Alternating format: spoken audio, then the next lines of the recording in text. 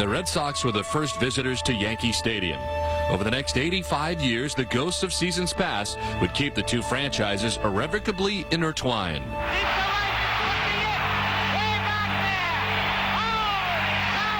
As time passed, it would grow into the greatest rivalry in sports. Does he hold on to it? And they have a fight. Here they go now in the middle. Giving rise to notions of curses.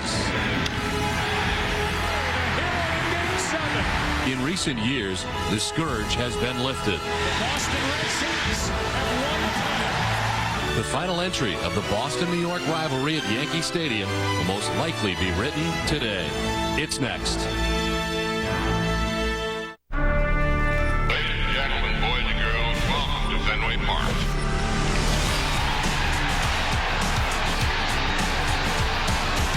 They struck him out, and the Red Sox win.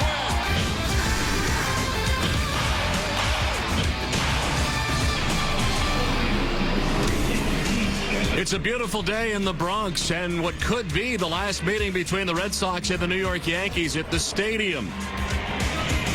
We welcome you inside Yankee Stadium for Game 3 of this three-game series between the Red Sox and the New York Yankees.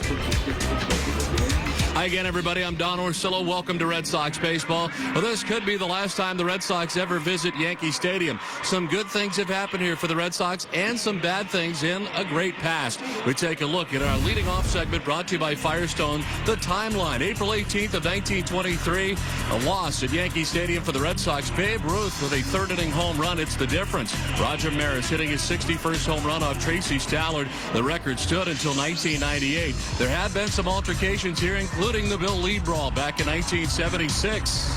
Dave Righetti on a very hot day here at Yankee Stadium, no-hitting the Boston Red Sox. In 03, things got very tough. The ALCS walk-off home run for Aaron Boone off Tim Wakefield, and of course, nothing better perhaps in Red Sox history than coming down from the 3-games-to-none deficit and doing it here at Yankee Stadium. And it wraps up today on this August 28th of 2008. We welcome in Jerry Remy, and Jerry, certainly a lot of memories come to mind today. Well, they sure do, Don. And as a former player, you know, you look back at this ballpark and it's always special. I've mentioned many times in the last couple of days, the first time that you come here as a player and you walk out in this field and all the history that's here, the championships, the great players, and you're standing on that same field. I remember a home run that I hit, one of my 7 off Catfish Hunter, a Hall of Famer. I'll never forget that. I'll also remember sliding into home plate and tearing my knee up, which eventually cost me my career. I remember Pedro Martinez, the 17 strikeout game here as a broadcaster. And most importantly, I remember the Red Sox comeback to win 4 straight games against the Yankees and finally get to celebrate here at Yankee Stadium, one of the greatest comebacks in history. There's a lot of memories, Don, as a player, as a broadcaster, but the thing I'm going to miss the most about Yankee Stadium is the press room. It has the best food in all of baseball.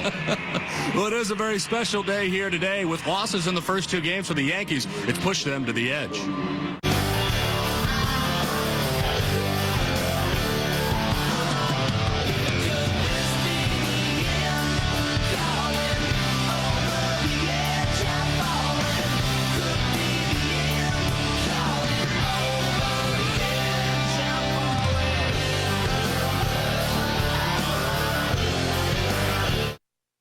Yeah, I got 2 tickets to the game.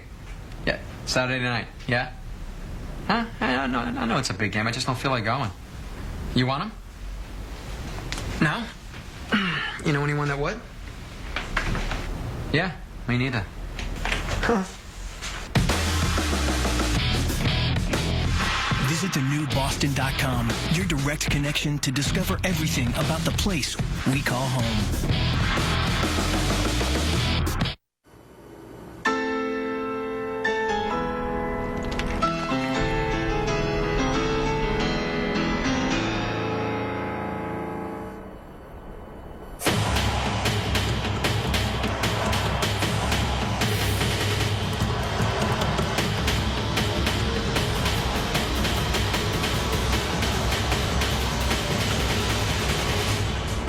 We're celebrating our 60th anniversary with limited time offers.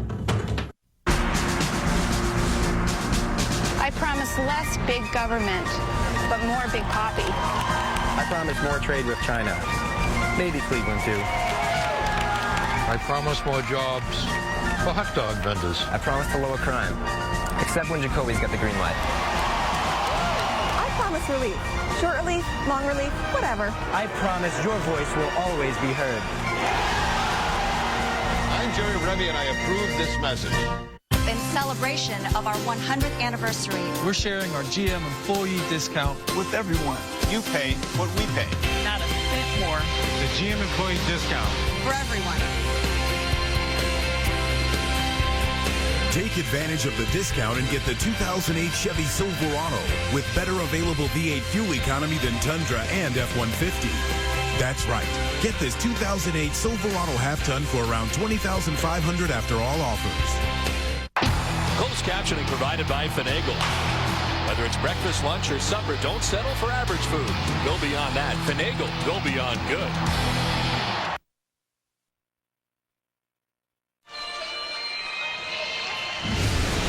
Boston Red Sox baseball on Nesson is brought to you by Southwest Airlines, your New England Chevrolet dealers, Foxwoods Resort Casino, your New England Toyota dealers, Rico, your New England Lincoln Mercury dealers, Nissan, and by Sovereign Bank, the official bank of the Red Sox cable network.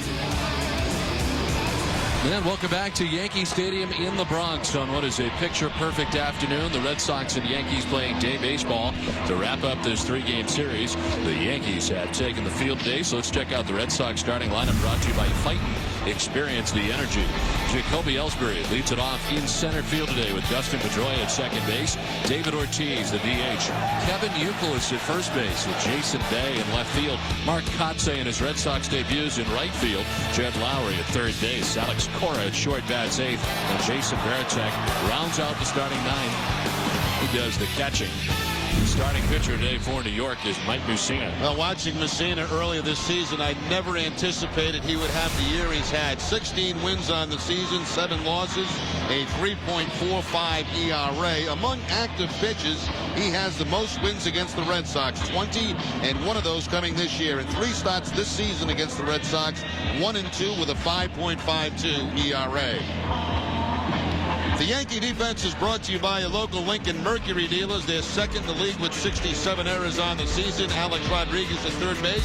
Derek Jeter, the shortstop. Robinson Cano at second, and Cody Ransom will get a start at first base. Left to right, Xavier Nady, Johnny Damon, and Bobby Abreu. And Jose Molina doing the catching for Mussina.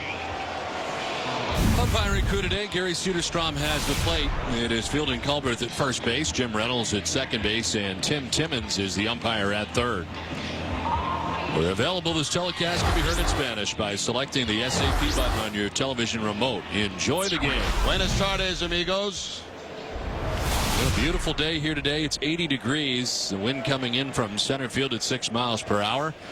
Partly cloudy, but right now mostly sunny here at the ballpark as the Red Sox and Yankees wrap up this 3-game series, rack up their regular season series from New York as Jacoby Ellsbury stands in to get it started.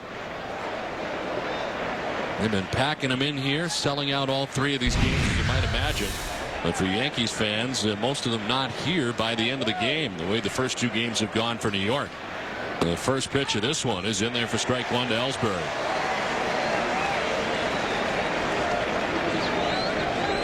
Ellsbury starting the day at .264, 7 homers and 38 runs batted in. Last 11 games, he's hit it just .189. To center field, Damon coming in. He'll get there for out number 1.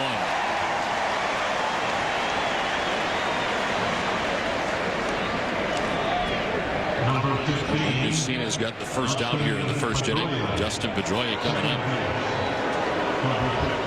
Mike Mussina has made 55 career starts against the Red Sox. That's the most since Jim Palmer of the Baltimore Orioles made 57. That was back from 1965 through 83. The Red Sox teams over the years see plenty of the Moose. Well, you figure him spending his entire career in the American League East that it might be that way. All the years with the Orioles, and now these years spent with the New York Yankees has racked them up over the years. 0-1 the count to Pedroia. Dustin with a big grand slam in last night's game that put the game away for the Red Sox, and really the Yankees pen imploded here last night, and Boston coming away with win number 2 of the series. Pedroia Pedroia, his 15th home run of the year, and all part of what was an explosive 8th inning for the Red Sox.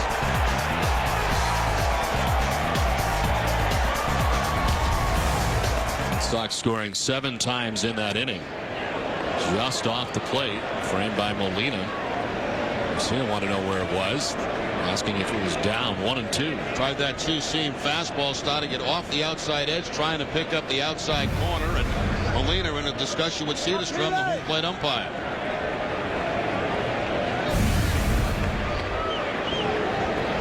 Well, it was 1-2.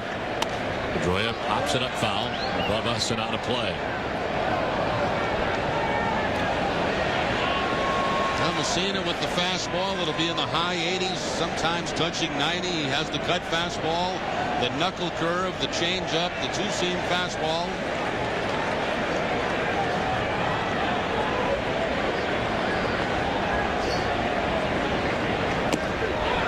On the corner for strike 3.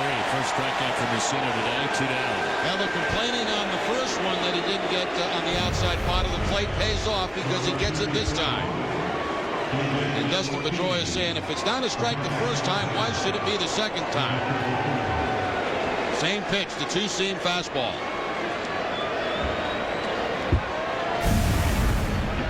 Two down here in the first inning. David Ortiz. He is 5 for 11 in the last 3 games after what was a quiet beginning to this road trip. 4 for 6 in the series against New York, and 17 homers, 65 runs batted in to go along with the .267 batting average.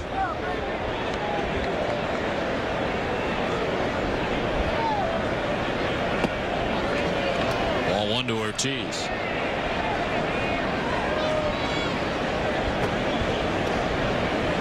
Overall on the trip, Ortiz is 10 for 30 now. 6 doubles, 3 RBIs, and has walked 7 times. Takes the strike, and the count evens at 1-1. We saw Mike Messina very, very early in the season. He looked like a pitcher that was probably done, or very close to it.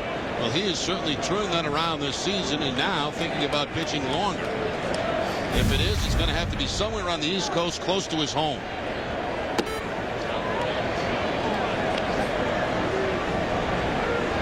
He's 39 years of age, and today makes his 28th start of the season. His 530th career start. 266 career victories. With a win today, he'll pass Hall of Famers Bob Feller and Eperixi for sole possession of 34th place on baseball's all-time win list. See the strikeout numbers for him. He's tied now with Frank Tanana.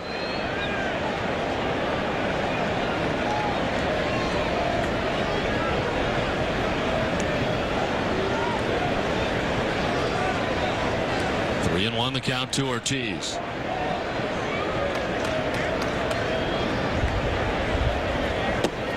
David takes strike 2, and it's a full count.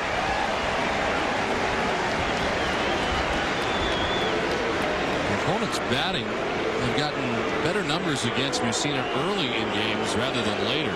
Opponents are batting at .341 for Messina's first time through the lineup. Ortiz walks. With 2 outs in the inning. Now Messina going to a 3-2 changeup, the first changeup he's featured this afternoon, and he leaves it up and out of the zone to David Ortiz.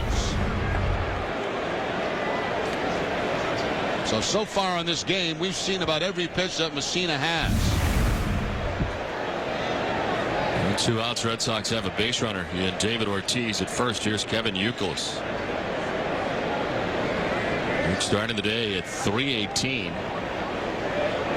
That is good for 3rd in the American League to start the day. And Milton Bradley and Ian Kinsler in the top 5 in the American League in batting average. Pedroia is 4th, tied with Joe Mauer. Youkilis .318, 24 homers, 91 runs batted in.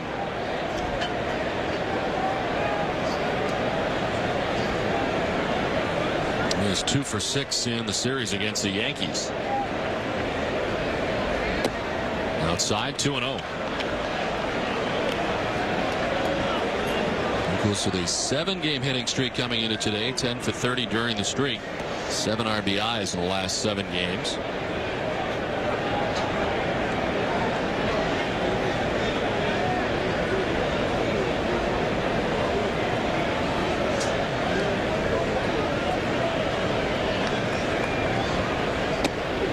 That drops in there for strike 2 and 1.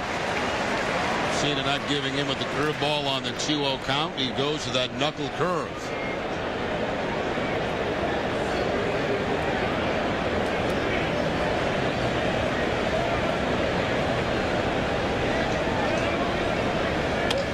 Youkilis to right. Bobby Abreu back a few steps. That's the inning. Red Sox don't score in the first. Yankees coming up.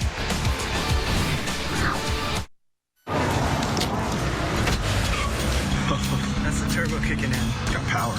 And it gets great gas mileage. Excellent. Take it easy. This thing's a rocket. Phil? When is this event going to be over? Soon. Thank you. Thanks, Phil. An event like this can get a little out of hand. The Autobahn for All summer event. Get a Passat for just $259 a month. Legendary Volkswagen value. It's what the people want. Coors Light on tap. Because if you want an ice-cold draft, look no further than ice-cold frost-brewed Coors Light. It's aged cold, filtered cold, and stored cold. Brought to your bar and poured cold. So ask for a draft beer with a taste as cold as the Rockies. Because refreshment isn't everything. It's the only thing. Frost-brewed Coors Light, the world's most refreshing beer. You want your mattress latex? You better get the best. Naturally Bob's $5.99, $10.99 Nature's Rest. Why waste $500? Go out, buy something nice. Naturally Bob's the way to go at Bob's no gimmick price. You can go from store to store and search both high and low. You'll find that Bob will save you more and you can keep your dough. So listen to us, ladies, and you will be impressed. Naturally Bob's latex just hammers Nature's Rest. Just pure value.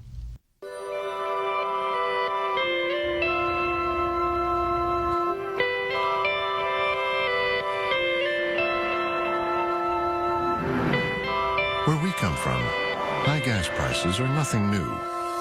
Perhaps that's why BMW offers more vehicles that average at least 28 miles per gallon than any other luxury automaker. BMW, the ultimate driving machine.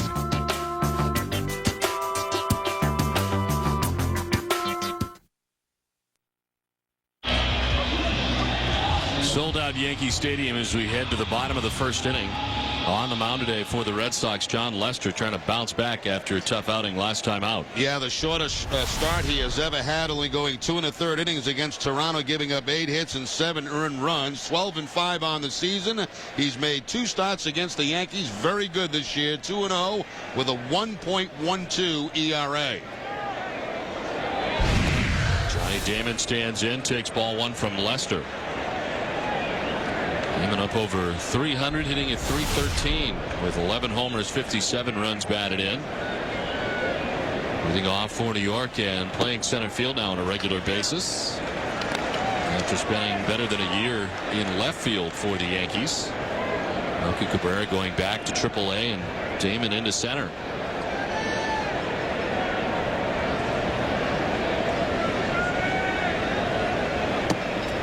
Jerry, we saw in the psyche of John Lester how he was just rolling and extremely confident.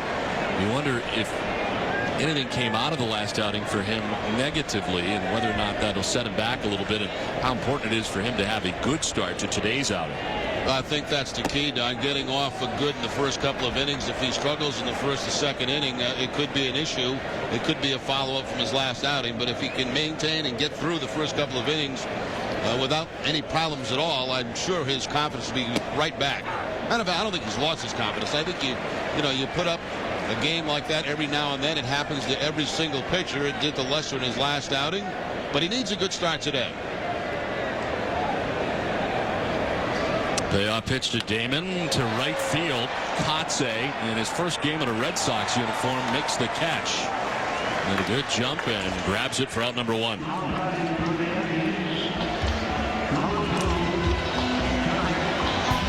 check out the Yankees starting lineup brought to you by Rico. Johnny Damon's in center field. Derek Jeter at shortstop. Bobby Abreu in right field. Alex Rodriguez at third base. Xavier Nady in left. Robinson Cano at second base slides up to the 6th spot. Yeki Matsui the DH. Cody Ransom getting a start at first base, giving Giambi the day off. And Jose Molina does the catching. He bats 9th. One down here in the bottom of the first inning. And Derek Jeter, the batter.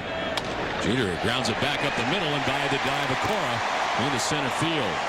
More hits for Jeter against the Red Sox. It's been incredible over the years, and he's got a 1-out single here in the first. And not wasting any time, jumping all over that first pitch, that first fastball from John Lester back up the middle. Jeter starts the game at 294, trying to make a push again to hit over 300 this season.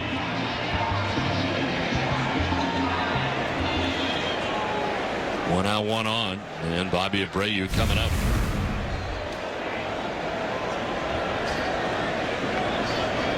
Abreu at 296 to start the day. 15 homers, 82 runs batted in.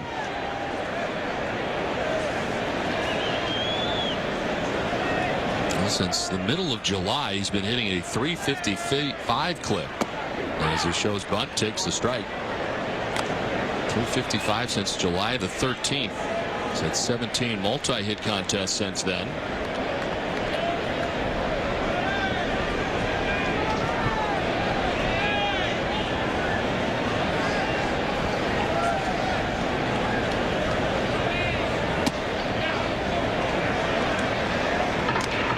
Ball, 1 strike to Abreu.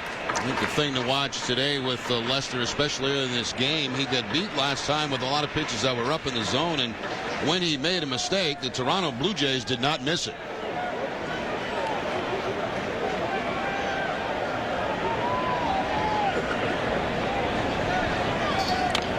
He rolls it over down the first baseline foul and is down 1-2. He's been remarkably consistent in games played over the years. He's played at least 150 games in each of the last 10 years. 98 through last year, 2007. So the 10th player in Major League history to accomplish that feat. Willie Mays holds the all-time record with 13 straight years of 150 or better game seasons. And he did that 1954 through 1966. He fouls it off to the left.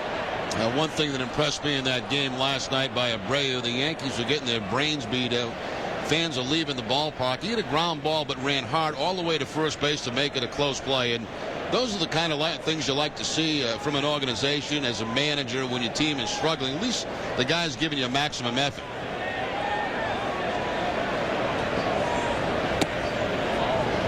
Holds up, and it's a ball outside. 2-2.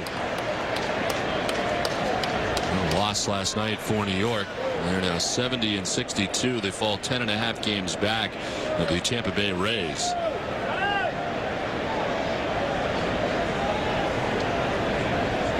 A tough first year for Joe Girardi.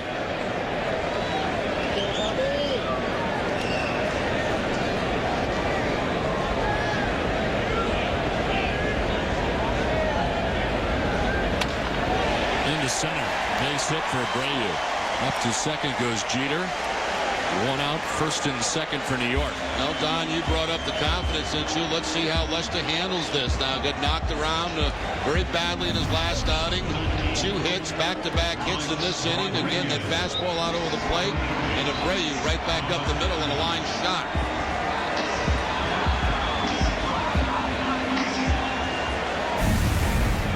One out, 2 on. Alex Rodriguez, the batter. I think he's looking for the quick start here against John Lester. A-Rod at 310, 28 homers, 79 runs batted in.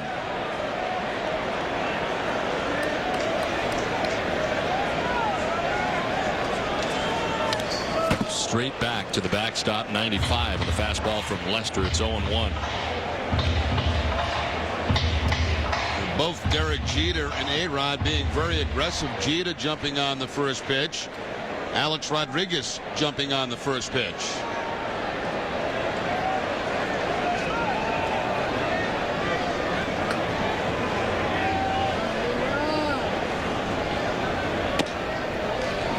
Takes ball 1-1-1. Alex Rodriguez, 13th on baseball's all-time list, 546 home runs.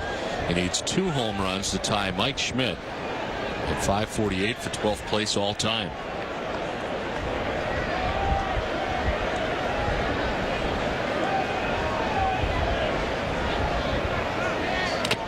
This one fouled off with the home plate umpire. I think Gary Cedarstrom, and it's 1-2.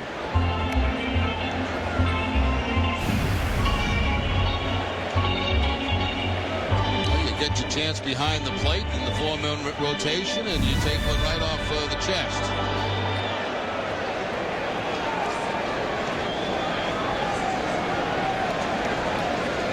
One and two the count to Rodriguez. Jeter at second base, Abreu at first, 1 down.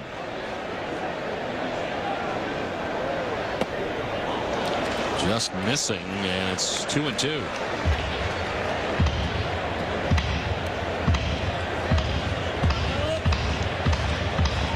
His career against Leicester.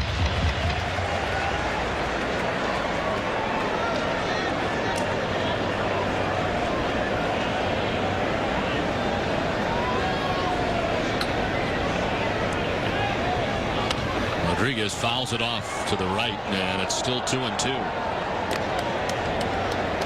He's the only player in Major League history to reach 35 home runs, 100 runs, and 100 RBIs in 10 consecutive seasons. 98 through last year. He's at 28 home runs right now, 79 runs batted in. Going to do it for the 11th consecutive season. Veritek headed out to talk to Lester.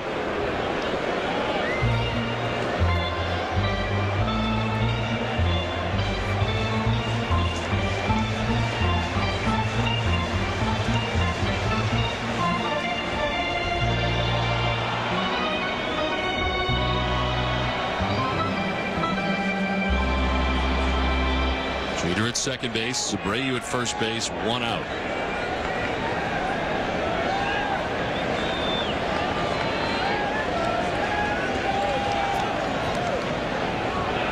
A-Rod strikes out. Big strikeout for Lester, first of the day, 2 down.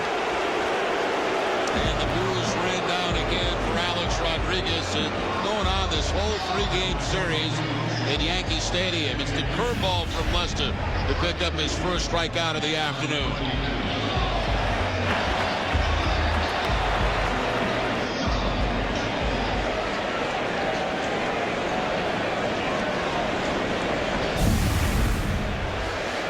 Two down, first and second.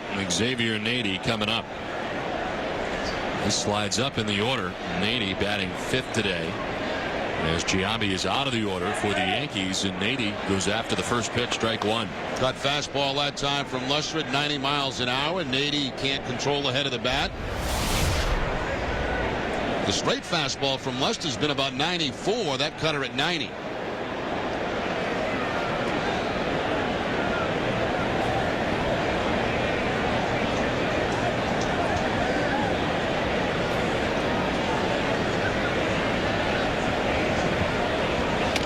On the ground to third. It's Lowry who'll tag the bag to end the inning. Lester out of an early jam. Scoreless after 1. I'm feeling fine. Whenever you shine, give me a light, make it alright. They say the sun shines a little brighter in Florida. See why. Fly Southwest Airlines from Manchester or Providence to the Sunshine State for just $89 one way. Go to southwest.com/Florida to book your trip today. You are now free to move about the country. Sometimes you get a championship ring for being the best, and sometimes a checking account. Premier Checking from Sovereign. It's one of the best checking accounts on the planet with preferred rates on CDs and home equity loans. Plus over 2,300 Sovereign ATMs, including at most CVS pharmacy locations. Premier Checking, one more way Sovereign works harder for you because you deserve the best. Nice to see you. Get ready for the ultimate shopping spree during the Shop Till You Drive clearance event at your Dodge, Chrysler, and Jeep dealers. We're taking up to 40% off MSRP on 08 Ram 1500. Get 0% financing for 72 months on Jeep Grand Cherokee and up to $5,000 cash allowance on Chrysler Town & Country. Saving never goes out of style. So get to the Shop Till You Drive clearance event at your Dodge, Chrysler, and Jeep dealers today. Here comes Daisuke Matsuzaka. Youkilis to left, deep fire, 3-run shot. The Red Sox on top. You kidding me? John Lefter's thrown a no-hitter at Fenway. He no-hits the Kansas City Royals. Look it up. Gone. The Red Sox walk off with a win. Jason Bay leads it off in the Boston second inning, scoreless from Yankee Stadium as Bay takes strike one from Mike Mussina. David Ortiz walked with 2 outs in the first inning. Youkilis flied out to end the inning. Jason Bay starting the day at .347 in a Red Sox uniform, 4 homers, 24 runs batted in as he takes ball 1.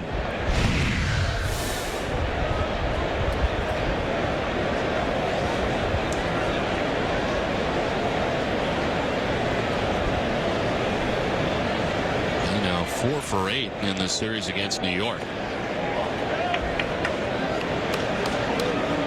It's safely in 20 of 23 games since being acquired from the Pittsburgh Pirates.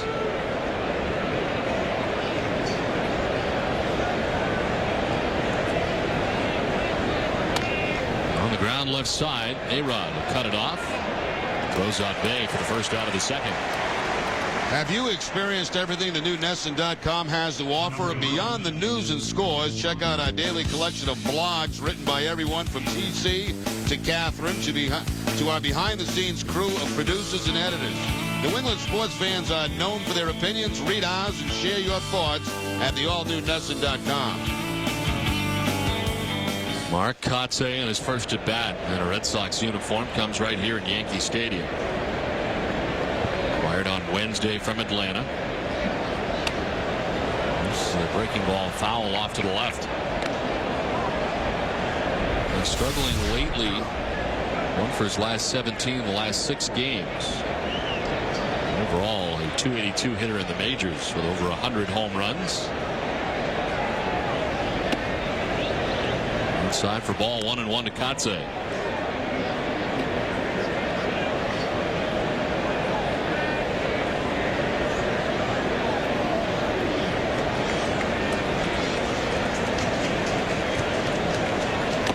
Swing and a miss. It's 1-2 to Kotsay.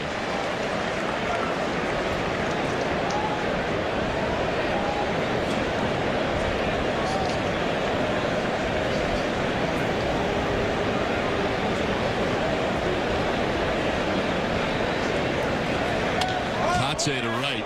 Abreu headed over. Still going, not going to get there. One hops the wall. Kotsay's headed for second. His first at bat in the Red Sox uniforms, a double at Yankee Stadium. Kotsay, a very valuable guy. A guy that obviously can play a couple of different outfield positions. You'll see most of it in right field. He's going to work on playing some first base. So this time, Abreu, again, a little bit slow going to his right. And this ball will get by him for the double. So Kotsay in his Red Sox debut, the double with 1 out. We saw Abreu have trouble with the ball last night, and it was to his right, getting back to the wall. And this one, not a particularly quick route for Abreu, but a double for Kotsay. And Jed Lowry now bats.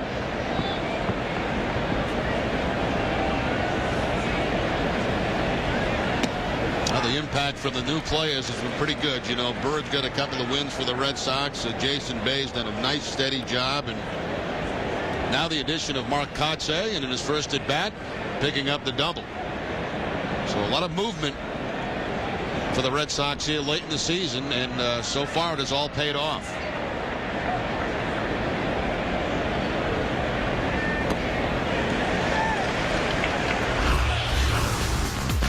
Jason Bay in 23 games, a .347 average, 24 runs batted in. Bird, the 2-1 record. Picking up the win here at Yankee Stadium, and also one against Toronto. And Kotsay coming over today. You see his numbers over in the National League. Very good defensive outfielder.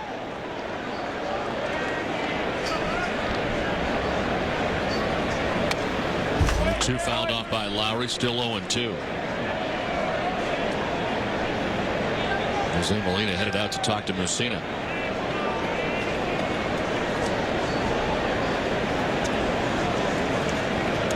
Jerry mentioned the defensive play from Mark Kotze. His player profile brought to you by Sovereign Bank, the official bank of the Red Sox cable network. Very good arm, and Terry Francona says he will see the most of his playing time in right field because of that arm. And of course, in the absence of J.D. Drew, still on the disabled list for the Red Sox. 0-2 the count to Jed Lowry. Swing and a miss. Mussina's second strikeout. He's out number 2 of the second.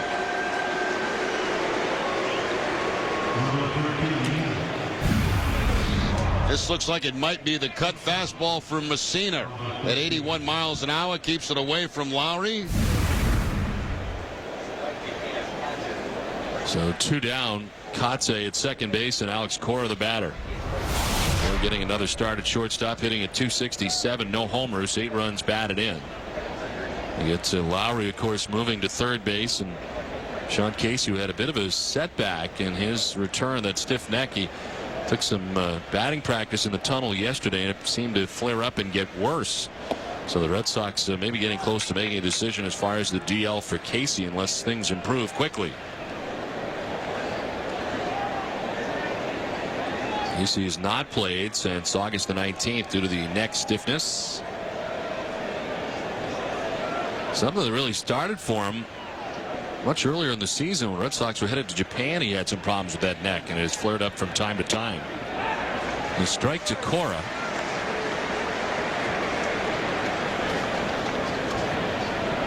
Casey out of there. Lowry at third base again. The news has been good the last couple of days about Mike Lowell, who could have been activated today. Today was the first day of his availability, but certainly he's not ready for that.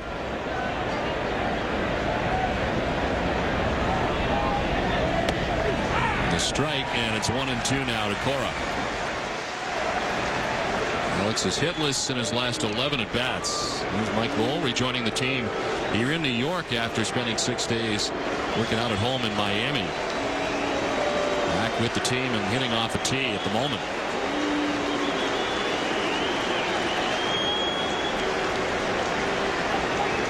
The 1-2 to Cora. On the ground at third, Rodriguez, a little bit of a stumble, but still time to recover, and he does with the out that ends the inning. Inning and a half done, no score.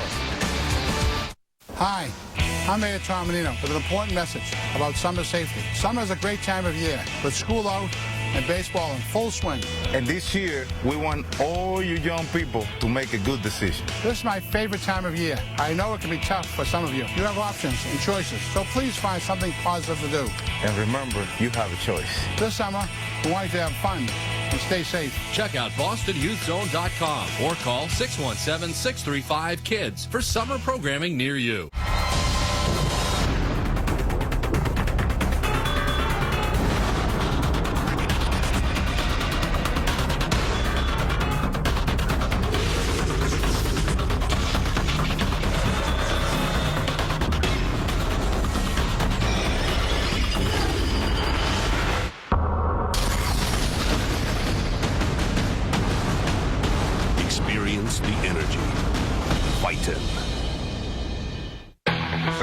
Of Samuel Adams was a homebrew. Homebrewers make some great beer, so we thought, why not have a homebrew contest just for New England? To marry the passion for brewing great beer, and that is good, with the passion all of the fans have in New England for football. Enter the Sam Adams Patriot Homebrew Competition. The winner will have their beer brewed at the Samuel Adams Boston Brewery and served at Gillette Stadium. Get your homebrew kit and instructional video at samadams.com. If you like drinking beer, making beer is the next best thing. It's time to get ready for fall during the Shop Till You Drive clearance event at your Dodge, Chrysler, and Jeep dealers. We're taking up to 40% off MSRP on 08 Rams to make room for the new arrivals. Get great markdowns in every department, like up to 22% off MSRP on our fashionable minivans. And check out our great selection of fuel-efficient vehicles. Find your perfect fit at the Shop Till You Drive clearance event. Hurry, these offers won't last. Covidien is a proud sponsor of the Boston Red Sox and the Red Sox Foundation, helping to raise money for life-saving cancer research. Bottom of the second inning back at Yankee Stadium, no score. Robinson Cano, Hideki Matsui, and Cody Ransom to bat here against John Lester. Lester getting out of any first inning trouble as the Yankees had a couple on with one out. Strikeout of Rodriguez, ground out by Xavier Nady. And he got himself out of that first unscathed. 21 pitches for Lester out of the gate.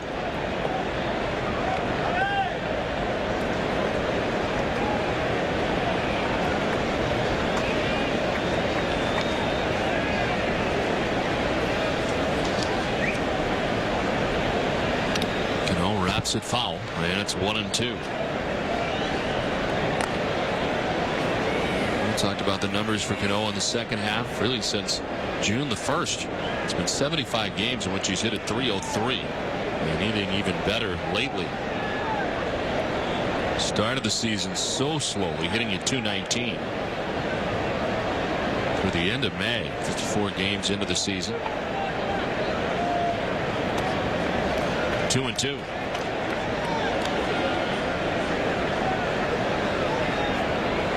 Lester coming in with a 12-5 record, 3.49 ERA.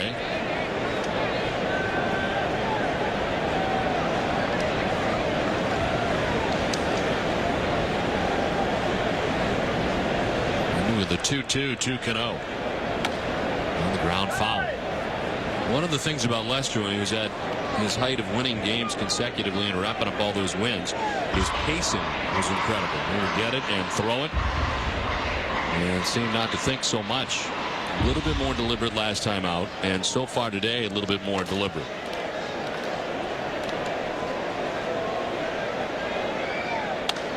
To center field, Ellsbury started back, now comes in for the first out of the inning. And for the first time today, let's check in with Heidi Watney. Well, Don, I got a chance to talk to the newest member of the Red Sox today, Mark Kotsay, was making his first start in right field for the Sox. He told me he's really excited about getting thrown right into the middle of a pennant race. A lot of excitement. I mean, a little bit of nerves, obviously. You know, jumping into a team that's in the playoff race, and then obviously Yankees Red Sox series. So. You know, I think once I get out there and get on the field, the anxiety and stuff will go away. Now, Terry Francona told me he hasn't spoken to Kotsay about his role on the team yet. He said he told him to just play today. When the team gets back to Boston tomorrow, they'll sit down and discuss expectations. Kotsay told me he just wants to contribute to the team. Don? Thanks very much, Heidi. Well, for Mark Kotsay, it's really a very exciting thing. You go from an Atlanta Braves team, 15.5 games out in the National League East. You see the trade deadline come and go. You wonder about the waiver wire, and then all of a sudden here you are at Yankee Stadium with the Red Sox in a pennant race, and you can find a way to really rejuvenate yourself in a hurry when you get thrown into that situation once again. And for Kotsay, of course, a member of the Oakland A's team that went to the American League Championship Series against the Tigers a couple of years ago, and hoping to get to the postseason again. The 0-2 pitch to Hideki Matsui. He is outside, doesn't chase, 1-2. Coming into today's game, left-handed hitting .221 against John Lester. Abreu had a base hit against him, but he did get Robinson Cano to fly out and is quickly ahead of Hideki Matsui.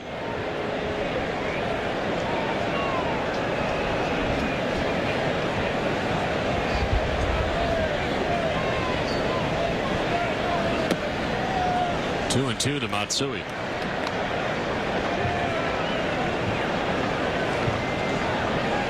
Just the 2 1/3 inning effort last time out for Lester. It ended a string of 8 consecutive starts of at least 7 innings pitched. It's the longest streak by a Red Sox pitcher since Pedro Martinez did it back in '99 through 2000. And for Pedro during his stretch, it was 16 straight starts of 7 or more innings.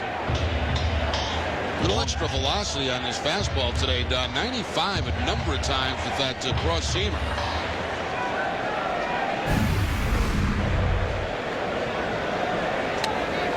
Ball away from Matsui, but he's able to foul it off. But good velocity here early for Lester in this game. So he fouls it off, still 2-2. He was 2-0 in 2 starts against the Yankees this year.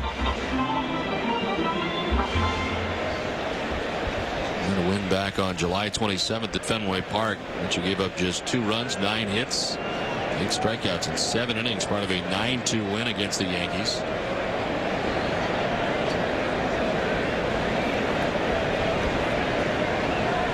Swing and a miss, strikes out Matsui for out number 2 of the second. Second strikeout for Lester. That's that cut fastball again. The first strikeout to A-Rod on a curveball. The cutter away from Matsui to pick up his second. According to Amica, not one pitch in that at bat in the strike zone. Great look from behind home plate at that cut fastball. That little spin on it and that late movement. 2 outs here in the second inning for Cody Ransom, who gets the start at first base today. It's been impressive, 2 for 2 so far, 2 homers. There's 5 RBIs on the season. He's not played the last 2 games.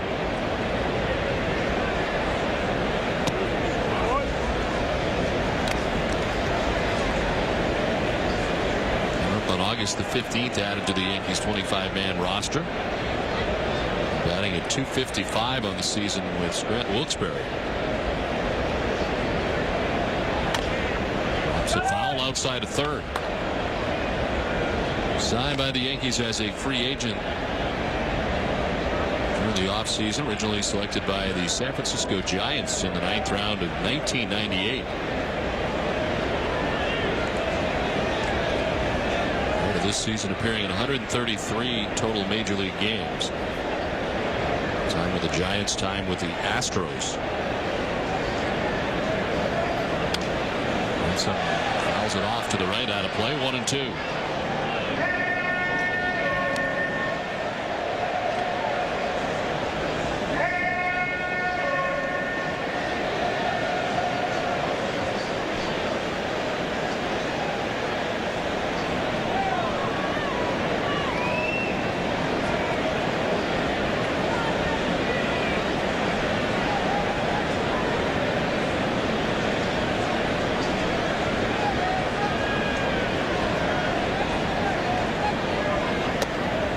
Inside for a ball, 2-2 now to Ransom.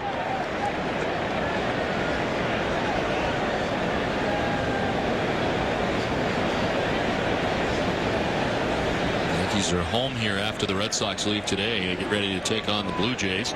Red Sox return home to welcome the Chicago White Sox. And the Yankees get ready to go back out to the West Coast again. They got a 4-city trip coming up. Pitch inside, Ransom gets hit. So base runner with 2 down as he hobbles down to first base.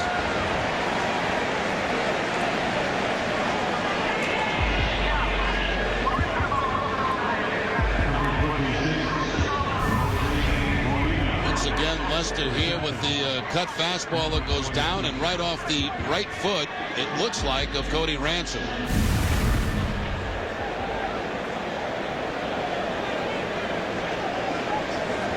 So 2 down, Ransom at first base, and Jose Molina coming up.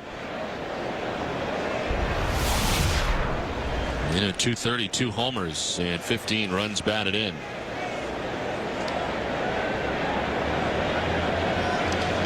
Last night off, Ivan Rodriguez did the catching here last night.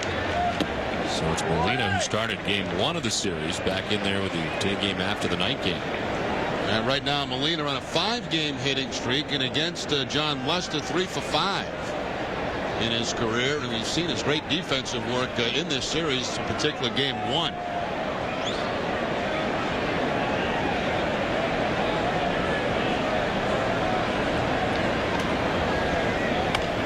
To left field, Jason Bay is there. And he makes the catch that ends the bottom of the second. We play 2, no score from New York.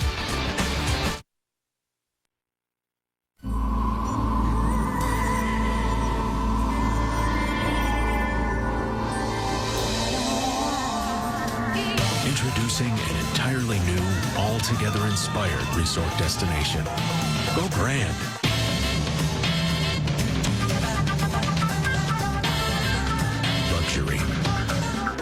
Buzz. Excitement. Introducing MGM Grand at Foxwoods. Go grand.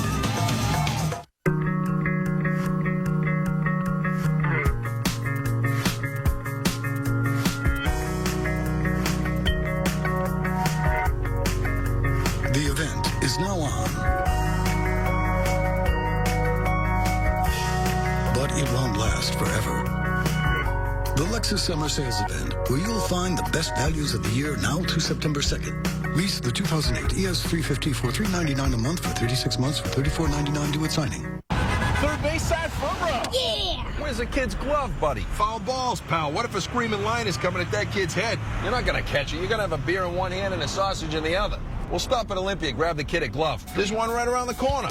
The best brands, the lowest prices, the greatest service. Get it at Olympia Sports. I got a glove and a new hat. Nice. Now to break it in. Spit in the middle and rub it around.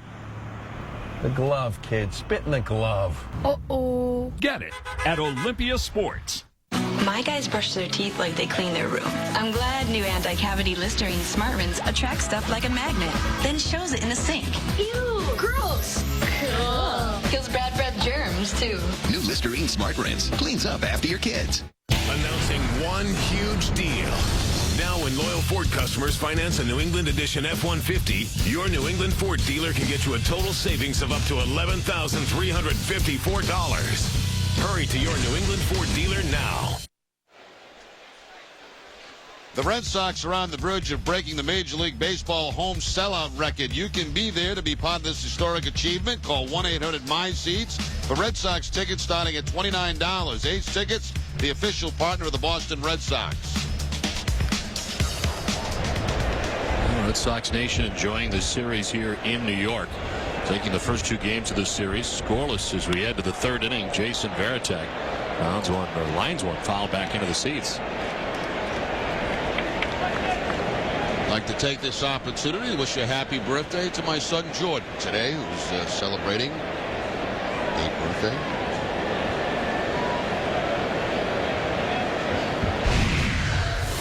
One to Varitek. In there for strike two. Jason is down 0-2.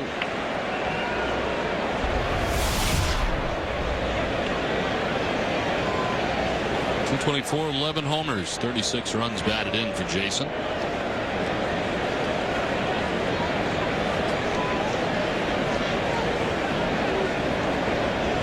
It's safely now. It's 7 of the last 8 games. Just missing, and it's 1-2. So the average moved from 212 to 224.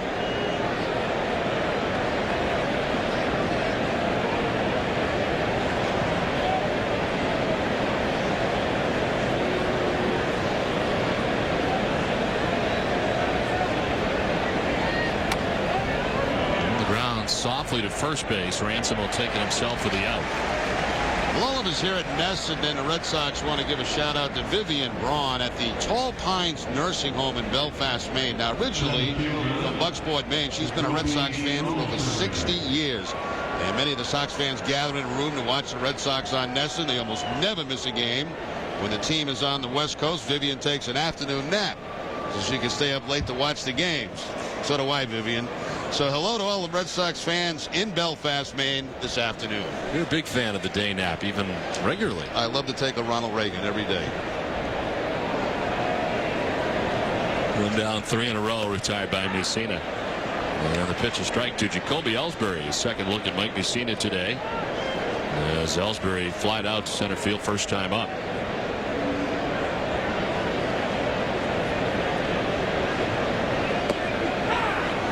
For strike 2, 0-2.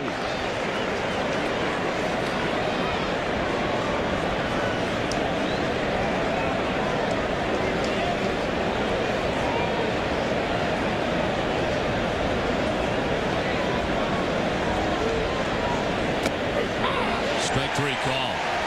It's the third strikeout from Mussina. 2 down in the third inning. You know, for many, many years, Mike Mussina never pitched inside. Very rare did he pitch inside, but he's been doing that this season with that two-seam fastball, in particular left-handers. And that fooled Jacoby Ellsbury jumping back, but the movement picks up the corner. think Joe Girardi's one guy that's responsible for getting Messina to work more inside, both the left-handers and to right-handers. Pedroia, after the first pitch, pops it up foul ground. Molina gets rid of the mask and makes the catch to 1-2-3 third inning. 2.5 in the books from Yankee Stadium. We're scoreless. Southwest Airlines presents A Lesson on Low Fares. Alrighty, let's see. Well, no big difference there. Guess it doesn't matter who I choose. Whoa. $25 second check bag fee. Well, that's kind of par for the $15 first check bag fee. What? Whoa. Well, $20 aisle seat fee. Oh, no. I'm not paying that. At Southwest Airlines, what you see is what you pay. Book your next flight on southwest.com. You are now free to move about the country. This is not good. Well, what are you going to do? Hi. Can I get the new Red Sox scratch ticket? It's turning out to be a very long afternoon. Yeah, I'll tell you what, Don, this has not been his best performance. Yeah, he really hasn't found his rhythm. Not sure how much longer they can keep him in there. Well, I hope not much longer. I mean, he's really struggling out there. I mean, this is getting ridiculous. And the manager's seen enough. He's going to go to the pen for the closer. Well, I've seen enough, too. The kid just doesn't have anything left. Red Sox instant games from the Mass State Lottery. Lots of great prizes. See you later, buddy. Celebrities don't have to worry about family budgets, but we sure do. We're paying more for food and gas, making it harder to save for college, retirement. Obama's solution? Higher taxes, called a recipe for economic disaster. He's ready to raise your taxes, but not ready to lead. I'm John McCain, and I approve this message. It's Toyota's National Clearance Event. The best time for amazing deals and selection on Tundra, the truck that's best at holding its value. Right now, you can get a clearance deal on your Tundra and save with this extraordinary offer. 0% financing for 60 months, plus $2,000 bonus cash back. Plus, for qualified business owners, an additional $2,000 commercial bonus cash. Toyota's National Clearance Event ends September 2nd. Hurry to your New England Toyota dealer today. Last half of the third inning back at Yankee Stadium, no score. The top of the Yankees order, Johnny Damon, Derek Jeter, Bobby Abreu to face John Lester. A lot of pitches. Did the first 2 innings for John Lester, 42 of them through 2. Damon lays off, or did he? They check. Yes, he did. Timmons saying he did not offer.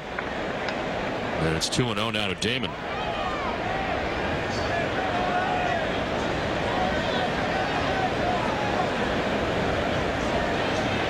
Outfield set up straight away. Damon fly to right first time up.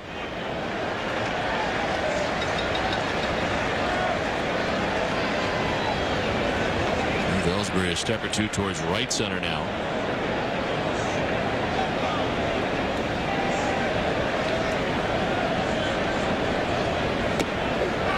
A strike, and it's 3-1 now to Damon.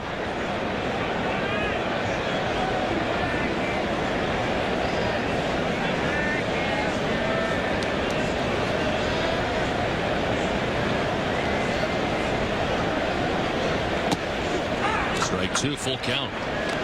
Lester made his Yankee Stadium debut here back on July 3rd. And the first Red Sox pitcher to shut out the Yankees since Pedro Martinez, May 28th of 2000.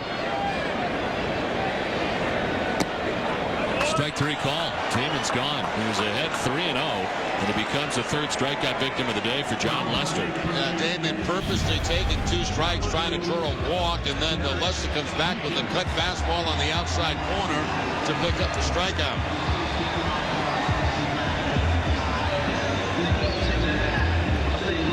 Not much you can do about that if you're a left-handed hitter, except maybe swing and hope to foul it off.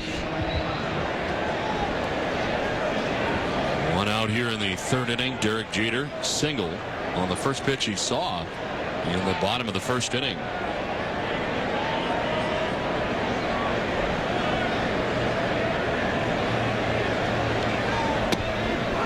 And then for strike 1 to Jeter as he takes this time on the first pitch.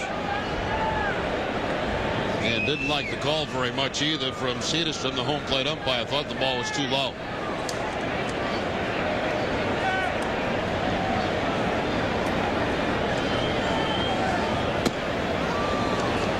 On the strike now to Jeter.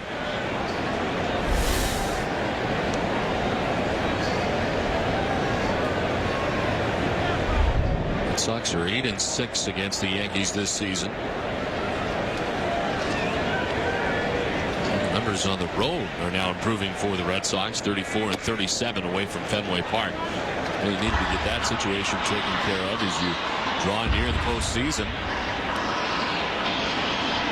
Terry Francona's Red Sox playing so well at home at Fenway Park. And now starting to put it together away from Fenway. 2-1 is to right, falling fast and in for a hit. Jeter is 2 for 2. Now Jeter came into the game only 2 for 10 against John Lester, but 2 hits in this ball game. Kind of a typical Derek Jeter hit, flaring one out toward right field in front of Mark Kotsay. Watching the Red Sox defense, how they set up for Jeter, and they pretty much play him straight away, but a lot of his hits go in that direction right there.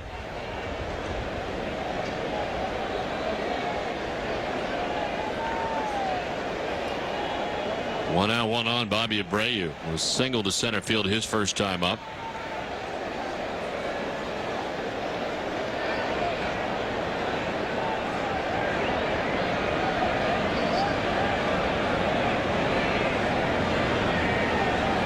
Jeter goes. Abreu swings and misses, and they get Jeter in no man's land. The throw, they're going to get him. Unable to make contact with Abreu. Jeter gets hung out to dry between first and second, and there's 2 down. Well, to me, if that's a hit and run play, that's a terrible time to put on a hit and run. You got lefty against lefty. It's enough of a battle to make contact. Even though Abreu got a base hit in that first at bat, I mean, he's got to swing at a bad pitch that's down and out of the strike zone. Jeter sees no contact. He stops on the way to second base. That's definitely a hit and run play. And I think that's a terrible time to put it on.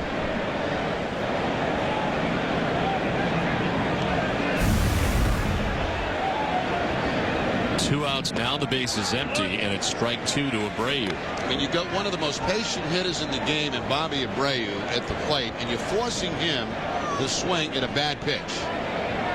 Trying to force the action. Not a good play.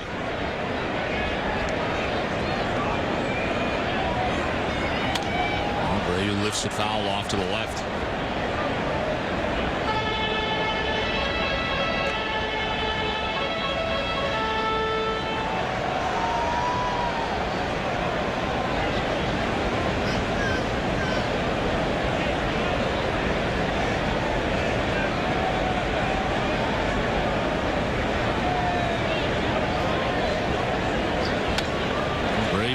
It to shallow left center. Ellsbury over to grab it. Good running catch. It ends things here in the third. We played 3. No score from New York.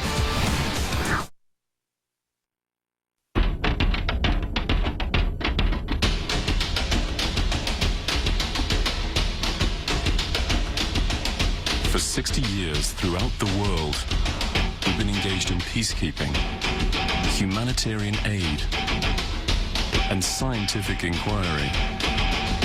And then there's these guys.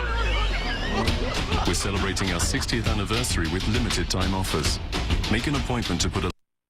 I'm John Shannon with Bob Esposito, sales manager at Yankee Ford in South Portland. Bob, everyone's talking about how to save at the pump. You've got the answers. We do, John. We have 2007 Focuses for $10,999 or $168 a month at 38 miles a gallon. Or 2007 Fusions at $12,999 or $198 a month and 30 miles a gallon. That's how you save right now at the Coastal Motor Group, Yankee Ford, Brunswick Ford, and Rockland Ford Lincoln Mercury. Because the only deal we can't beat is the deal we can't see. Carl, can you see the pen? I'm going to ask you to do a test. It's called the one-leg stand. You raise your right foot up, stand on one leg. Stand here just like this. I can't do it. I'm not going to do any more tests. I'm going to place you under arrest for operating under the influence. Maine Beverage Company wants you to know a designated driver is the right choice every time. The Rowe dealerships have drastically reduced used car and truck prices. Many with markdowns of $2, $4, $6, and some up to $8,000. And you'll see the very low Rowe sale price on over 300 used cars and trucks right up front. It's the used car sale of the year, and prices on every used car and truck have been reduced. In many cases, drastically reduced. Plus, you'll get the Rowe exclusive a powertrain warranty for as long as you own it. We're marking them down and moving them out. We're talking about huge markdowns. It's the used car sale of the year at the Rowe dealerships in Westbrook, Auburn, Lewiston, and Rumford. Don't miss this week's all-new episode of Nesson's Comedy All-Stars presented by Ace Tickets. Host Gary Gulman and special guest Frank Caliendo are joined by Doug Williams, Susanna Brisk, and Paul D'Angelo. Tune in tomorrow night at 10:30 for Nesson's Comedy All-Stars, where sports and comedy collide. Fourth inning, and it's David Ortiz who leads it off for the Red Sox. Ortiz, Youkilis, and Bay. Scoreless game. Mike Mussina matched up against John Lester today. And the team able to produce a run through the first 3 innings. Ortiz walked in the first inning, the only walk allowed by Mussina. He's given up only 1 hit. 3 strikeouts and a walk for Mussina through the first 3.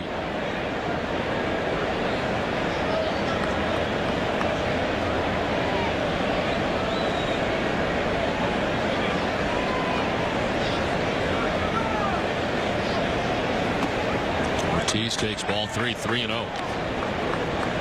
Shift for the Yankees a little bit more modified, where they leave Jeter on the left side of the infield, but they do have Cano duck back to short right.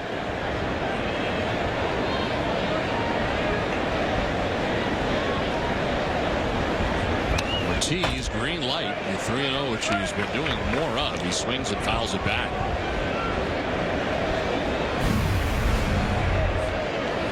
And he missed a good fastball to hit, too. That ball about bell time, but he was a little bit late on an 87-mile-an-hour fastball.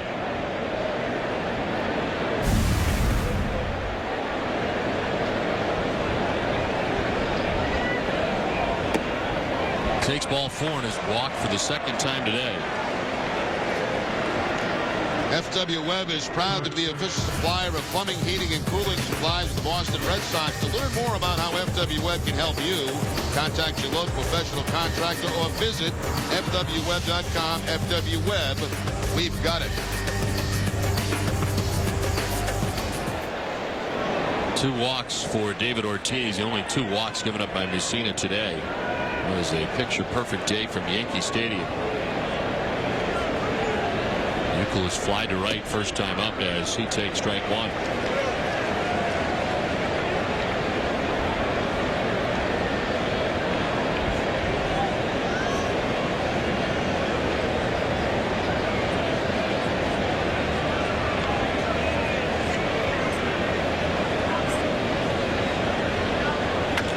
Youkilis down the line to left, but foul.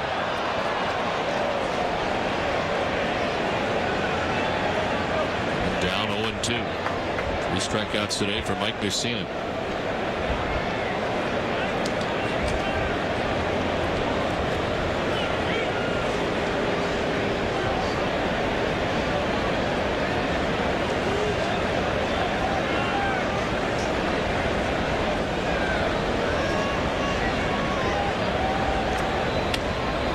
Youkilis flares it foul down the right field line. 0-2. Think about all the wins. We talked about him today with Mike Mussina in his career.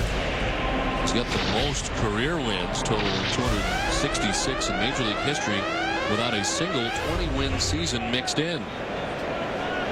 He's got a shot this year as he has 16 victories heading into today's action.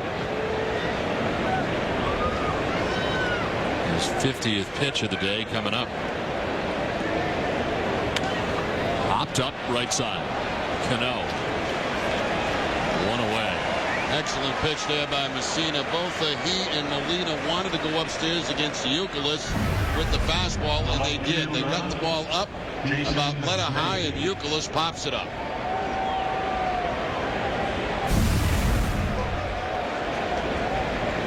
So Kevin's 0 for 2, 1 out here in the 4th inning. Ortiz at first, and here's Jason Bay.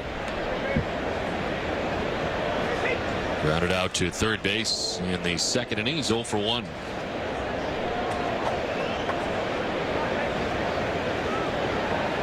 Only 11 wins last year for Mussina, who almost lost as many as he won. He was 11-10 with a 5.15 ERA. And 27 starts with the Yankees last year. Jumps ahead of Bay, 0-1. The difference in the 27 starts from a year ago to this year. Very good defensively, a 6-time Gold Glove Award winner. Trying to grab the corner, cannot, and it's 1-1.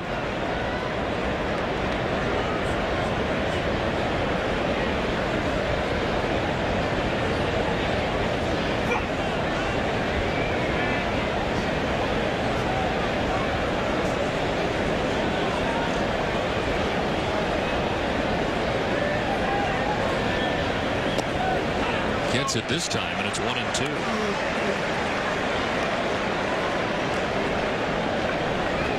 So far, that two-seam fastball has been a very, very good pitch to Mussina in this game, both against right-handers and left-handers.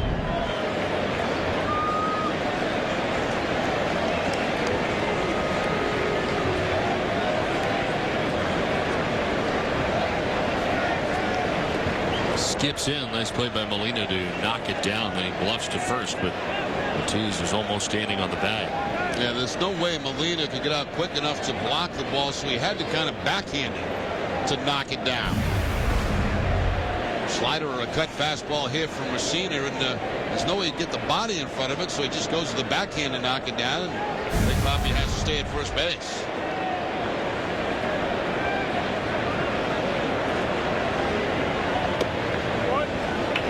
Ball 3, full count. 266 wins. Maddox, Glavine, and Johnson ahead of him among active players.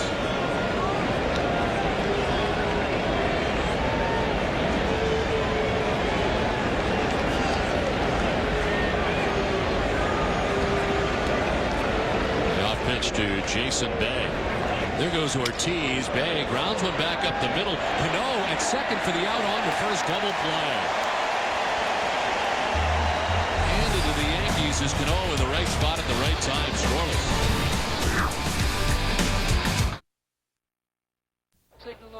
Not too close. What do you think? I got that insurance? What insurance is that, Yogi? The one you really need to have. If you don't have it, that's why you need it. Need what? Aflac. Well, if you get hurt and miss work, it won't hurt to miss work. And they give you cash, which is just as good as money. Aflac. Ask about it at work.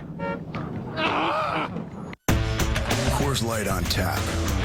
Because if you want an ice-cold draft, look no further than ice-cold frost-brewed Coors Light.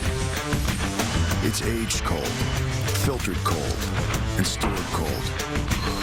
Brought to your bar and poured cold. So ask for a draft beer with a taste as cold as the Rockies.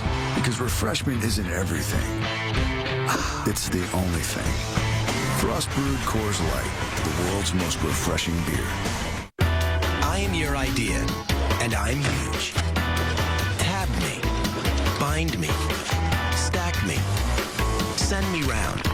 I'm your big idea. You can't stop this. I'm your biggest idea. And Rico moves me, shows me, sends me. Leaves me behind, but never in a bind. It's the big time. I'm your big idea. And Rico's how we go and go and go. So many Mazdas, so little time to save. During Mazda's 10-car dash, save on 10 great Mazdas, like the Mazda CX-7, which was called the best crossover out there for the money by Edmunds.com.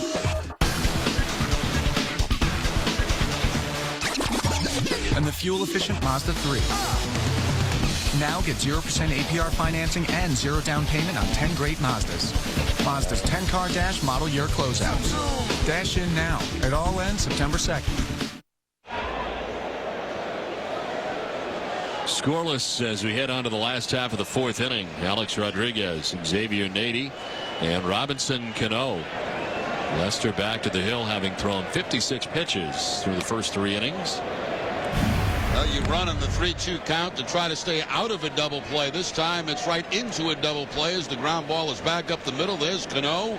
Makes contact with the second base bag and easily doubles up Jason Bay at first base. So even with the runner off at first, ball hit up the middle, double play. Rodriguez fouls it off, evens the count at 1-1.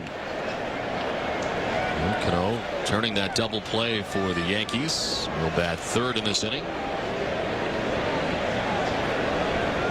A-Rod struck out swinging in the first. 3 strikeouts for John Lester through the first 3 innings. On the corner, and it's 1-2. Well, after the miserable appearance for Alex Rodriguez in game 1, in which he came up with base runners all over the place, he grounded into 2 double plays and struck out twice. Bounced back last night with a couple of doubles, but all for naught. Red Sox put up too many runs. Really not a factor. He strikes out today with 2 on in the first inning. Now that's what the Yankee fans have been all over A-Rod about. You know, when the game's on the line, it's been nothing. And as you mentioned, Don, a couple of doubles last night, but not in a close ball game. Ball 3 and a full count.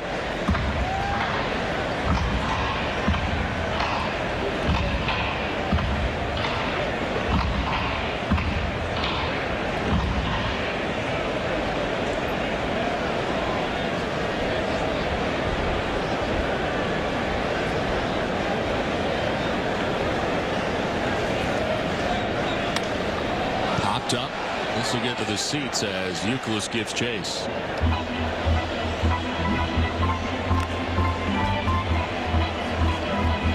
Well, today's Chevy Triple Play contestant is Rosemary Ladone of Saugus, Mass. If the Red Sox turn a triple play during today's game, Rosemary will win 1 of 5 fuel-efficient Chevy vehicles.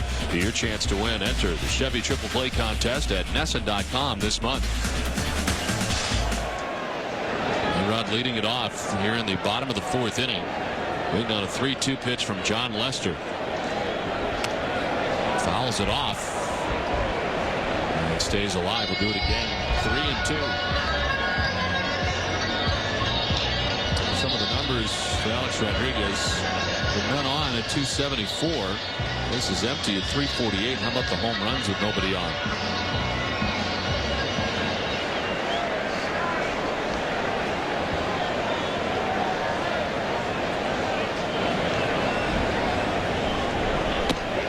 Strike 3 call.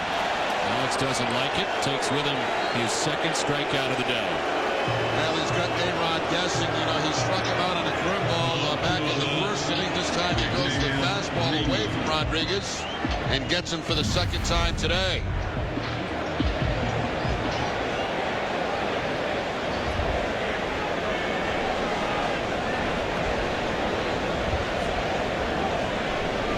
So to this point, Lester has bounced back very nicely from that last start in Toronto. Xavier Nady off the end of the bat, fouling it over by the Yankees dugout.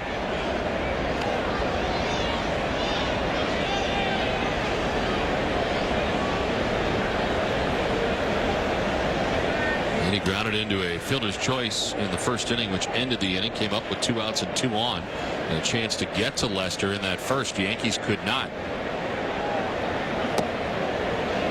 Inside for ball, 1-1.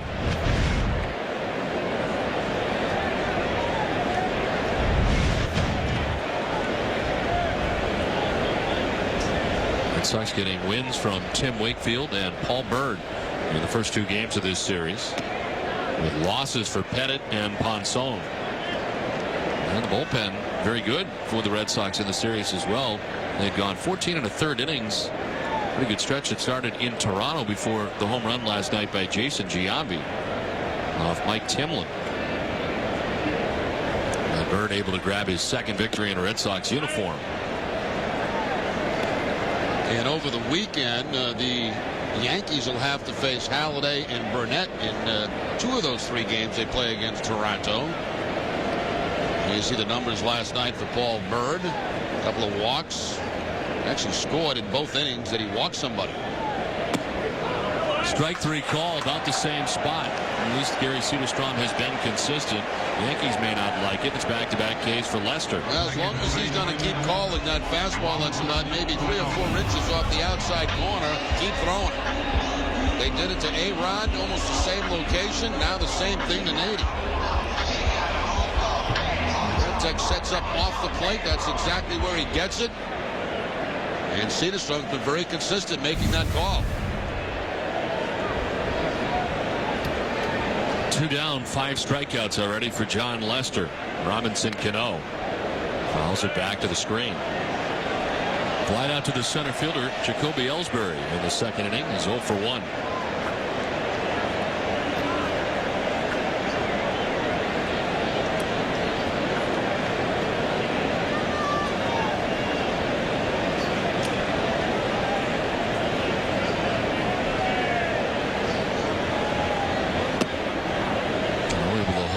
Pitch outside, according to third base umpire Tim Timmons. It's a ball and a strike.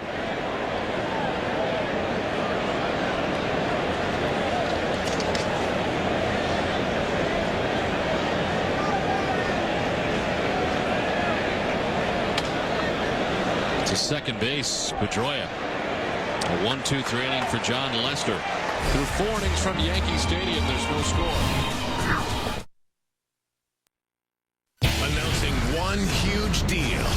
Now when loyal Ford customers finance a New England Edition F-150, your New England Ford dealer can get you a total savings of up to $11,354. Hurry to your New England Ford dealer now. Experience the difference with Frank Webb's Bat Centers. Whether you're remodeling a bathroom or building a new home, the experts at Frank Webb's Bat Centers always have your best interest in mind. Frank Webb Bat Centers, a trusted part of your home remodeling and building team. Visit us today at frankwebb.com. When you have 2 good teams, who wins comes down to who wants it more. Same goes for banking. That's why the people at Sovereign prove time and again that nobody wants your business more or cares more about keeping it. From anticipating your needs to calling you about special offers. Sovereign's all over it because we want you to be the winner. Welcome to Sovereign.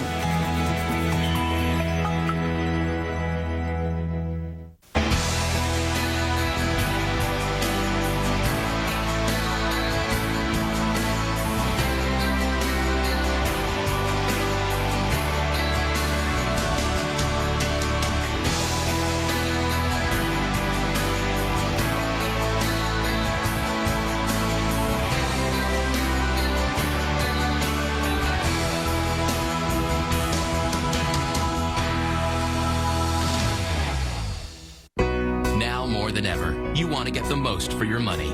Look no further than the rugged V6 2008 Kia Sportage. Fuel efficient, 5-star safety rated, backed by an industry-leading warranty, and it's priced about $6,000 less than a Toyota RAV4 Limited. Or to put it another way, a whole year's worth of groceries less. The Kia Model Year End event. It's money well saved. While others are reducing your opportunity to lease, Kia is proud to offer a $199 a month lease on the 2008 Sportage. Another grand slam last night for Dustin Pedroia. Our Aflac tribute question today. Before last night, who was the last Red Sox second baseman to hit a grand slam? The answer for you a little bit later as we head along now to inning number 5. And it's fouled off to the left by Mark Kotze. Doubled his first time up.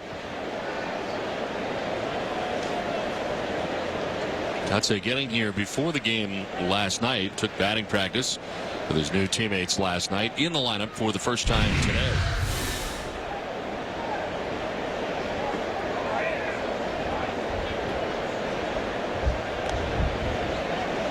That's one of the struggles that he has had lately. One for his last 17 until getting a double here with the Red Sox today. But over the last 35 games, hitting at .320.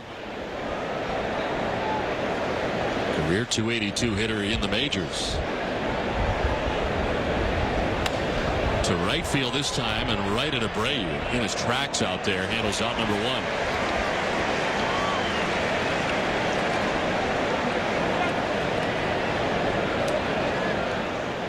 First at bat today for Mark Kotze in a Red Sox uniform. A double in the second inning.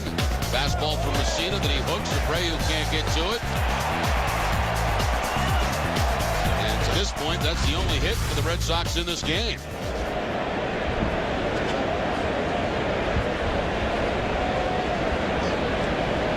One out for Jed Lowry.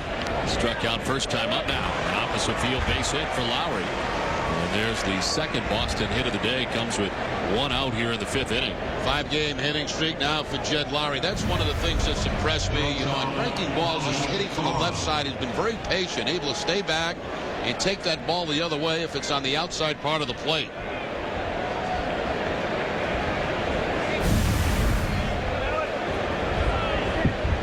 One-out single, and Alex Cora coming up, working towards the bottom of this Red Sox order. Cora grounded out to third base, first time up.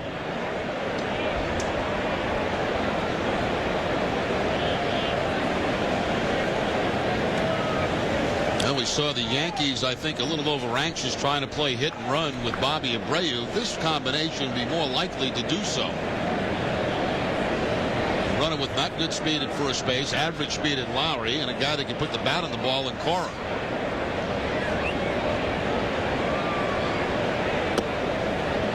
This Cora 0 for his last 12. He's quieted down a little bit from an offensive standpoint.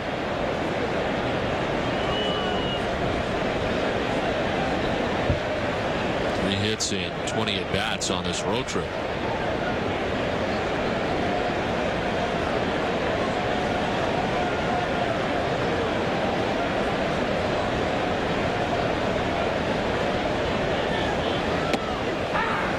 For strike two, and it's 0-2. Yankees infield a double play depth. They've already turned one today. They did that to end last inning.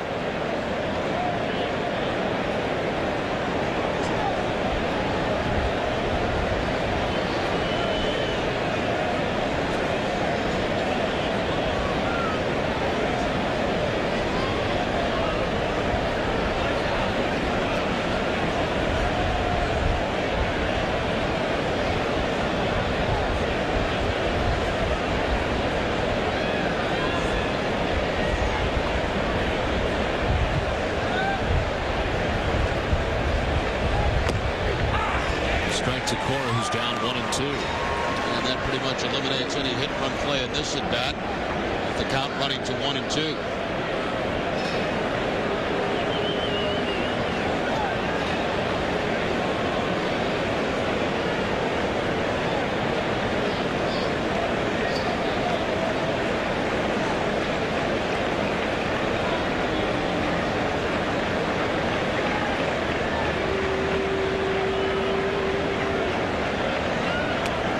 Hit, nowhere to go.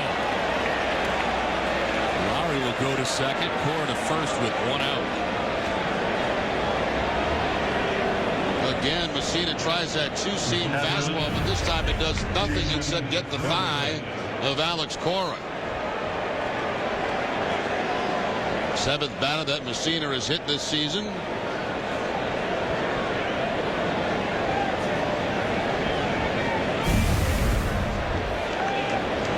So 2 on, 1 away. First time the Red Sox have had 2 base runners in an inning. One at the moment. 2 on, 1 out. Veritek grounded out to first base in the 3rd inning.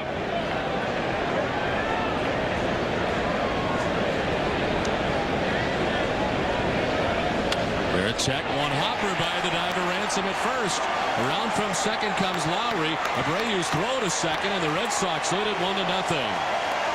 Finally get to Messina, and Boston breaks on top 1-0. Now, Mike Messina is a guy that has given Jason Veritek fits throughout his career. Only a 167 average coming into the game. But he gets a curveball this time. The knuckle curve from Messina hits it hard with topspin right by Corey Ransom at first base. And the Red Sox jump on the board first. For Veritek, that is his 37th RBI of the season. So first and third, 1 out, a run in. Jacoby Ellsbury's 0 for 2 today, flied out to center field and struck out looking.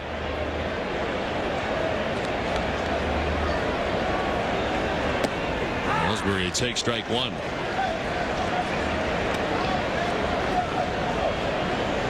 Messina had not given up a run and only one hit through 4 1/3 innings. But Lowry with a single, Cora hit by a pitch, and the RBI single by Jason Varitek. It's 1st and 3rd. Ellsbury showing bunt, taking a ball 1-1. Now no squeeze play put on there, just Ellsbury squaring around. A-Rod in tight. He's right on the grass at third base.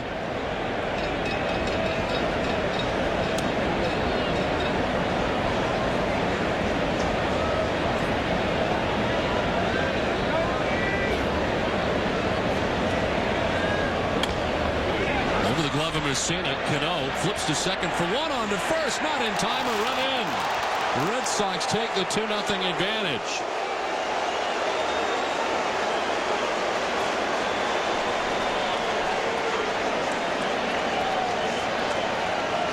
Well, again, the speed of Jacoby Ellsbury. This looks for sure to be a double play that was going to get Messina out of this inning with only one run. But Cano flips back to Jeter, and Ellsbury, you can see clearly there, beats it at first base.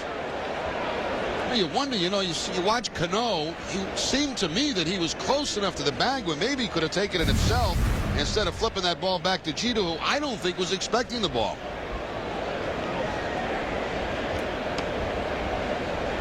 It was certainly slow and materializing around the bag at second. They had Costly with the kind of speed that Ellsbury has. Red Sox tack on another run. It's 2-0 Boston. 2 outs in the inning. Ellsbury at first and Dustin Pedroia the batter. The pitch out, and Ellsbury not going.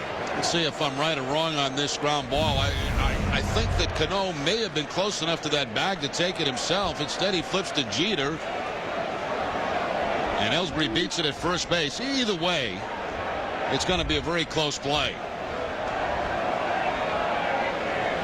Cano just didn't seem aggressive enough to me, especially when you've got a guy like Ellsbury run down a line. You've got to know that he can fly. You've got to be a little quicker than that.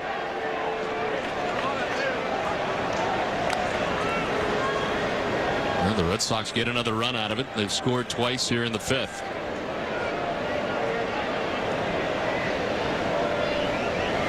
The key matchup is brought to you by Honda. And for Pedroia, a 444 average against Mike Messina.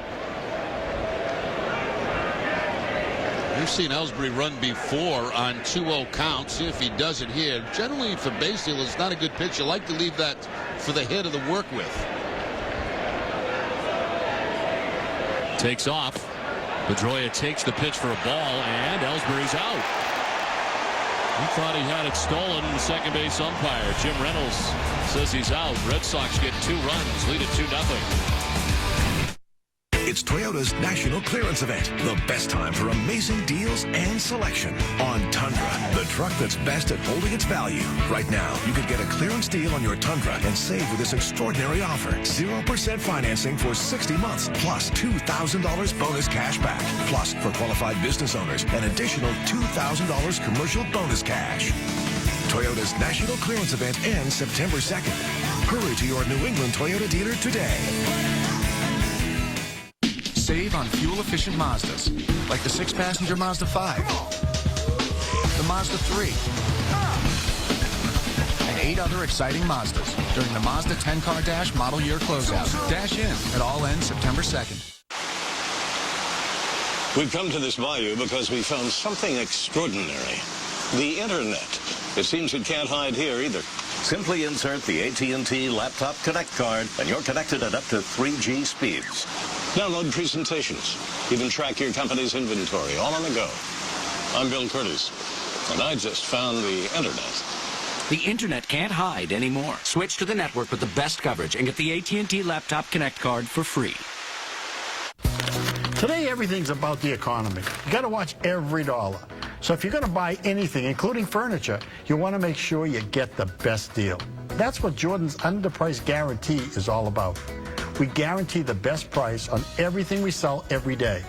Find the same item elsewhere and we'll refund twice the difference. And get this, even up to 30 days after it's delivered. That's how confident we are in our prices. Oh, and more good news, the Sox won. 10 great Mazdas, one great offer. Right now, get 0% APR financing and 0 down payment on 10 different Mazdas. Mazda's 10-car dash model year closeout. Dash in. It all ends September 2nd. Last of the fifth inning, Red Sox on top 2-0 now as Jacoby Ellsbury thrown out at second base to end the inning in the caught stealing. Well, Don, he's safe on this, first of all, but there's a lot to say about this play. First of all, I don't like the idea of running 2-0 for a couple of reasons. First of all, most of the time, 99% of the time, you're probably going to get a fastball. Second of all, you like to leave that count for your hitter. Pedroia's been swinging the bat very well. The third thing for Jacoby Ellsbury on that play, why, if you're stealing the base, are you looking back home? It's not a hit-and-run play, and I think what happens when he looks back home, it kind of takes him back inside. See how he gets back inside to the bag? Now he kind of slides right into the tag. If he doesn't look back, he's looking directly at the bag, and he keeps more of a straight line. With all that said, he was still safe. Yuki Matsui leading it off here for New York. And Terry Francona was out to argue in between innings. That's not a good habit to get into as a base stealer, you know, is to take a look back, because for a lot of times it can slow you up just a little bit, and also it can, as you saw with Ellsbury there, kind of change your direction going in to second base. So the fastest point between two lines is straight, right? Whatever you want, however they say that. It's a straight line. Well, here when he looks in, so he goes back inside toward the infield. Now he slides to the inside part of the bag, and that made it closer than what it should have been. Shocked to find out that he was called out. Well, it ends things in the top half of the fifth inning. I screwed that all up, that thing about, you know, the straight line and stuff, but you know what I mean. I do. The shortest distance between 2 points is a straight line. Would that be correct? That's exactly right. Well, by looking back, that took him out of that straight line.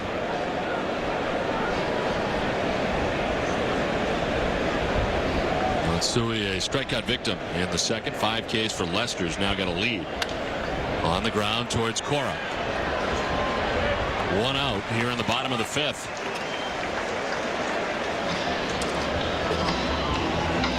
Fashion takes center stage. The Red Sox Wives and the Native Collection bring you their annual event from Fenway to the Runway. This fashion show and charity luncheon on September 12th benefits the Red Sox Foundation. Only a limited number of tickets are available. For more information, please call 617-226-6440.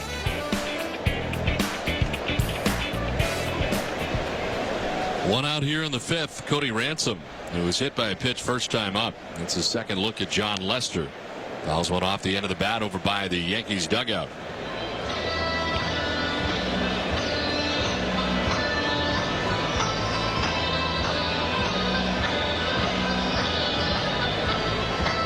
Lester has given up 3 hits through 4 1/3 innings. 2 singles to Jeter, a single by Abreu. And 2 of those 3 hits came in the first inning.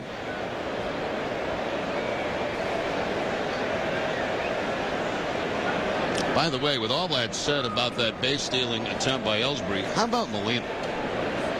He's thrown out 43% of the runners, and he really gets rid of the ball quickly.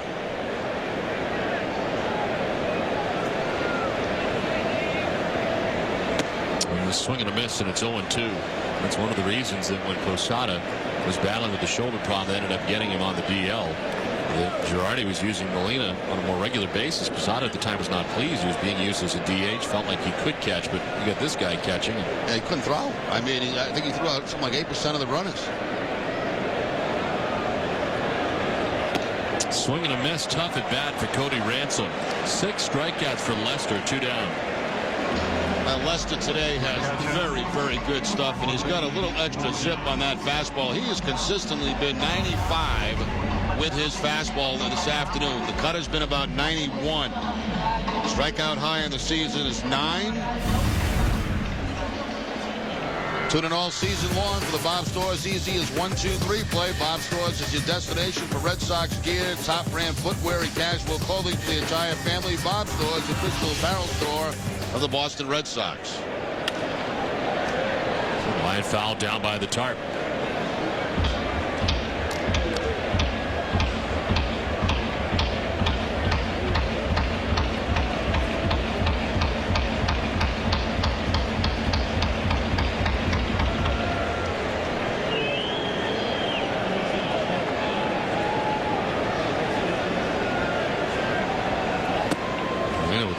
miss, 0-2. Lester at 96 that time.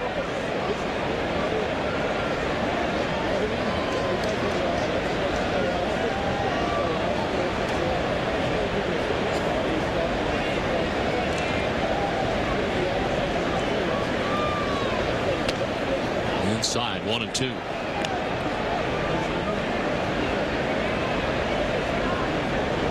Threw a lot of pitches early, 42 through the first 2 innings. Had a quick 4th inning. 1-2-3 inning, but at 84 pitches with 2 outs here in the 5th. Molina strikes out. It's a quick 5th inning for Lester. 7 punch-outs for Lester. 2-0 Boston. Southwest Airlines presents A Lesson on Low Fares. All righty, let's see. Well, no big difference there. Guess it doesn't matter who I choose. Whoa. $25 second check bag fee. Well, that's kind of par for the $15 first check bag fee. What? Whoa. Well, $20 aisle seat fee. Oh, no. I'm not paying that. At Southwest Airlines, what you see is what you pay. Book your next flight on southwest.com. You are now free to move about the country. Summer is back. And so is your lobster craving. D'Angelo's 100% lobster sandwich is here. Have you taken care of your craving this week? When this hotel added Aflac to complement their benefits package, it made a big splash with the employees. Find out more at forbusiness.com. In celebration of our 100th anniversary, We're sharing our GM employee discount with everyone. You pay what we pay. not a cent more The GM employee discount. for everyone. Take advantage of the discount and get the 2008 Chevy Malibu with better city fuel economy than Accord and Camry. That's right. Get this 2008 Chevy Malibu LS for around $19,000.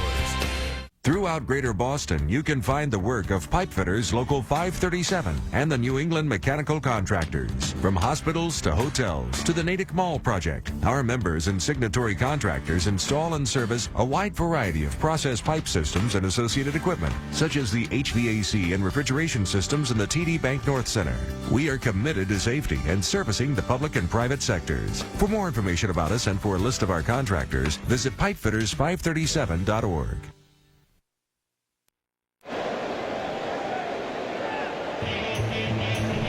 Today at 5 after live Red Sox coverage, don't miss the Globe 10.0 as Bob Ryan is joined by Nick Cafato to run down the 10 hottest topics of the day. That's later this afternoon at 5. Right after the post-game coverage, tune in to Globe 10.0 and get the point. Dustin Pedroia leading it off here in the top half of the 6th inning for the Red Sox. Been 0 for 2 today against Mike Mussina. A strikeout and a foul out for Pedroia. Red Sox getting to Mussina for 2 runs in the 5th. Did he go? They'll check. No, says fielding Culberth.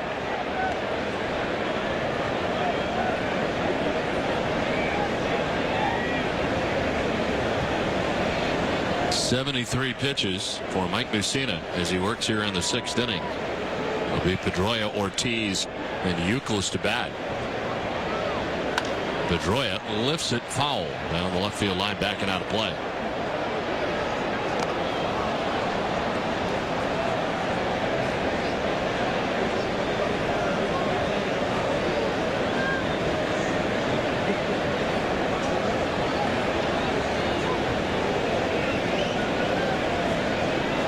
Both teams with 3 hits.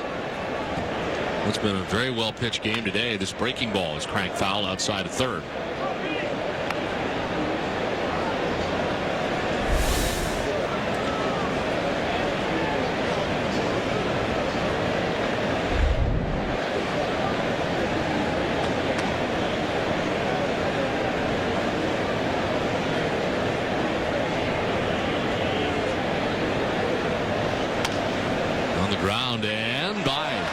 Of Derek Jeter at shortstop. And it's into left field, a base hit, and send it down to Heidi Watney. Don, MLB is implementing the use of instant replay today for boundary calls such as home runs and foul balls. Now, it won't begin for the Red Sox until tomorrow, but Dustin Pedroia thinks it would have helped him last week in Baltimore. The ballparks are so tricky now. I mean, Pedroia hit a ball the other night. It was a home run. I didn't know it. I didn't even go argue. He said he looked in, I was yawning. I don't think I was yawning, but I didn't know it was a home run. Looked like it's the top of the wall to me. So how do you yell at an umpire when, you know, I couldn't tell.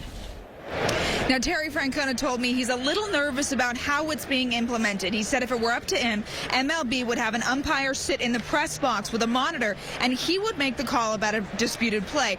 As it is now, a call goes from the field to the MLB office in New York for review. Don? All right, Heidi, thank you very much. We'll all be learning as we go here in the next couple of days as to how it's going to work. As Terry Francona reading more about it and having more to say about it today. But there's no doubt from each manager you hear from. We heard Joe Girardi address the topic yesterday. All the managers in unison happy that things will be done right, and that's what they're looking for in the end. Of course, the thing they were just mentioning was the home run that was not a home run, or at least not called a home run. The railing in behind the wall in Baltimore, it came right back off a ricochet. It should have been another home run for Pedroia, which would be 16. And I did see Terry Francona yawn when we got a shot of him in the dugout. So Pedroia might have been right. But Terry did not go out to argue it, and he was pretty honest in his assessment. He couldn't tell. And that's happened so many times this year. It's tough for the umpires. We mentioned it, talked a lot about it last night, Jerry. But at Fenway Park, for us, we actually have a better vantage point than the umpires do because they're standing on the field and we're on top looking down. And sometimes we can see the ricochet from the top of the monster. They can't see. Yeah, one problem they may have at Fenway, which is always a difficult call, is the one that's down the right field line, down towards Pesky's pole. And it's not so much if it's even with the pole, it's if it's above it. That's a very difficult one to call. And even on instant replay, I think that's going to be a difficult call. Strike three call. Ortiz doesn't like this call, and it's the fourth strikeout for Messina.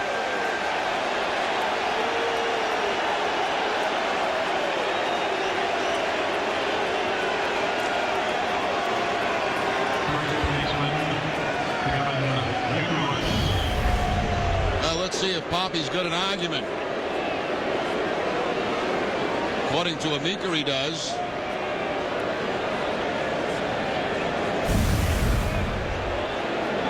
So after walking twice today, called out on strikes here in the sixth inning, one down. Now the other question about replay is, I think Francona answered that also today, is how are they going to decide to replay it? In other words, which plays are they going to decide to look at? And I guess it's if the manager goes out to argue and questions a call and they call the umpires together, I guess that would be, you know, it's not like you're going to throw out like Belichick throwing out the whatever that thing is they throw out, the sandbag. Or, you know, I think it's going to be the same if you go out to argue and to ask them to check it. Maybe that's how it's going to happen. They don't have to either, according to Terry Francona. The way it works is the way it works now. If they choose to get together, they will. If they don't, they won't. And I think if they get together and somebody sees it clearly, well, then they'll make the proper call. But then you're going to get the other manager that's going to come out and say, look, I want this thing replayed. After it's been replayed, one of the new rules is you cannot argue it. The other umpire cannot come back out, kind of like you can't argue balls and strikes. Youkilis hit with a pitch, and down to first base he goes. Well, if it was Giambi Chamberlain, we'd have something to talk about, but when it's Mike Messina, certainly no intent there by Messina, already down 2 runs in the game. Chamberlain, a different story. That's right in the ribs, too, of Kevin Youkilis. He has been kind of a target, hasn't he, the last couple of years for these Yankees, but in particular, Giambi Chamberlain. Dave Island to the mound. My point on that is, you know, let's say you get an argument at home and they rule one way, instant replay, and they make a decision. Well, then the other manager come out and say, you know, no, I want this thing replayed again. I don't know. It's going to be, we'll see how it goes, but the fact is, I like the idea that Francona said, put another umpire right at the ballpark, put a little monitor like this in front of him, and he can make the call. He can just walkie-talkie it down there and give him up and down, and it's over with in a second. And the time factor will be very interesting, too. How long does it take? And that's something that I think they will take very seriously. They've taken the game times very seriously in the last year and trying to hurry up the game a little bit. Can't imagine that will speed it up. This is Bay, who chops it to third base. Rodriguez on the run and in time. Runners move along. Well, shouldn't Pedroia have been called out for going out of the baseline? That's what the Yankees want. See where he was. Girardi might go on this play. Frustration may set in here. Let's see. The fielder impede his getting to third base. Well, you have to allow a player to make a catch on a ground ball. That's for sure. It's a base runner, or it becomes interference. The fact is, let's see how far Pedroia goes out of the baseline to avoid being tagged. Ooh. I think the Yankees got a legitimate point there, because Alex Rodriguez had that ball in plenty of time, well before Pedroia was in front of him, and he clearly ran a great distance away. In my opinion, that should have been called an out. A similar play taking place here last year. Kevin Youkilis was involved in a play at third base. Get another look. Now Rodriguez sees he's already got the ball here. Now look where Pedroia is. That's more than 3 feet away. So in my opinion, I think they got it wrong. I think Pedroia should have been out. Should have been a double play. The home plate umpire, Gary Cederstrom, had joined the conversation. Girardi coming back. In other words, if that play had happened right in front of A-Rod as he's trying to catch the ball, and Pedroia's out there, that's fine, because you got to allow him to catch the ball. The fact is, he already had the ball. I mean, Pedroia almost not even in the picture yet. So the Red Sox, in my opinion, catch a big break there. They get second and third now with Kotsay coming to the plate. Kotsay 1 for 2, a double in the second inning. Flied out to right in the fifth.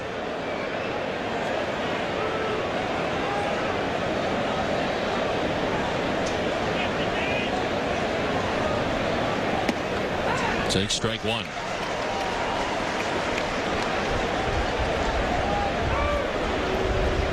Now that's a play, for example, that you cannot use instant replay for.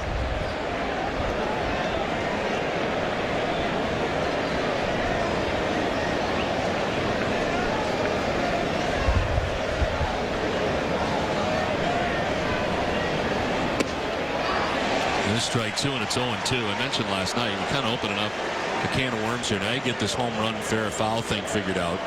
What about safer out plays at the plate? I mean, where does it end? I don't think you'll ever see that. I really don't. I think this is as far as it's going to go.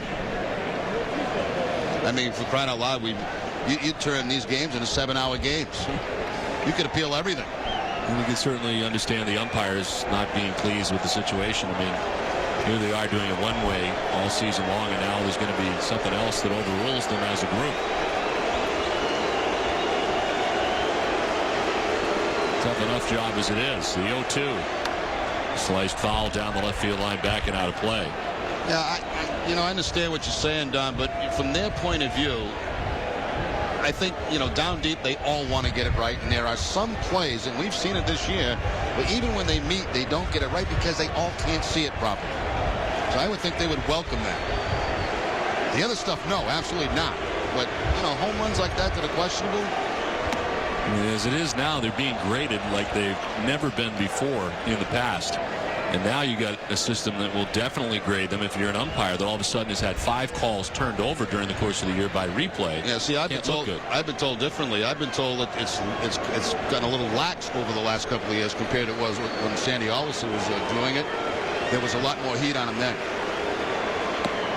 1-2 pitch. His ball 2-2-2.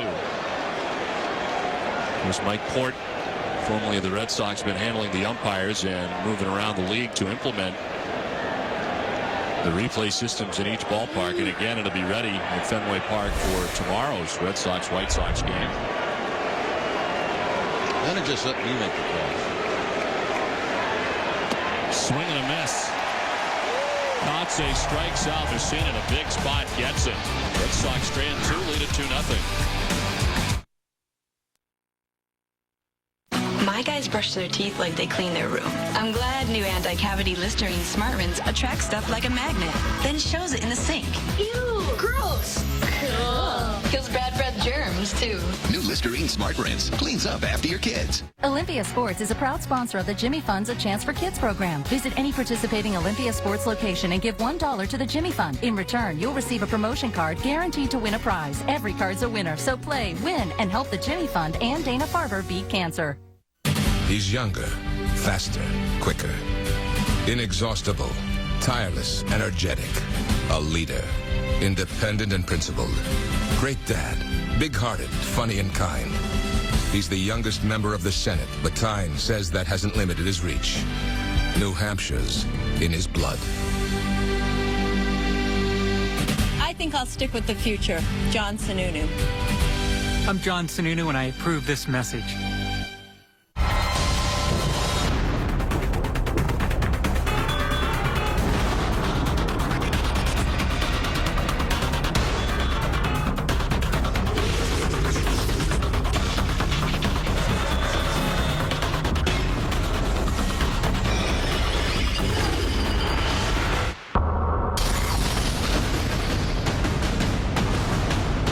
Experience the energy. Fightin'. Don't let the gentle sway fool you. This is high country barley. It's found here, where the air is crisp and the soil is rich. Perfect for growing full-bodied barley, giving Coors that full-flavored taste, savored by generations since 1873. It's the way they like it. It's the way we like it. And neither one of us is much for compromising. Coors, the banquet. 2-0. Red Sox on top of the Yankees. We head to the bottom of the 6th inning. Pitching line brought to you by Nissan. Lester 5 shutout innings on just 3 hits, 7 strikeouts, and he has struck out 4 of the last 6 batters. Last 2 innings, it's Johnny Damon who leads it off here in the bottom of the 6th inning. Damon's fly to right and struck out looking.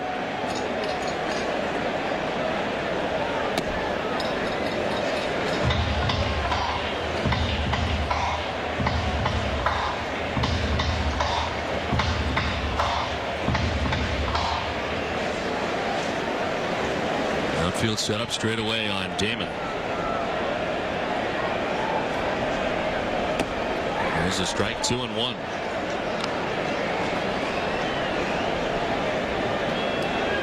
John Lester has not walked anybody today. He did hit a batter. Cody Ransom in the 2nd inning, struck by a pitch.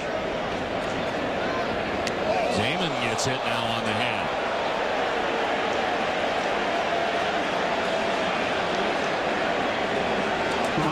Again, no reason for warnings, nothing like that going on here. Just a pitch that gets up and in off Johnny Damon.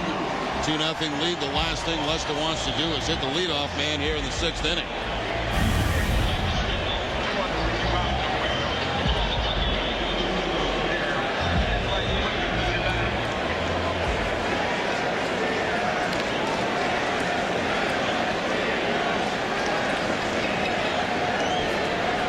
Johnny Damon aboard at first base. Derek Jeter has had a good day today against John Lester. One of the few. He has 2 hits and 2 tries. 1 to center, 1 to right.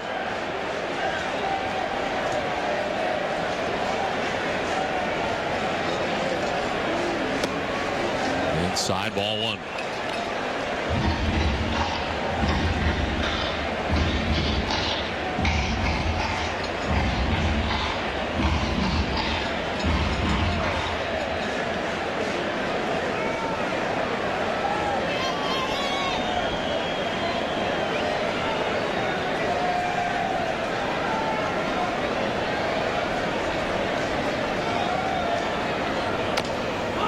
Fouls it off himself, evens the count at 1-1.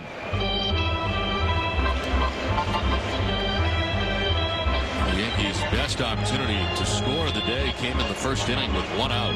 Jeter had singled Abreu, then singled, and John Lester was able to strike out Alex Rodriguez for the 2nd out of the inning. Then Xavier Nady got into a fielder's choice that ended the 1st inning, and since then the Yankees really have not been able to mount much. That total of 3 base runners, 2 hit by pitches, and 1 single for Jeter, and that's been it.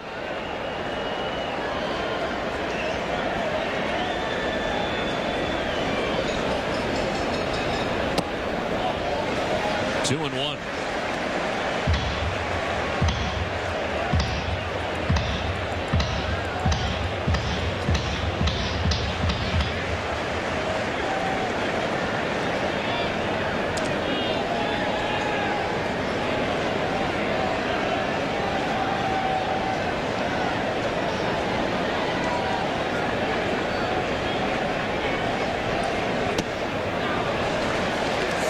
Now to Jeter.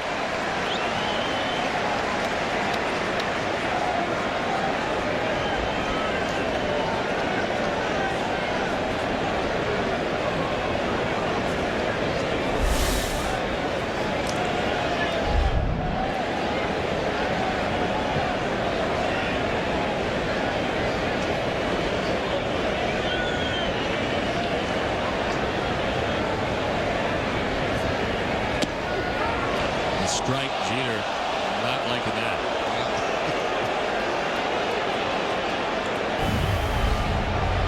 I can't say I blame him.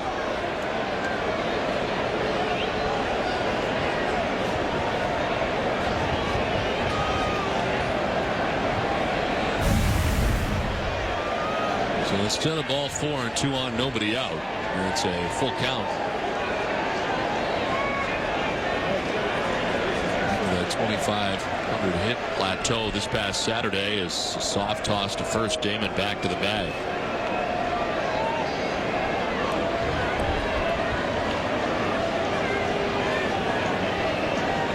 Two hits today for Jeter. 234 hits in his career against the Red Sox.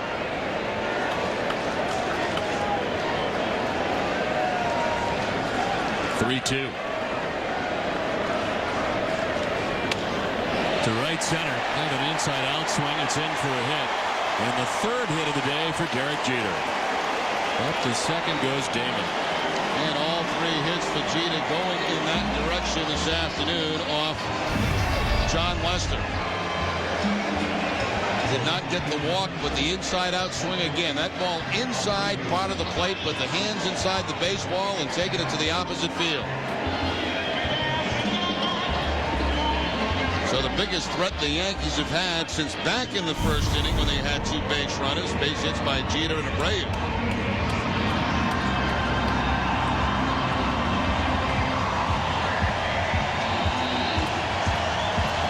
Tonight at 10, tune in to NESN for Sports Desk, presented by FW Webb. Home of Frank Webb's Bath Center is a trusted part of your home remodeling team.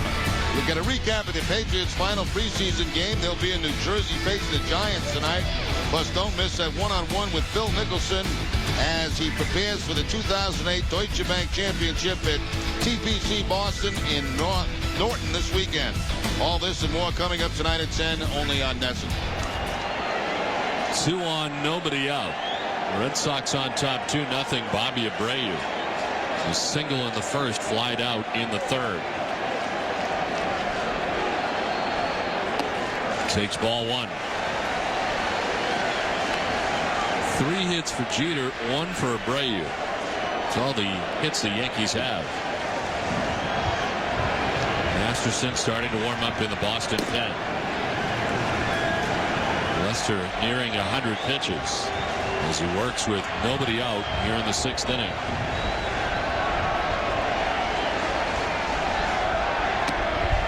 The strike over the inside corner as Abreu looking back. 1-1.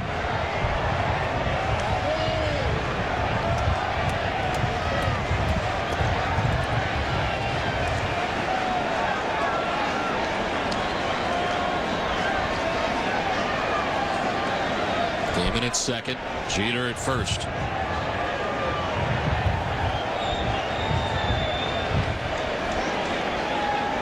Abreu trying to hold up. It goes around, according to Gary Cederstrom. 1-2. Now follows that inside fastball with a cut fastball away.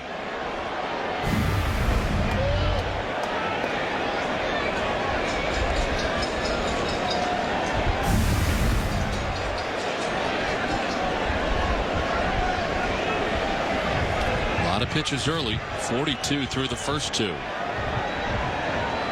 Less lately, but still the high total here with nobody out in the 6th inning.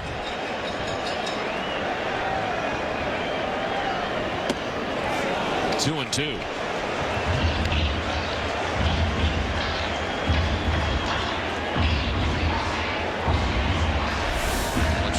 is on deck. He struck out twice, once swinging, once looking.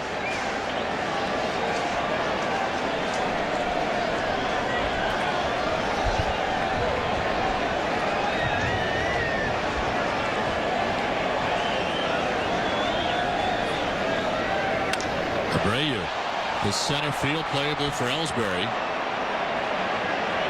Makes the catch, tagging and heading for third is Damon. Throw is cut off and goes to second. The out in center, the double play in order. But to third base goes Damon with one out. Like Johnny was a little hesitant in it for a while whether he was going to go or not to third base. Then realizing Ellsbury does not have the strongest of arms and decides to take off and no problem making it. The ball eventually cut off. Ironic, he takes advantage of something that people take advantage on him all the time. And that has been the lack of strong throwing arm from center field. First and third, one out.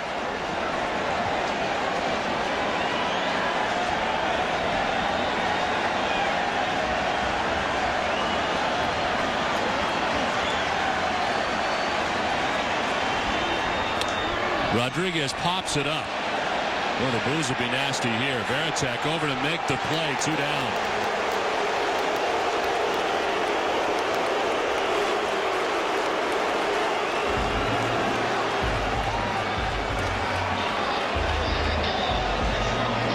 Every clutch situation that has come up, A-Rod has not delivered, and boy, these Yankee fans have let him know about it.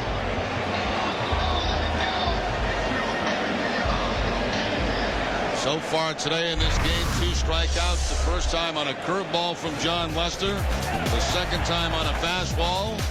And then in the first and third situation, jumps on the first pitch and pops it up to Varitek.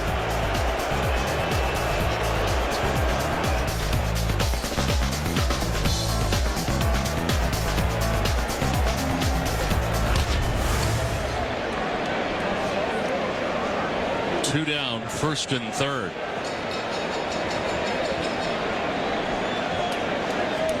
Xavier Nady grounded into a fielder's choice with 2 on in the first, and they're struck out looking in the 4th inning.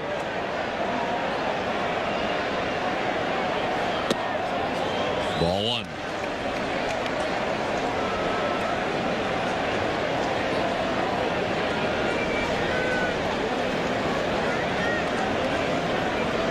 Johnny Damon at third base, cross the diamond. Jeter at first.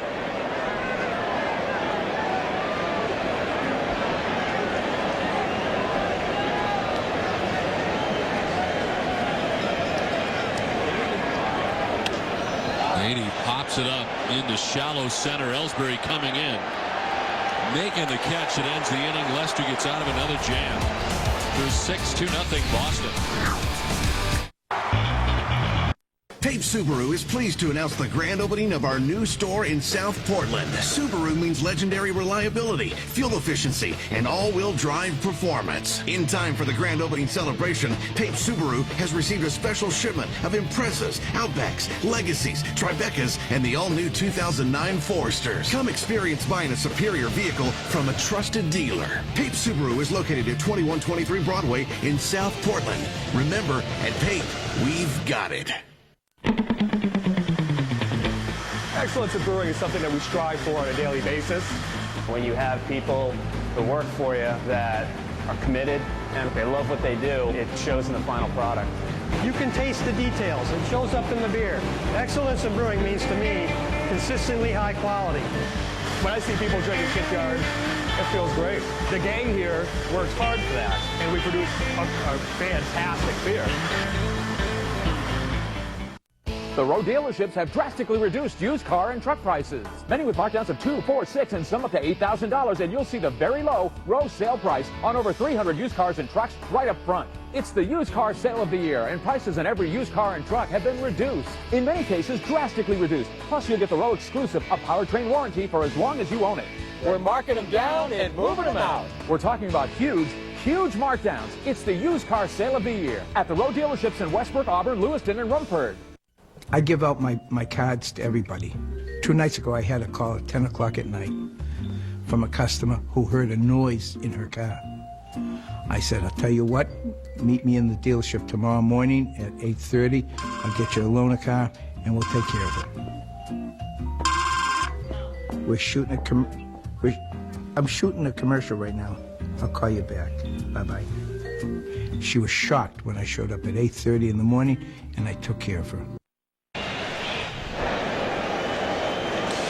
2-0 Red Sox on top. John Lester's through the first 6 innings. Shutout innings at that. Jed Lowry leads it off for the Red Sox here in the 7th. Yankees here back on the mound. Lowry, Cora, and Varitek expected in the inning. 2 huge outs for John Lester. First A-Rod jumping on a fastball and pops it up. Good pitch to hit. And then Nady, another fly ball. So clutch performance there by John Lester. First and third, 1 out. The Yankees can't score with the middle of the lineup at the plate. And it's the same combination that he's had to get out twice with 2 men on. The Rodriguez-Nady combination. And both times successful in doing so to keep the Yankees off the board.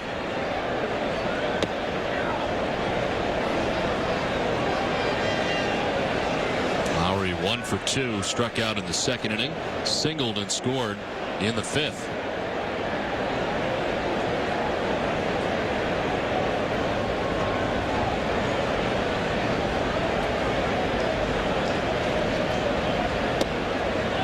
Outside ball 3-1 to Lowry.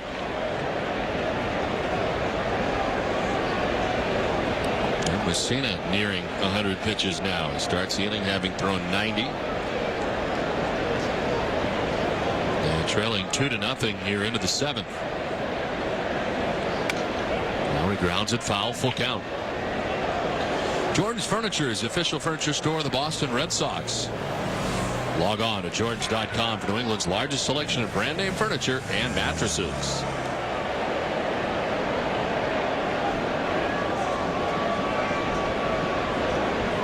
Three and 2 the count to Jed Lowry, leadoff hitter here in the 7th inning. Hops it up. Jeter battling the sun, ducks back and makes the catch for the first out of the 7th. Sunglasses on top of the hat, but able to shade the sun with his glove. 1 down. It's time now for the answer to our Aflac trivia question. Before last night, it was the last Red Sox second baseman to hit a grand slam. Mark Bellhorn did it. In 04, the last second baseman to hit a grand slam at Yankee Stadium was Bill Reagan. July of 1928, Bobby Doerr hit the most grand slams among Red Sox second basemen, hit a total of 8.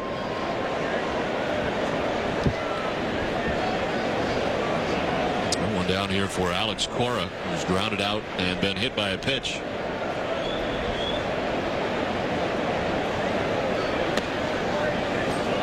One ball, 1 strike.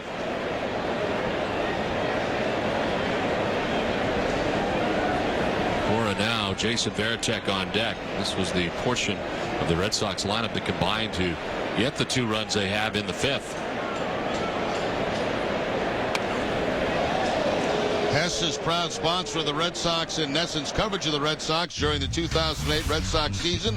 Hess will donate $500 to the Pediatric Trauma Program at Children's Hospital Boston. For every home run hit by the Red Sox, Hess committed to helping the cause.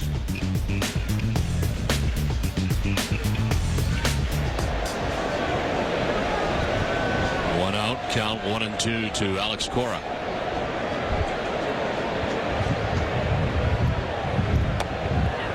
Post pitch and framed by Molina. It's 2 and 2. Thomaso Marte warming in the pen now for New York. In the game here last night. Even 100 for Mussina. Fouls it off. Still 2 and 2. A couple of high changeups Messina's got away with this inning. The pop-up by Lowry was on a high changeup. That last changeup to Cora also high.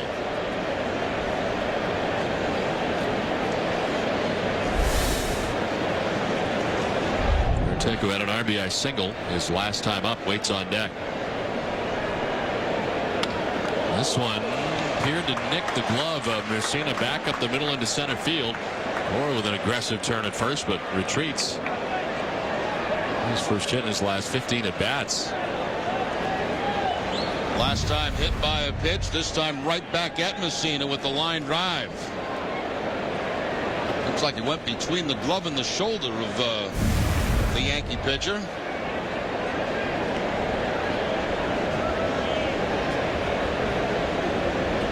Well, Dave Island out there, just up over 100 pitches is Mussina, with 1 out, 1 on. Veritek coming up. Veritek, of course, to the big base hit in this game to drive in a run. That was on a curveball back in the 5th inning, and as we know, he's Terry Francona's favorite guy to play hit and run with.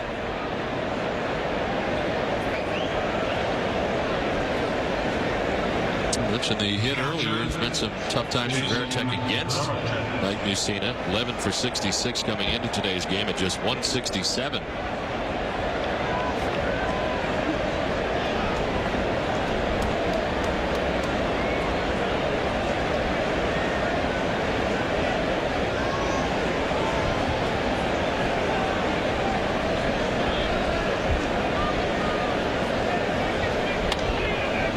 Lifts a fly ball foul down the left field line. Jeter and A-Rod both giving chase, but it's well back into the crowd.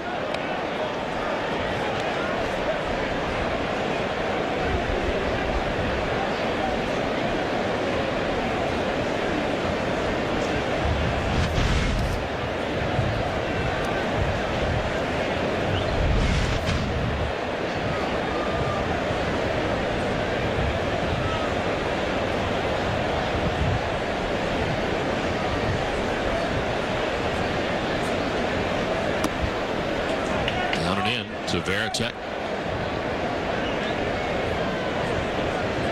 Could do it on the 1-1 count. The more favorable count generally for managers, the 2-1 count, but we've seen it before on this count with Veritek.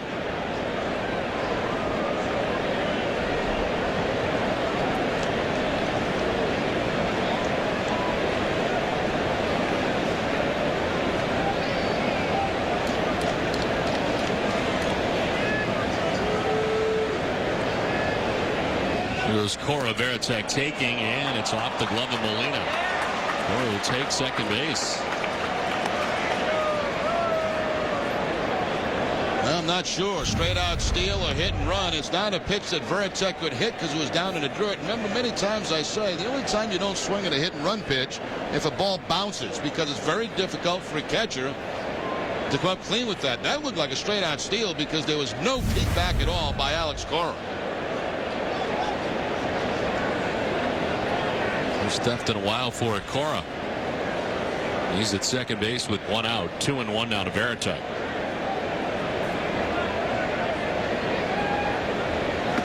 Swing and a miss, and it's 2-2.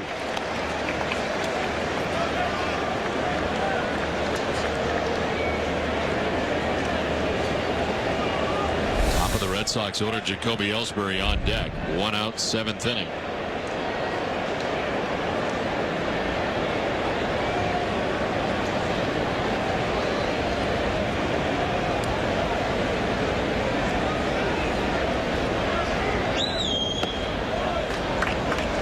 Three, full count.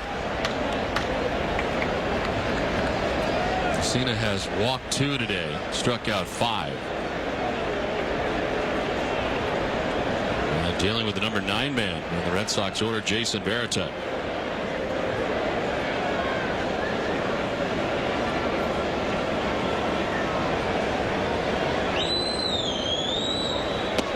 Veritek strikes out looking. 6th strikeout for Mussina. 2 down, 7th inning. Well, Veritek complaining that that pitch was too low. Center fielder, Jacoby Ellsbury. Yeah, very close. That close to 2 strikes, you got to be swinging.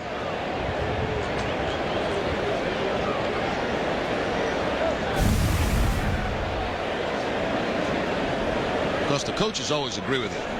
You know, you sit down and say, Millsy, where was that? Way too low.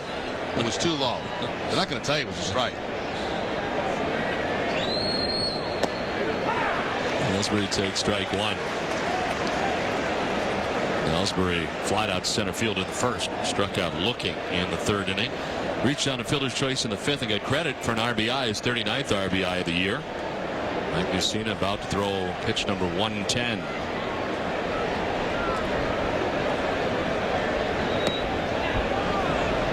Framed again by Molina, but it's a ball and a strike. The Sox have Cora in scoring position at second base with 2 outs here in the 7th.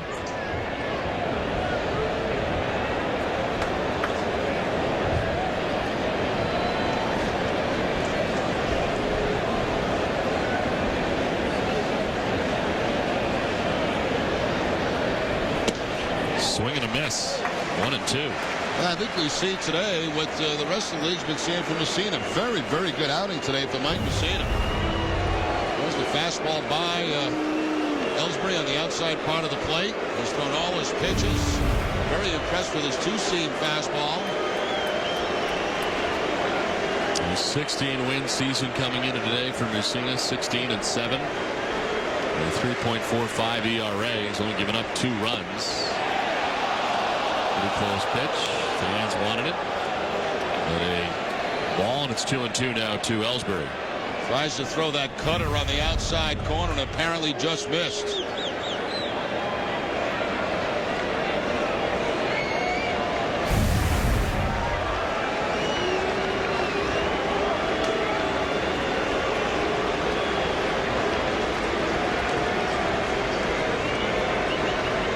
Ellsbury right back to Mussina, the Gold Glove pitcher, able to snare that. Hot shot, but right at him. 7th inning stretch. It's 2-0 Red Sox. 10 great Mazdas, 1 great offer. Right now, get 0% APR financing and 0 down payment on 10 different Mazdas. Mazda's 10-car dash model year closeout. Dash in. It all ends September 2nd. You buy a new dinette, and a few weeks later you turn on the TV, and there it is on sale. It happens. But our underprice guarantee has you covered. We guarantee the best prices on that dinette or anything in our store every day. Find the same dinette for less, and we'll refund twice the difference. And get this, even up to 30 days after delivery. That's how confident we are in our prices. At Jordan's, you'll see the difference. Actually, twice the difference. Is your car trying to tell you something? Maybe it knows it doesn't have the right insurance because you didn't spend enough time picking it out. Call Amica today. We'll take the time to understand you and then help you understand your options, like uninsured motorist protection. Call now and start saving money today. And because we help you choose the right coverage, you could save even more down the road. Hello, Amica. Amica, it's not just how you're covered, it's how you're treated. Save on fuel-efficient Mazdas, like the 6-passenger Mazda 5, the Mazda 3, and 8 other exciting Mazdas during the Mazda 10-car dash model year closeout. Dash in. It all ends September 2nd. God bless America, land that I love. Stand beside her and guide her through the night with a light from above, from the mountains to the prairies, to the oceans, wide with foam. God bless America, my home sweet home. God bless America, my home sweet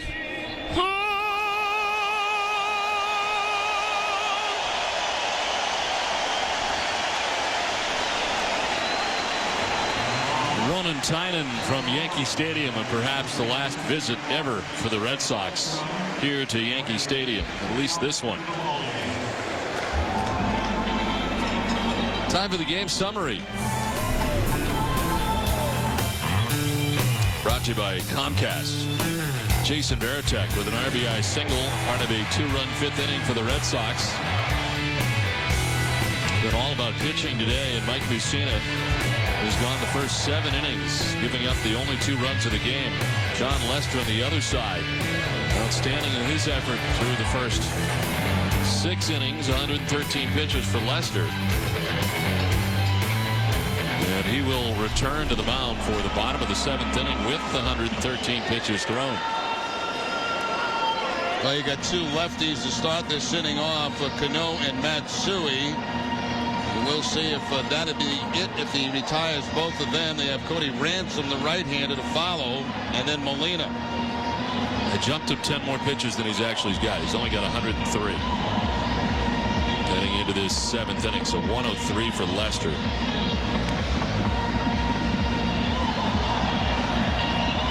He's high 130 as Cano makes his way to the plate. All the way in the 130 game for the no-hitter. Cano has fly to center, grounded out to second base, 0 for 2.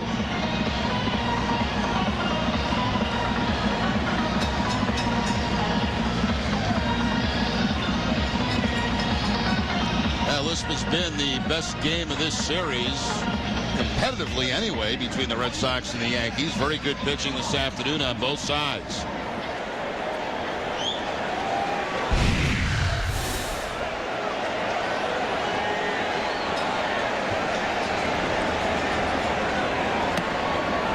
Strike 1 to Cano.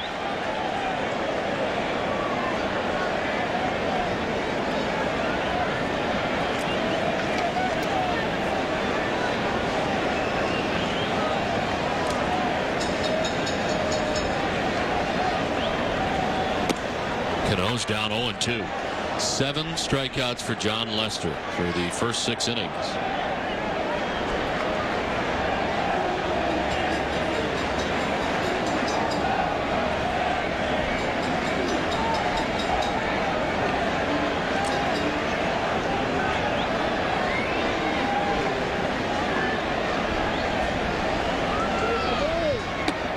Outside ball 1, 1-2 to Cano.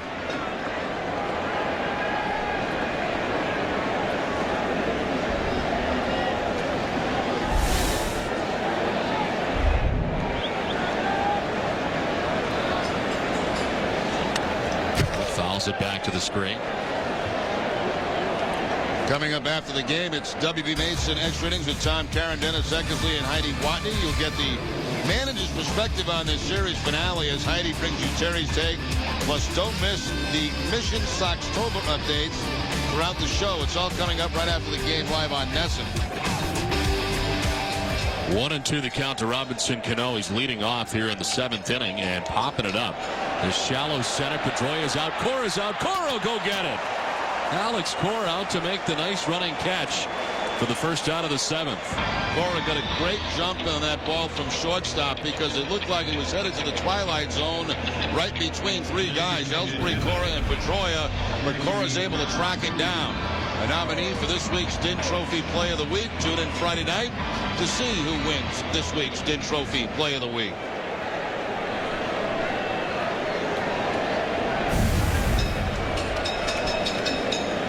And as busy as Lester gets the first out of the inning, Masterson has been joined now by Okajima. Lester's gone 6 1/3. Here's Matsui, who's 0 for 2.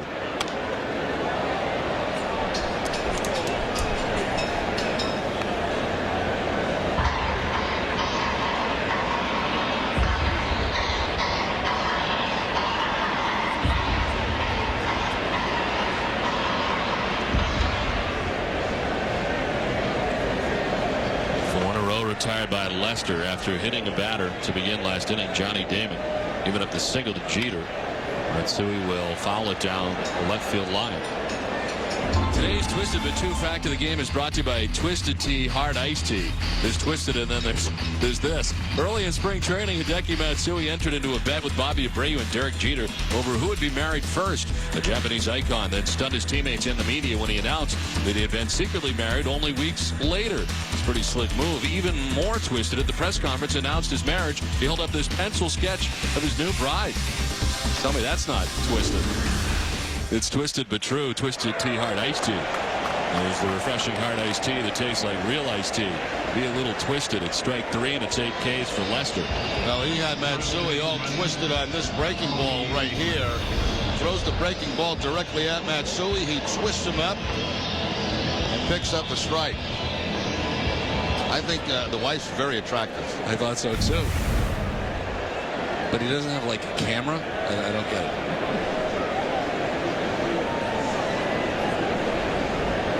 Two outs. I think I need more proof if I were the teammates betting on this than a sketch, you know? Depending on how much was riding. Is he really married? He is. Now we have the official word. All right, so there you go. He really is married. But not to the piece of paper, to a real person.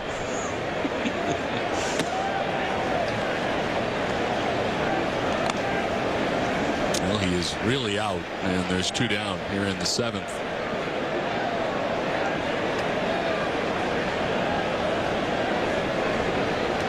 Ransom has been hit by a pitch today and struck out swinging.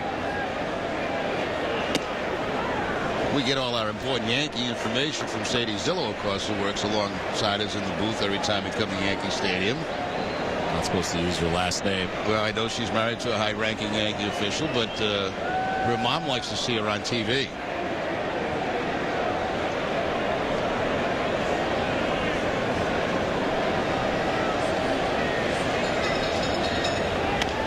Ransom grounds it foul outside of third. 1-2. Yes, Sadie, married to a high-ranking Yankee official. It is not Hal Simon. Or Hank. Or Hank. There she is, Mom.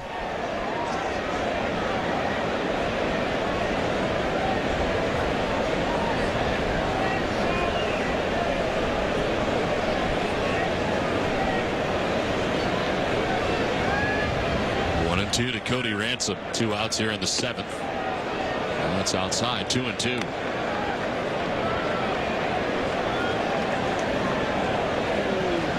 115 today. Mentioned 130 the high in the no-hitter. But against Minnesota, threw a lot of pitches earlier this season. 117.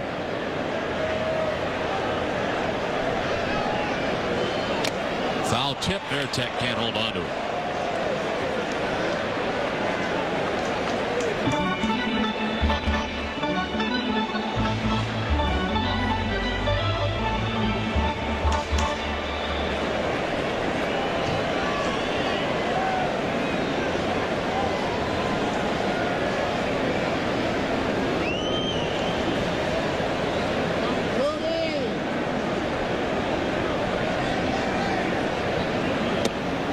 Inside ball 3, full count.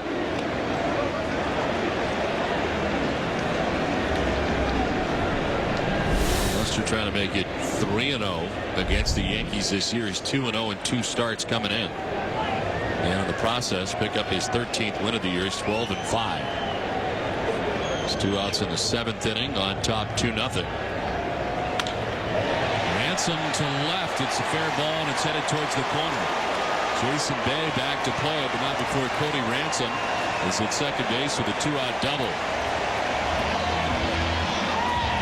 Well, we'll see if that's it for Lester on the afternoon. Molina coming to the plate. Masterson has been ready in that bullpen.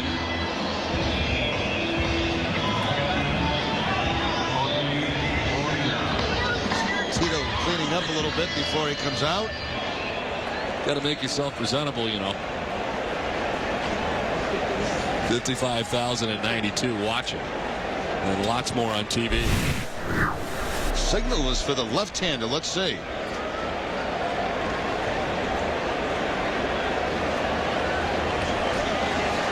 It is Okajima. 2-0 Red Sox.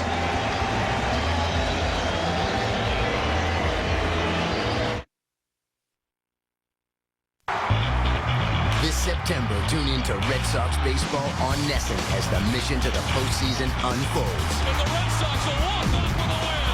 Stay tuned before and after every game as we cover every base and go beyond the box scores 24/7. It's the push for the playoffs, and every game counts. You kidding me?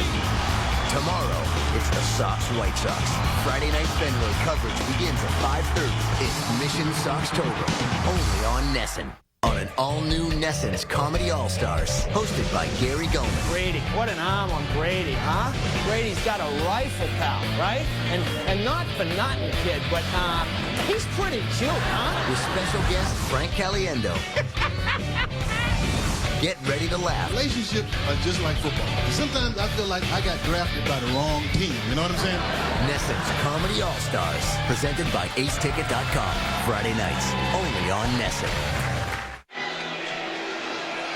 2-0 Red Sox on top. It's time now for the Coors Light Freeze Cam. Red Sox were threatening in the 6th inning. Runners at first and second, one down.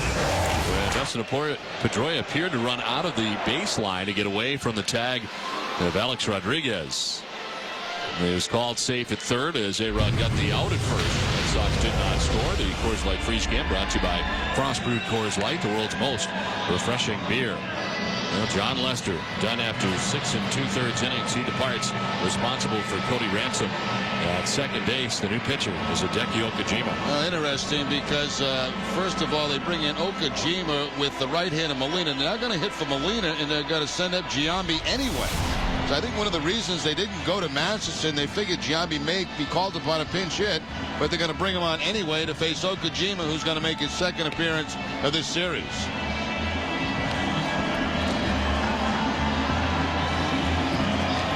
Well, so much for Lester falling off a bridge in his last outing, last time out. A lot of people talking about the pitch count is high for him, 170 pitches on the year.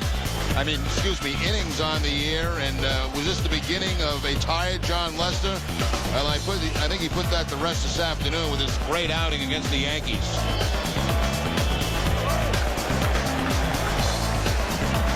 Liberty can stay on the bridge. Lester 6 2/3, 5 hits. So far not charged with a run.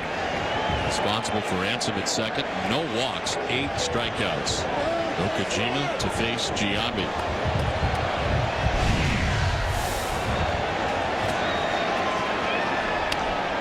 Hops it up.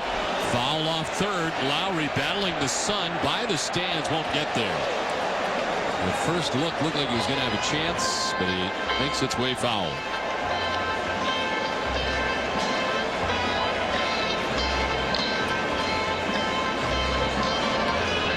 Giambi 2 for 7 in his career against Okajima.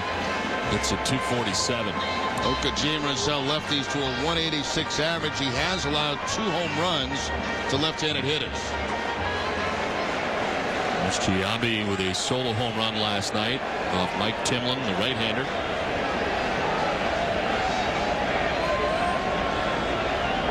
Giambi to center field. Ellsbury headed back at the track, at the wall. It's gone. It's exactly what Joe Girardi wanted out of Jason Giambi. One swing of the bat. We're tied up 2-2.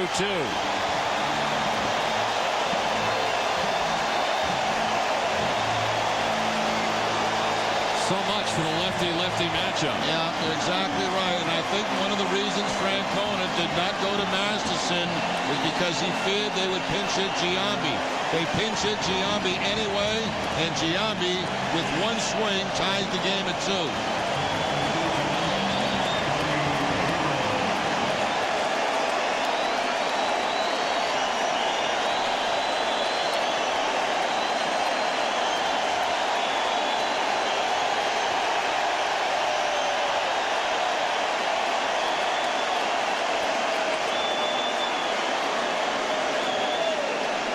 Jamin, as Yankee Stadium showing some life for the first time today, and it comes at the expense of Hideki Okajima. It's a fastball from Okajima away from Giambi, and he hooks it and pulls it, I should say, straight away center field. As you can see, Ellsbury run out of real estate. That ball was crushed.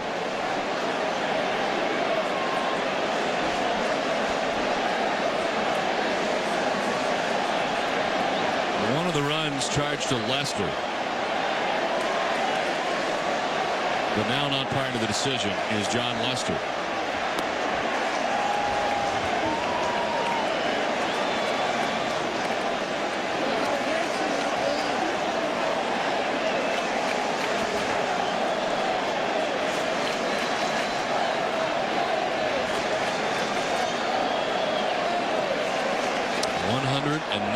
Pitches. Terry Francona makes the move, brings on Okajima. Now he strikes out Damon to end the inning, but the damage has certainly been done. 2-run shot for Giambi, tied up 2-2.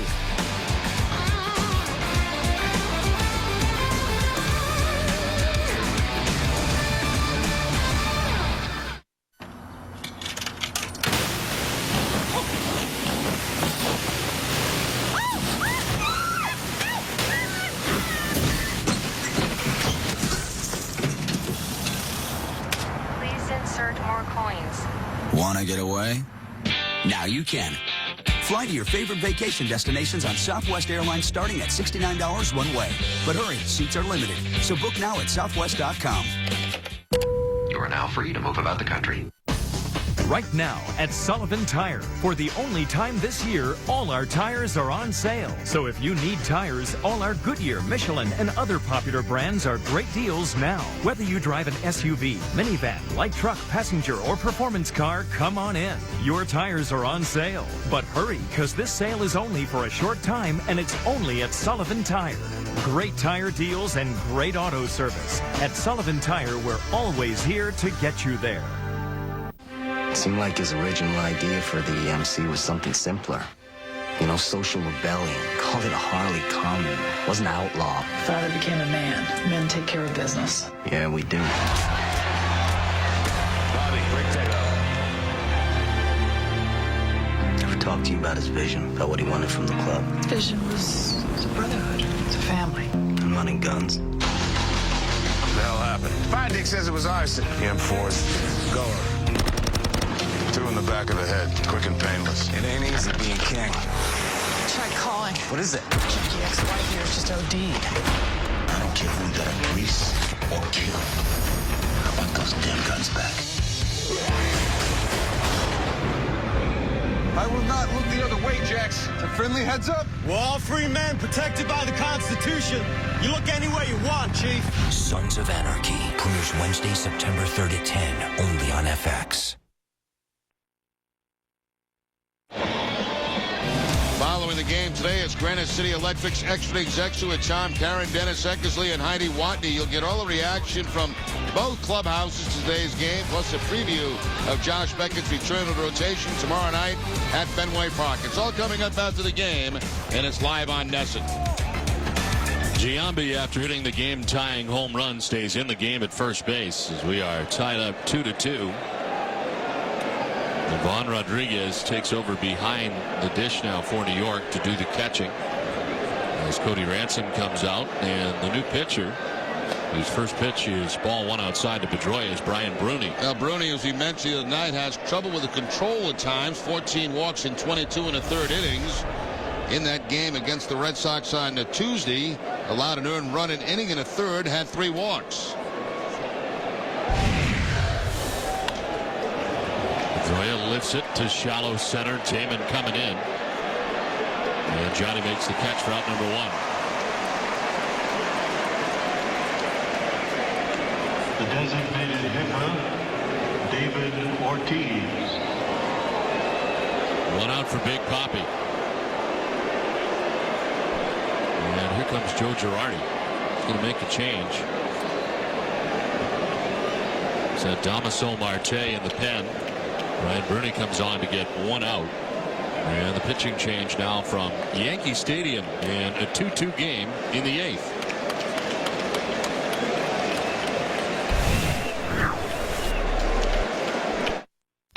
Next Sunday on Sox Appeal, meet Alexandra. She's a sweet, I guess I like to call anyone that I date my victim. easygoing That's a check my ass on the board for me. birthday girl who's got her heart set on finding love at Fenway. Next data, please. See what these 3 fellows are in for on an all-new episode episode of Sox Appeal. This year, the game isn't on the field. Sunday after Red Sox coverage on Nesson. It's bigger. It's crazy. It's crazy. Better. Oh, wait a minute. And better. The Mad Fisherman, baby. The greatest show on H2O is now in HD. Yes. Catch all new high-def episodes of Charlie Moore Outdoors. Here in Nesson HD. Every Sunday, all summer long. Oh my gosh, this is crazy. It's a Charlie Moore Summer of Fun. Sunday at 8 on Nesson. Any questions?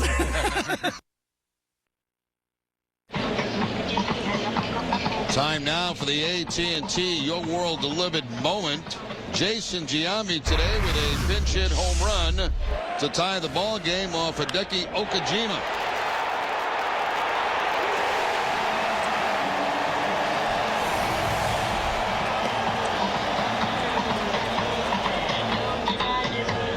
One out here in the 8th inning, tied up 2-2. And the new pitcher for New York is Damaso Marte. We saw him in the game last night through a perfect 7th inning. An inning had a couple of strikeouts against the Red Sox. Numbers overall in a Yankee uniform. Another guy coming over from the Pirates. He was in 47 games in Pittsburgh. 13 now with the Yankees. Well, to face David Ortiz, who was 2 for 9 in his career against Marte. Against Mussina, Ortiz walked in the 1st, walked in the 4th, and then struck out looking in the 6th inning. 7 innings today for Mussina, 5 hits, 2 runs. He walked 2, struck out 6, and threw 113 pitches. Brian Bruni pitching to Dustin Pedroia to get the first out of this, the top half of the 8th. And Girardi went out to bring in Marte. The 1-0. Ortiz with a shift on. Cano, short right center. The throw off balance and sidearmed in time to get Ortiz.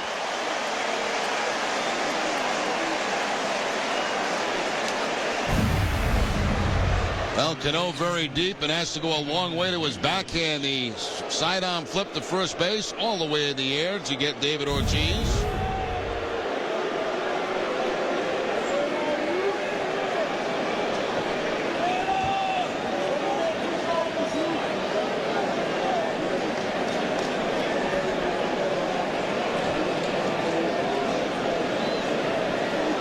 Cedar Strom out to break out the conference, and just as he started to head out, Ivan Rodriguez wrapped it up. They prepare for Kevin Youkilis, who was fly to right, popped out to second, and last time up hit by a pitch.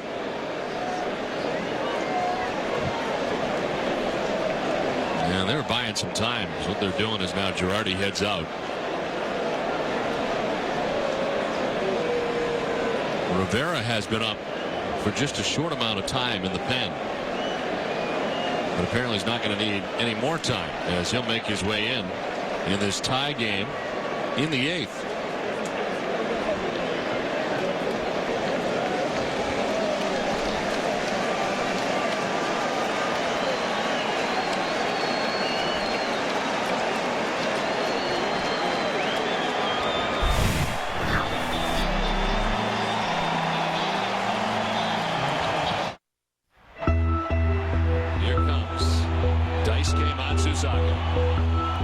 Youkilis to left, deep fire, 3-run shot. The Red Sox on top. You kidding me?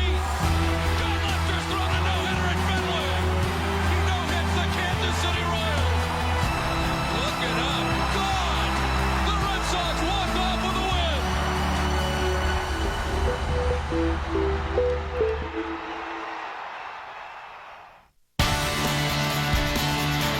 Celebrate 25 years of Nesson. From Nesson microphones to your homes, you have welcomed our voices into your lives. 8 men in their own distinct style have delivered Boston Red Sox action since Nesson's inception in 1984. 25 years of entertaining Red Sox baseball, all on one network. Hi again, everybody. I'm Don Orsillo. Welcome to Red Sox baseball.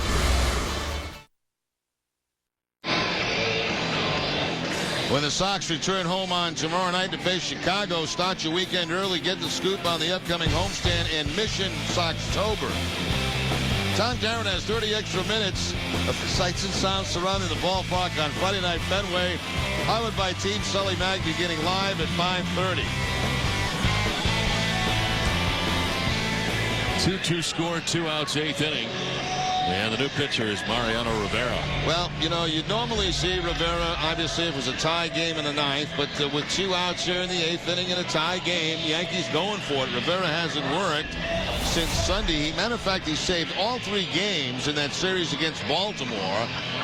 31 saves on the season for Rivera in 32 opportunities, but desperation time for the Yankees. Bring him in here in the 8th inning, 2 outs. If it was still tied, he'd be in the 9th anyway. Call to the bullpen is brought to you by your New England Ford dealers. He comes in with 2 outs. He's the 3rd pitcher of the inning.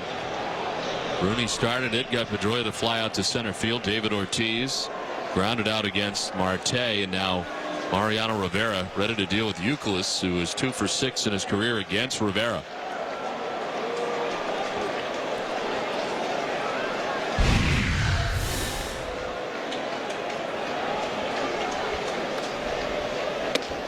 Youkilis did not go around. So it's fielded Culbreth.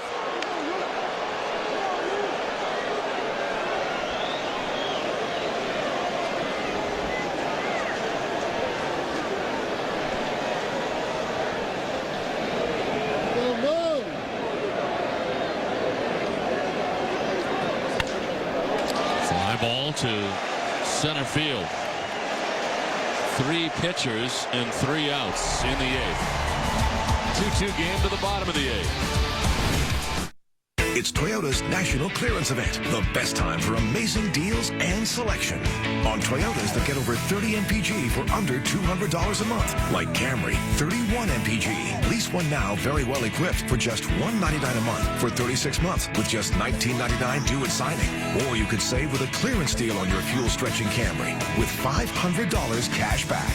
Toyota's National Clearance Event ends September 2nd. Hurry to your New England Toyota dealer today.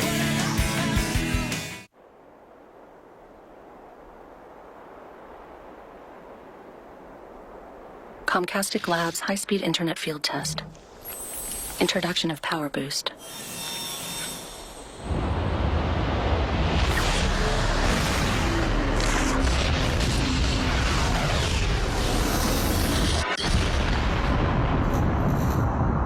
We never stop making faster. Comcast high-speed internet with Power Boost. I'll take that new egg white flatbread sandwich, please. Excuse me, ma'am. I was wondering... Sorry. Introducing the egg white flatbread sandwich from the new DB Smart menu. With under 300 calories... Go deep! And a delicious turkey sausage or veggie. It may just be the smartest choice you make all day. I'm on 10. America runs on Dunkin'. Get a new egg white flatbread sandwich and a medium hot coffee for only $3.99. Now is the best time to drive a new Ford. Ooh. During Ford's model year clearance, every Ford comes with our best offers of the year, like up to $5,250 cash back on Escape. This is a really hot car. Plus, Escape has the fuel efficiency of a car. That's really a gas saver. Beautiful. Here's your invitation to drive one. Now, loyal Ford customers get up to $5,250 cash back or 0% financing for 60 months plus $2,750 cash back on Escape. Visit your New England Ford dealer now. 2-2 score as we head to the bottom of the 8th inning. And it's more Okajima to start the inning. Derek Jeter leads it off for New York in this tie game. Jeter, Abreu, and Rodriguez. Okajima giving up the game-tying home run, then a strikeout to end last inning. Ball 1 to Jeter.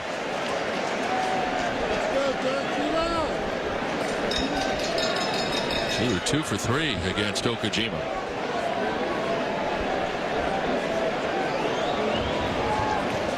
Three hits today for Jeter to lead the Yankees, who have been held to 6 hits on the day.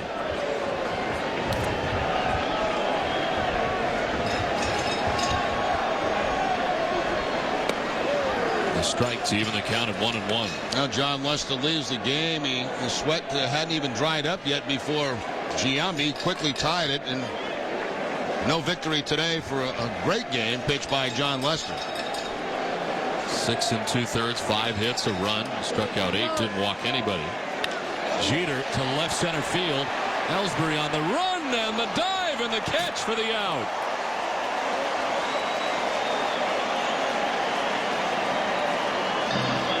First time Jeter has hit a ball today to that side of the outfield, and Ellsbury making another diving play. Another nominee for this week's Thin Trophy award-winning play of the week.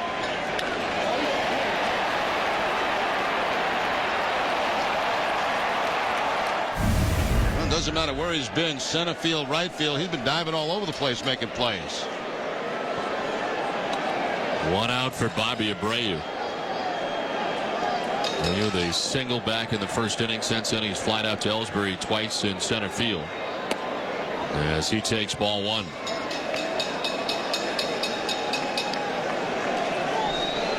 Two for 5 with a double against Okajima.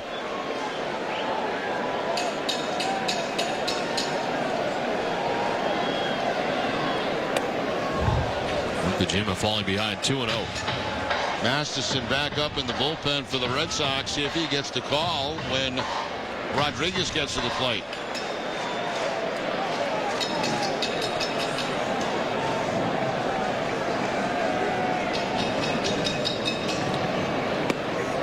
A strike, and it's 2-1 to Abreu.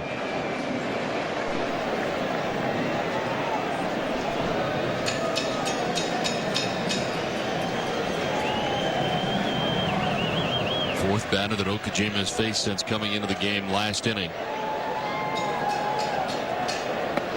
Abreu does not offer, and it's 3-1.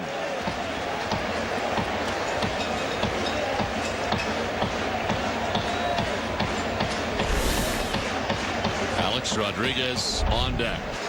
Frustrating day for him again.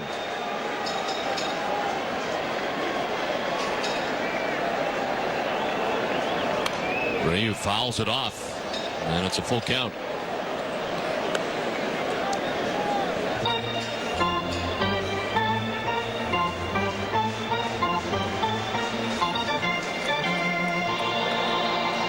Red Sox got 2 runs in the 5th. The Yankees with 2 runs in the 7th, tied up 2-2 with 1 out in the last of the 8th.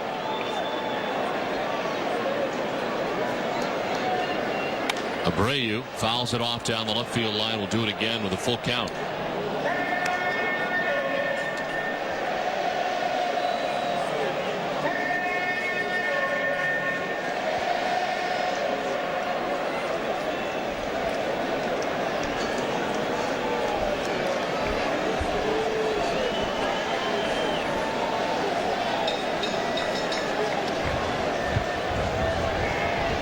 The 3-2 pitch. Abreu lifts a fly ball out towards left center field. Ellsbury tracking it. So is Bay. Ellsbury calls off Bay and makes the catch.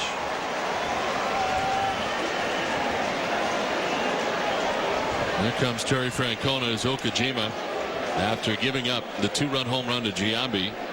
Gets a strikeout to end last inning. The first 2 outs of this inning. With A-Rod coming up, it'll be Justin Masterson who'll make his way in this 2-2 game from Yankee Stadium.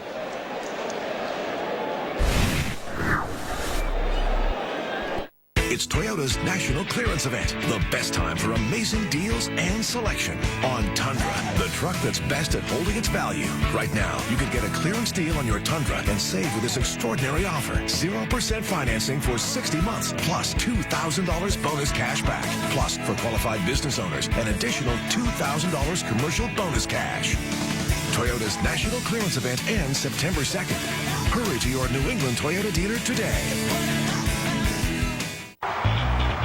This September, tune in to Red Sox baseball on NESN as the mission to the postseason unfolds. And the Red Sox will walk off with a win. Stay tuned before and after every game as we cover every base and go beyond the box scores 24/7. It's the push for the playoffs, and every game counts. You kidding me? Tomorrow, it's the Sox-White Sox. Friday night Fenway coverage begins at 5:30. It's Mission Soxtober, only on NESN. It's fun, exciting, and only here for a short time. Introducing the lottery's limited edition World Series Red Sox ticket. You can win up to $1 million instantly, along with great Red Sox World Series memorabilia. Get yours today at Fenway Park or your local lottery agent, or check out masslottery.com. 2 outs in the 8th inning, tied up 2-2. New pitcher for the Red Sox is Justin Masterson. Masterson making his 24th appearance of the season, second of this series. Masterson worked in game 1 2/3 of an inning, gave up a hit. Remember, get that big ground ball double play against Alex Rodriguez in that game to get the Red Sox out of trouble.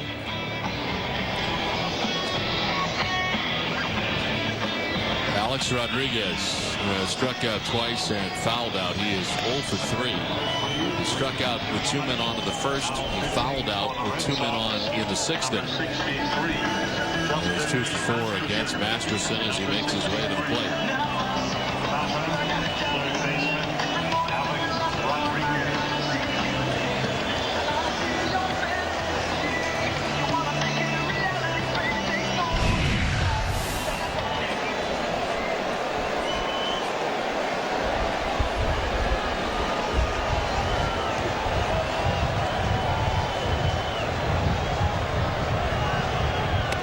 And away, ball 1.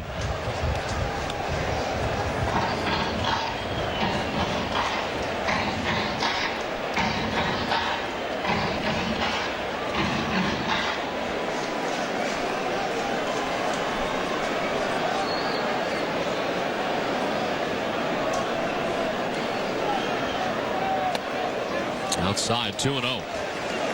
Back-to-back sliders to start off Rodriguez from Masterson, keeping the ball away from him.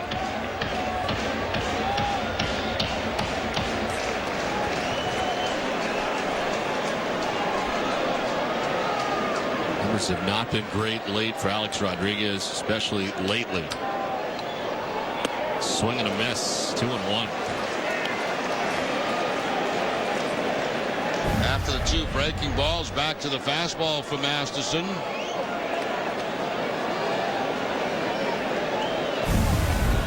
Like a pretty tentative 2-0 swing there by Rodriguez.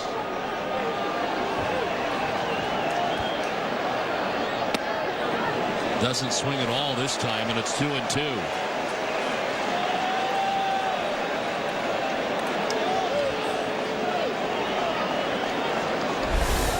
Xavier Nady on deck. 2 outs, bases empty for the Yankees here in the bottom of the 8th. Check, swing, foul into the seats.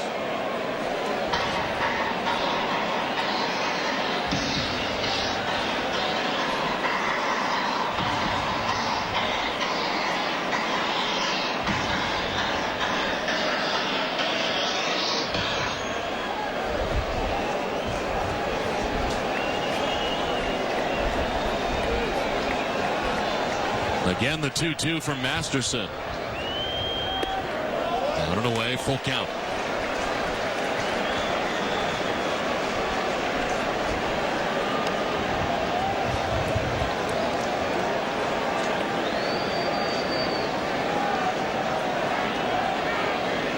Kojima got Jeter to fly out to center. Bobby Abreu flied out to center. Masterson on to face A-Rod. He's got a full count to him with 2 outs.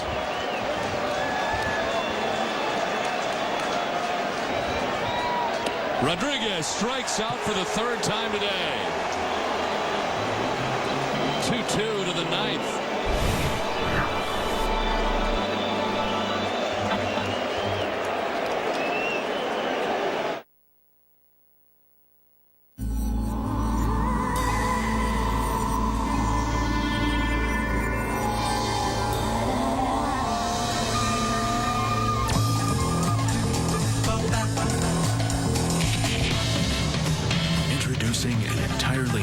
Altogether inspired resort destination.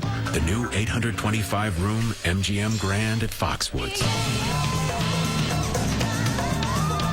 Go Grand.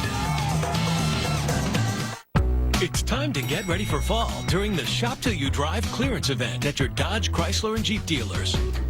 We're taking up to 40% off MSRP on 08 Rams to make room for the new arrivals. Get great markdowns in every department, like up to 22% off MSRP on our fashionable minivans. And check out our great selection of fuel-efficient vehicles. Find your perfect fit at the Shop Till You Drive clearance event. Hurry, these offers won't last. You know that song, Time in a Bottle? Well, I got time in a bottle just by changing my allergy medicine from Claritin to Zyrtec. Zyrtec's a lot faster. It starts working 2 hours faster than Claritin, and it keeps working for 24 hours on all my allergy symptoms, indoors and out. You know, Zyrtec should put that on the label. Ingredients. 2 hours you didn't have before. Zyrtec, the fastest 24-hour allergy relief, now without a prescription. We've come to this island, and you'll never believe what we found. The internet. Seems it can't hide here either. Simply insert the AT&T Laptop Connect card. You're connected at up to 3G speeds. Email business proposals. Access your customer database. All on the go. I'm Bill Curtis, and I've just found the internet.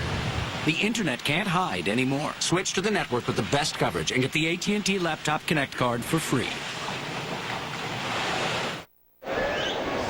Alex Rodriguez striking out to end the bottom of the 8th inning. 2-2 the score to the top of the 9th inning. As Masterson gets the job done, the first batter that he faces, it ends the 8th. Jason Bay leads it off in the 9th. It's Mariano Rivera who came in to get the final out of the top half of the 8th inning. Bay 0 for 3. He's grounded out 3 times, including into a double play in the 4th inning.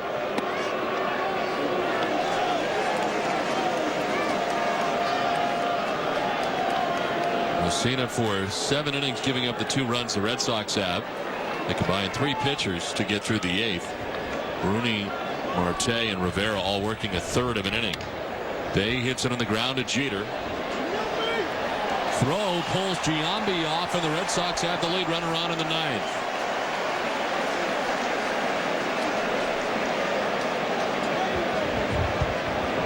Jeter will probably pick up his 11th error of the season on this one here. He charges it. He makes the off-balance throw on the run and just misses his mark. Pulls Giambi off the first base bag. A good throw. They have Bay. So the throwing error charge to Derek Jeter.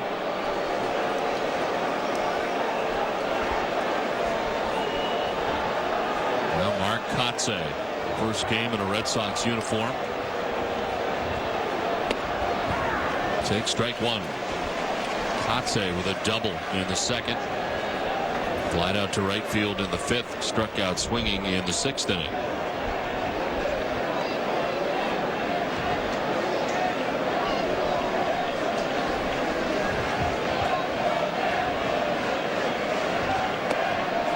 Inside, ball 1.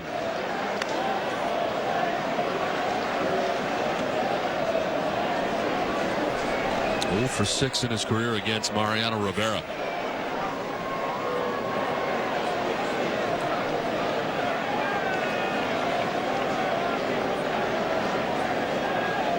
Kotze to right field. Back goes Abreu onto the track, front of the wall.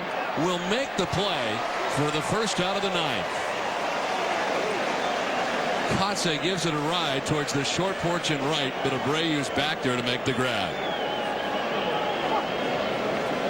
Anything in the air, especially with that short porch in right field, you think it has a chance to cut fastball, but Kotze just gets underneath it. And Abreu, a little bit of room before he gets to that wall.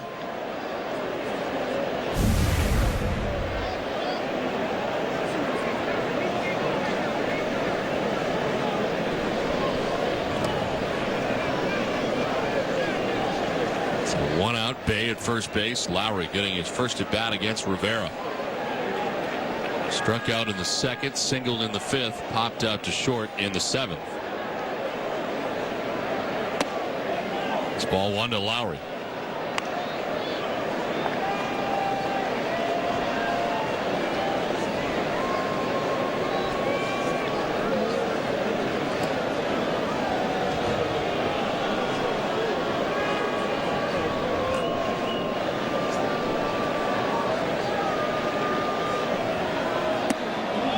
Inside 2-0.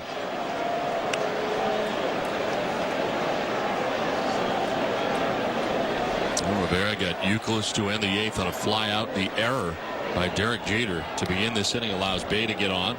Kotze flies out, so 1 out, 1 on.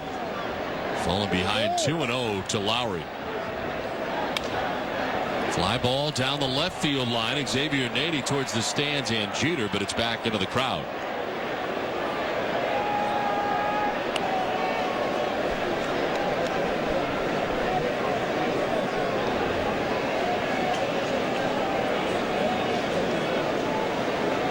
Jason Bay at first base has pretty good speed. He's got 3 steals in a Red Sox uniform, had 7 in Pittsburgh. And Rivera fairly slow to home plate. You wonder if the Red Sox would take a chance, especially if there became 2 out in the inning. To this point, he has not had a very big lead. That's about it right there, maxed out.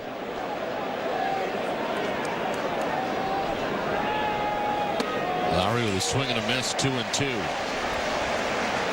Well, the Yankees have their closer in the game at the moment. The Red Sox getting theirs ready. Papelbon is up.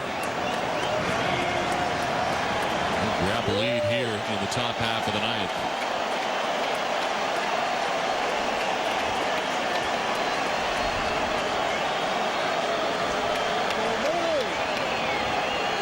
Two to Lowry. There's it foul down the left field line. We'll do it again. Boy, Nady really close to that left field line. Big gap for Lowry between Nady and Johnny Damon.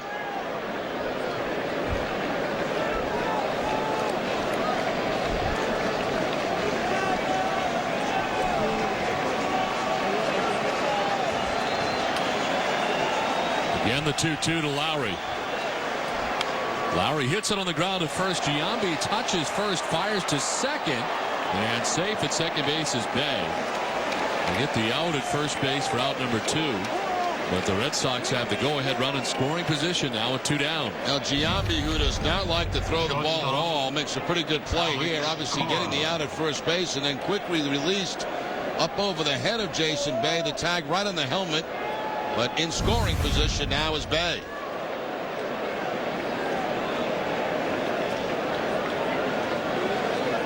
So 2 down, Bay at second, and a chance here for Alex Cora. Cora grounded out in the second, hit by a pitch and scored in the 5th, singled in the 7th. Cora hits a ground ball towards the third baseman. It's cut off by A-Rod. That's the inning.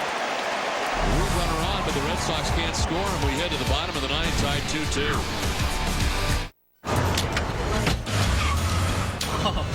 That's the torque. I like torque. Andy, it's great gas mileage. Woo! Okay. How fast is this? Hey, Phil. When is this event going to be over? Soon. Thanks, Phil. Oh boy, this event is going to be trouble. The Autobahn for All Summer event. Get 3 VWs for under $199 a month. Legendary Volkswagen value. It's what the people want. Today, everything's about the economy. You got to watch every dollar. So if you're going to buy anything, including furniture, you want to make sure you get the best deal. That's what Jordan's underpriced guarantee is all about. We guarantee the best price on everything we sell every day. Find the same item elsewhere and we'll refund twice the difference. And get this, even up to 30 days after it's delivered. That's how confident we are in our prices. Oh, and more good news, the Sox won.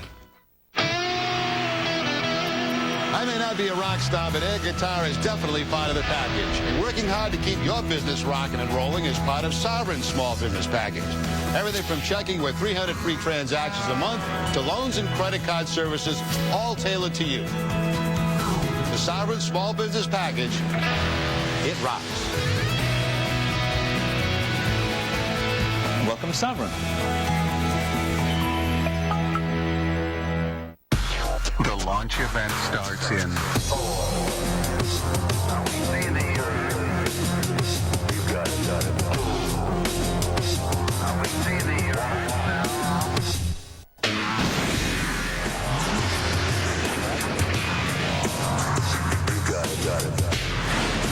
Get the all-wheel drive Lincoln MKZ for $329 a month or Lincoln MKX for $379 a month. Only during the launch.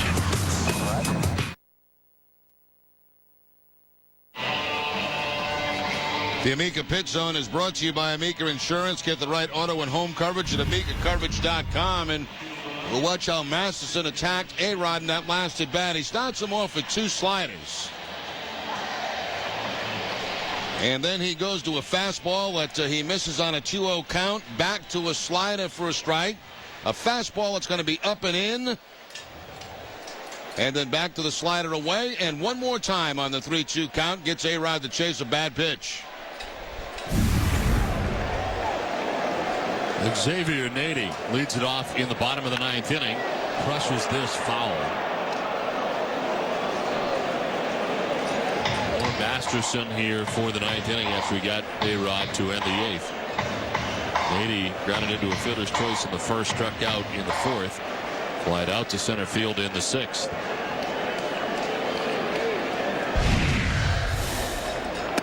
Swing and a miss, 0-2.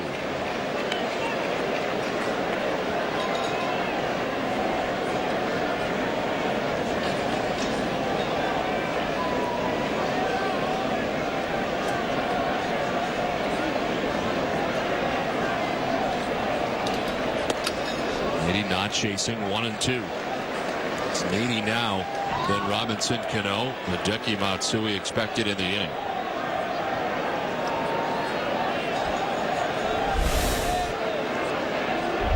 Cano 0 for 3 today as he gets ready here in the bottom of the 9th inning. Off the outside edge, Veritek tried to bring it back, 2-2.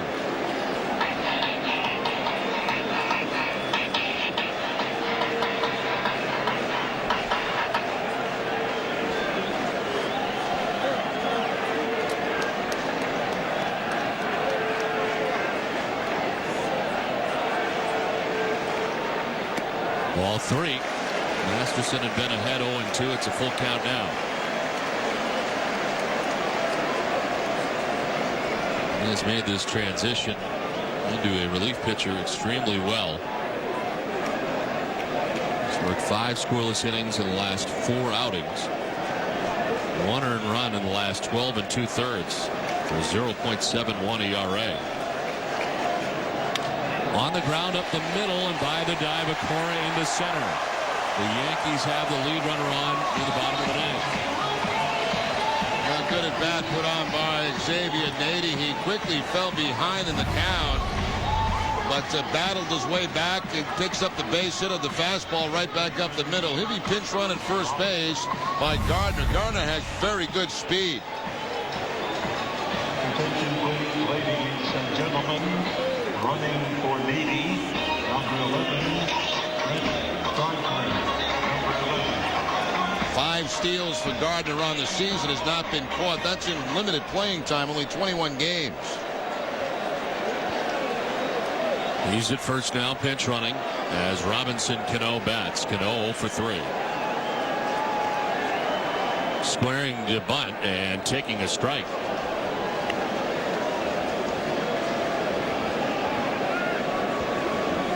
Fly to center, grounded out, popped out. Shadows start to make their way towards the home plate area.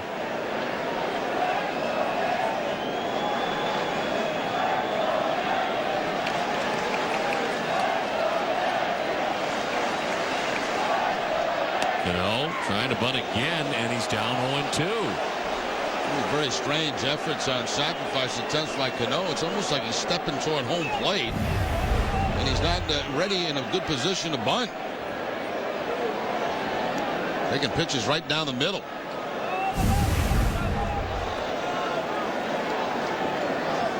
He's had 2 at-bats against Masterson, has a hit.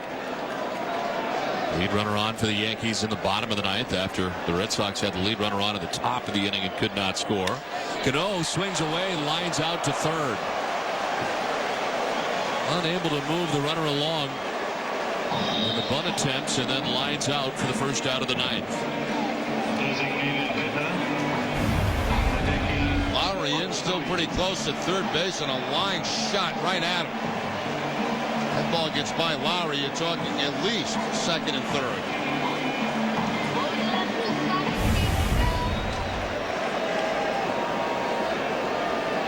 One out. Gardner at first base, and Hideki Matsui 0 for 3. They struck out twice and grounded out. Runner goes, pitch down low and inside. The throw, not in time. Gardner steals second, is in scoring position with 1 out. Well, just a matter of time. You know, you bring a guy with great speed in like Gardner, and of course it does take Masterson a long time to get rid of the ball, and that's really no contest at all right there. They gave Cano a chance to move him along. Once that didn't happen, they didn't waste any time. First pitch, off goes Gardner for the stolen base. So you get the same effect as a sacrifice bunt. You have 1 out, but you got the man in scoring position. Now with first base open, they're going to walk Matsui, who's ahead of the count 1-0. And you've got Ivan Rodriguez on deck.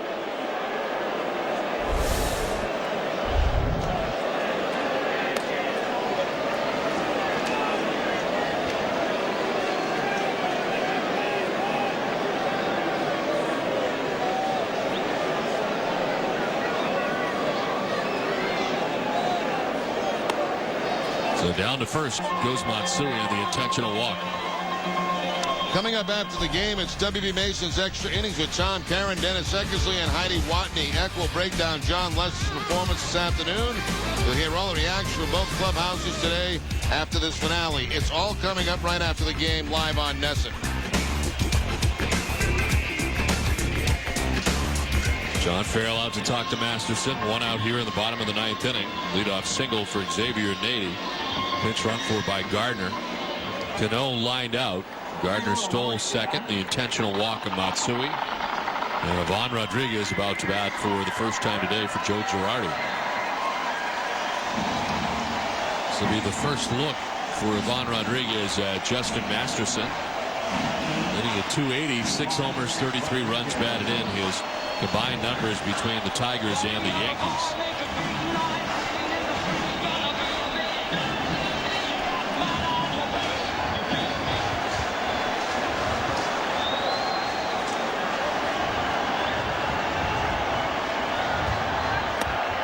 Ball 1.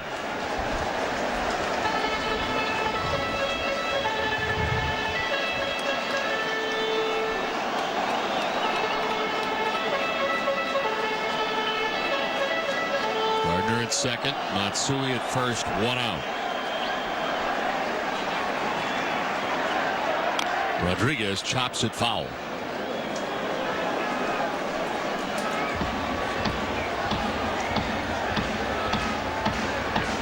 He bats in the spot of Cody Ransom, who today was hit by a pitch, struck out and doubled. Winning run potentially at second base in Gardner.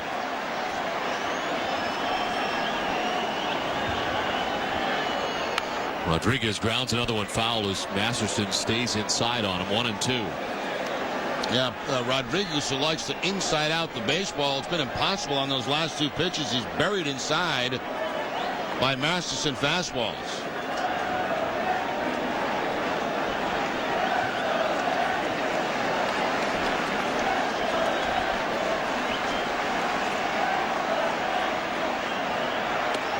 Stays away this time, and it's ball 2, 2-2.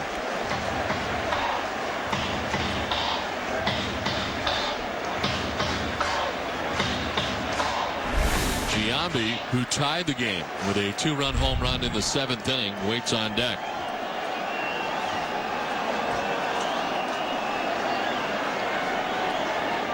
Rodriguez takes ball 3, full count.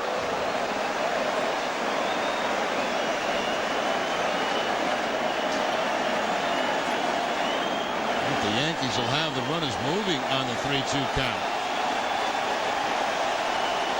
55,092, a sellout at Yankee Stadium.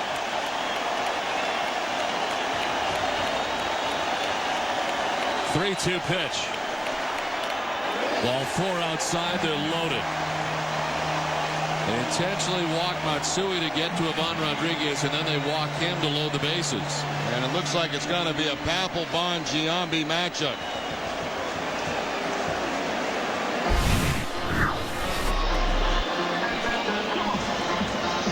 Papelbon will be coming on in this 2-2 game in the ninth, one out from Yankee Stadium.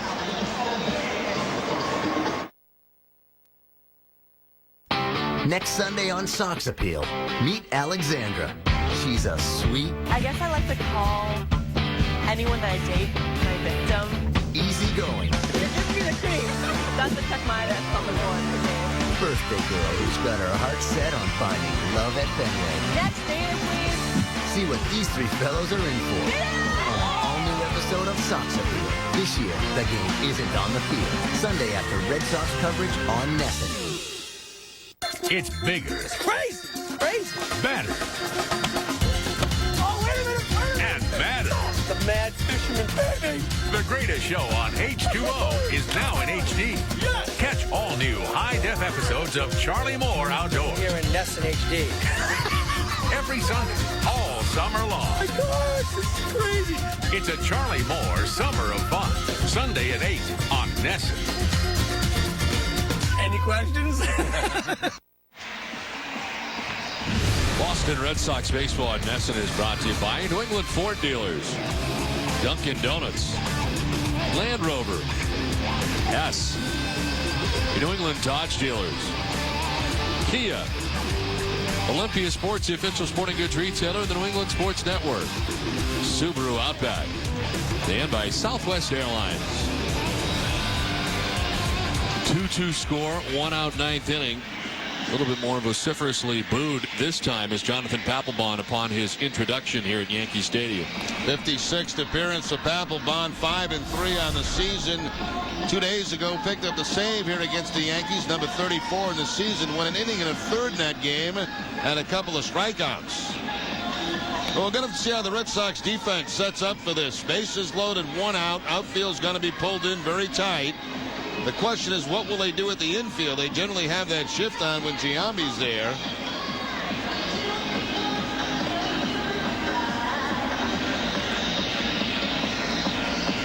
Well, it all started by Xavier Nady, who singled to begin the inning. A line out for Cano to third base, who couldn't get the bunt down. Gardner stole second. The walk for Matsui intentionally, and then the walk to Rodriguez to load the bases. Papelbon against Giambi, who was 1 for 6 against Papelbon, with one out in the ninth.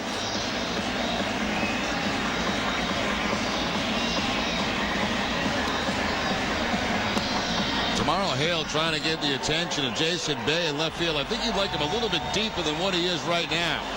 He finally does get his attention, moves back a couple of steps. Of course, you got great speed at third base and Gardner, so you got to be in a position if you catch a pop-up in the outfield where you can throw him out. The Red Sox middle infielders playing back for a double play.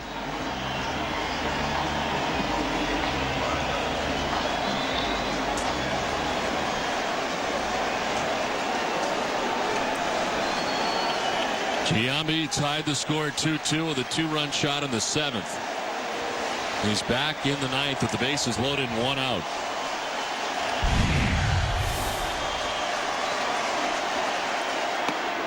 Take strike one from Papelbon.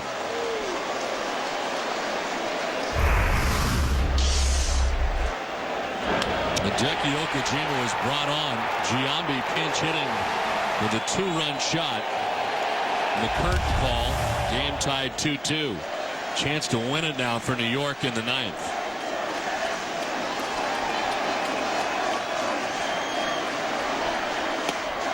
Strike two, and it's 0-2. Identical pitches both times. Papelbon working inside to Giambi with the fastball.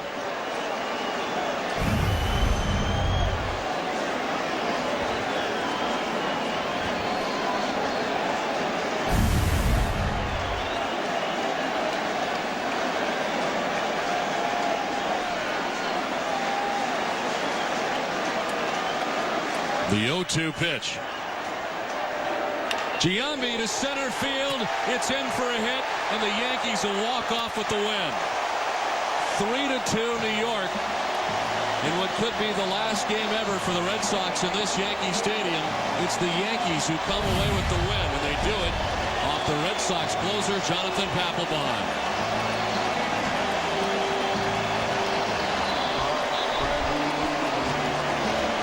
Well, the day it turns out to be for Giambi, who was not even in the starting lineup.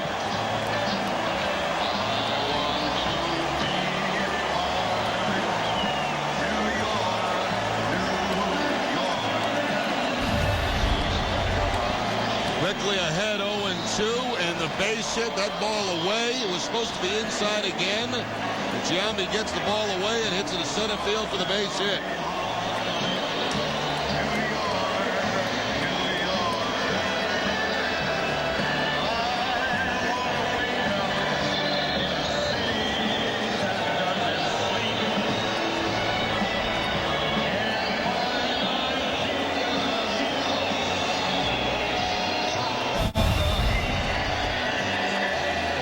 Giambi and the Yankees win it 3-2. Jerry, Heidi, and I will be right back. But first, for a look what's coming up tonight on NESN, here's Tom Karen.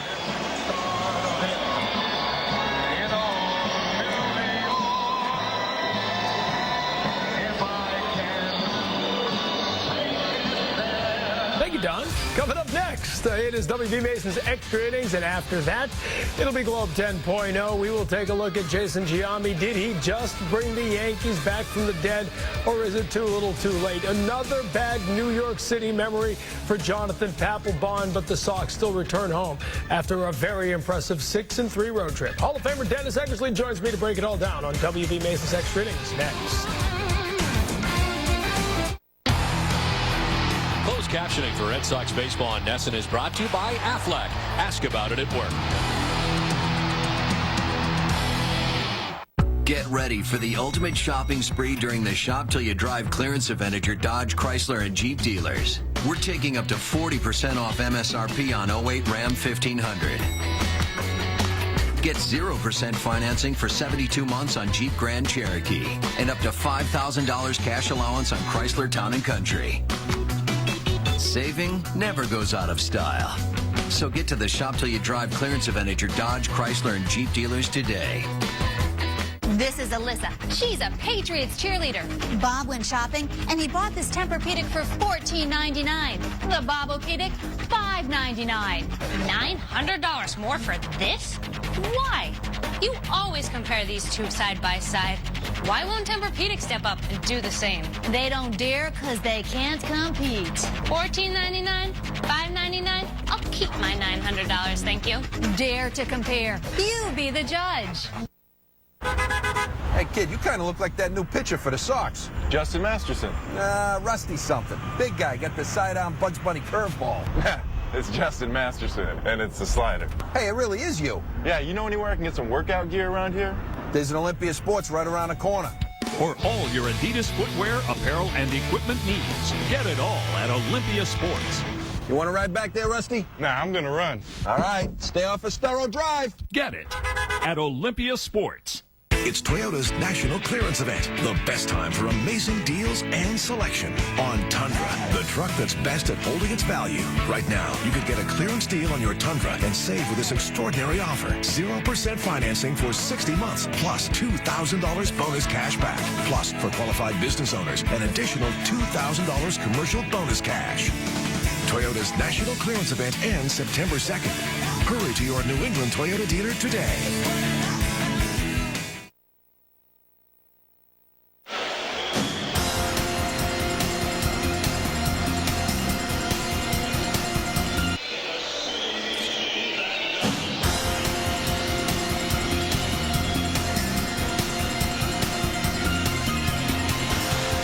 Red Sox lose a tough one 3-2 to the Yankees. The play of the game is brought to you by Foxwoods Resort Casino. 0-2 pitch by Jonathan Papelbon. Giambi, the star of the game, had a two-run home run to tie the game, the base hit to win the game. Final score 3-2. For Jerry Remy and Heidi Watney, I'm Don Orsillo saying so long from Yankee Stadium. Visit the new NESN.com or New England Sports Live Online. This has been a presentation of NESN, New England's most watched sports network. It's time now for Tom Karen at the NESN HD Television Center.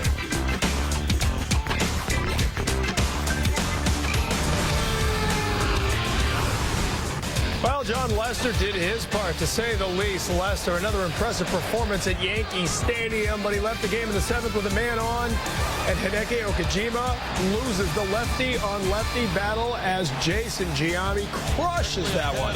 A 2-run homer ties it up, and then it's Giambi again with one out in the bottom of the 9th. A big comeback win for the New York Yankees. 3-2 the final. We look at it for you here on WB Mason's Extra Innings.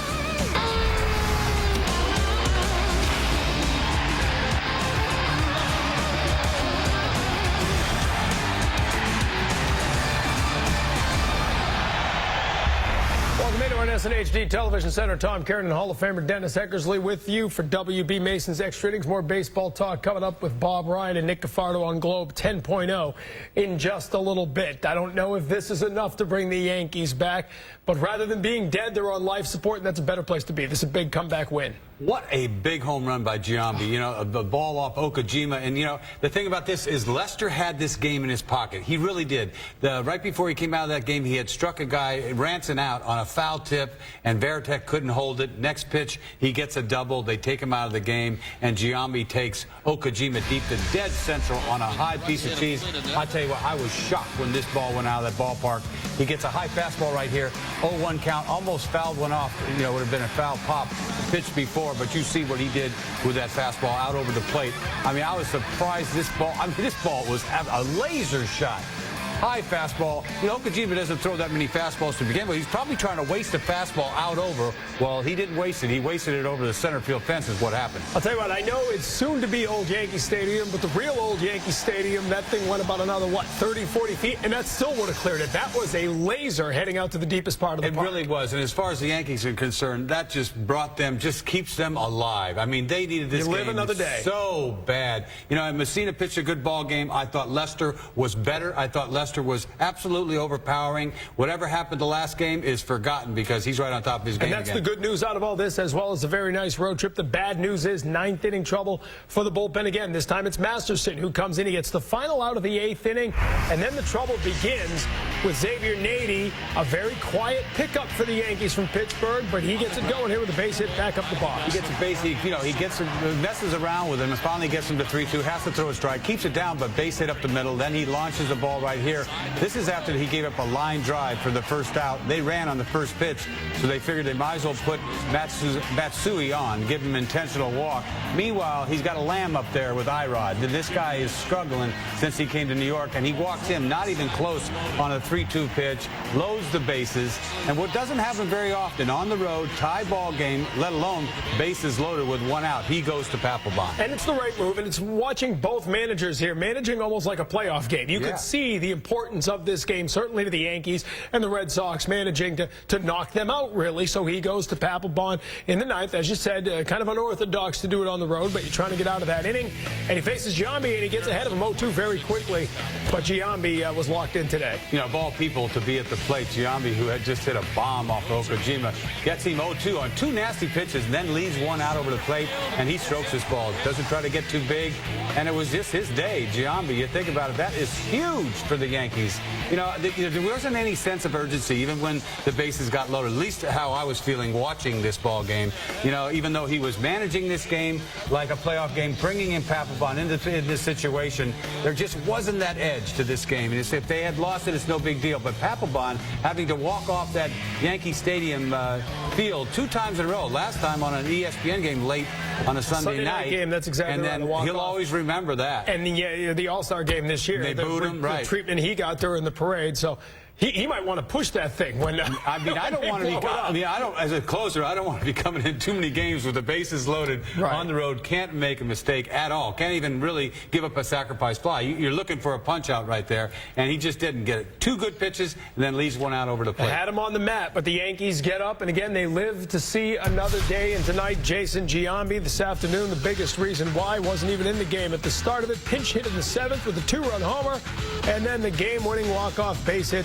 in the bottom of the 9th. Start of the game is brought to you by the Subaru Outback, America's #1 selling wagon. You can see 2 for 2 with the homer and drove in 3 today. So the Red Sox beaten today. They can't get the sweep.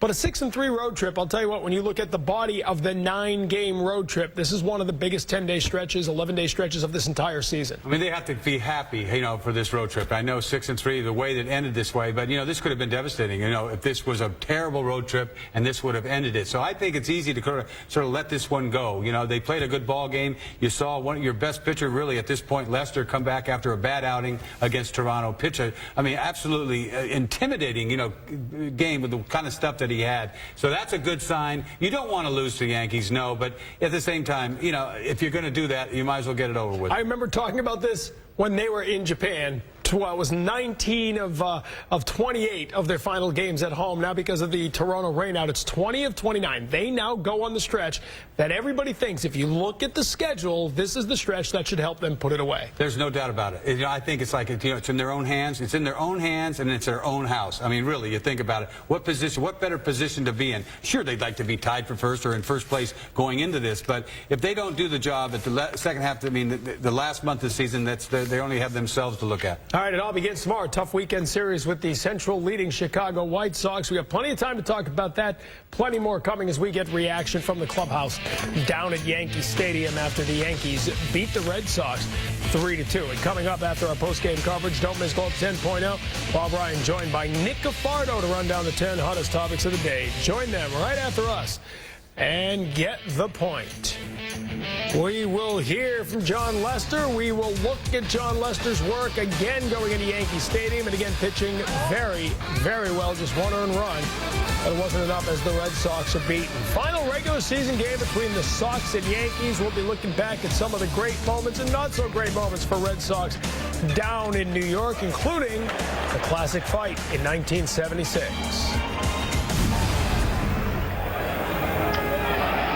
Field and a base hit. Here comes the runner. Here comes the throw.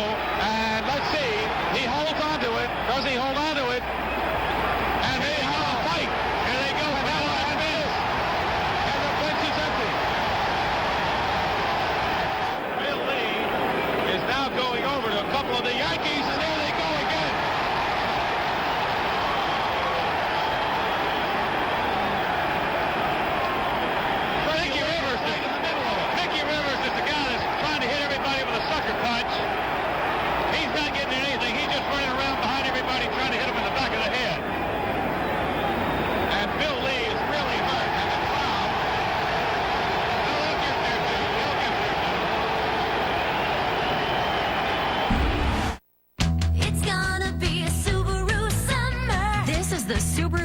Of New England, a lot to love clearance event. Buy a brand new Subaru Outback, the best-selling wagon in America with symmetrical all-wheel drive, standard, and the government's highest possible 5-star safety rating. Feel the love and get 2,000 customer cash back plus 0% financing. It's gonna be a Subaru summer. Love, it's what makes a Subaru a Subaru. Just open a little wider, explore, please.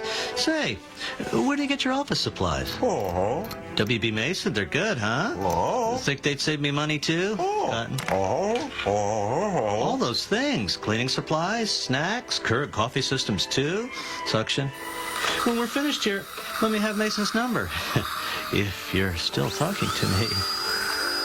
Who but WB Mason? One source. In celebration of our 100th anniversary, we're sharing our GM employee discount with everyone. You pay what we pay. Not a cent more. The GM employee discount. For everyone. Take advantage of the discount and get the 2008 Chevy Silverado with better available V8 fuel economy than Tundra and F-150. That's right. Get this 2008 Silverado half-ton for around $20,500 after all offers.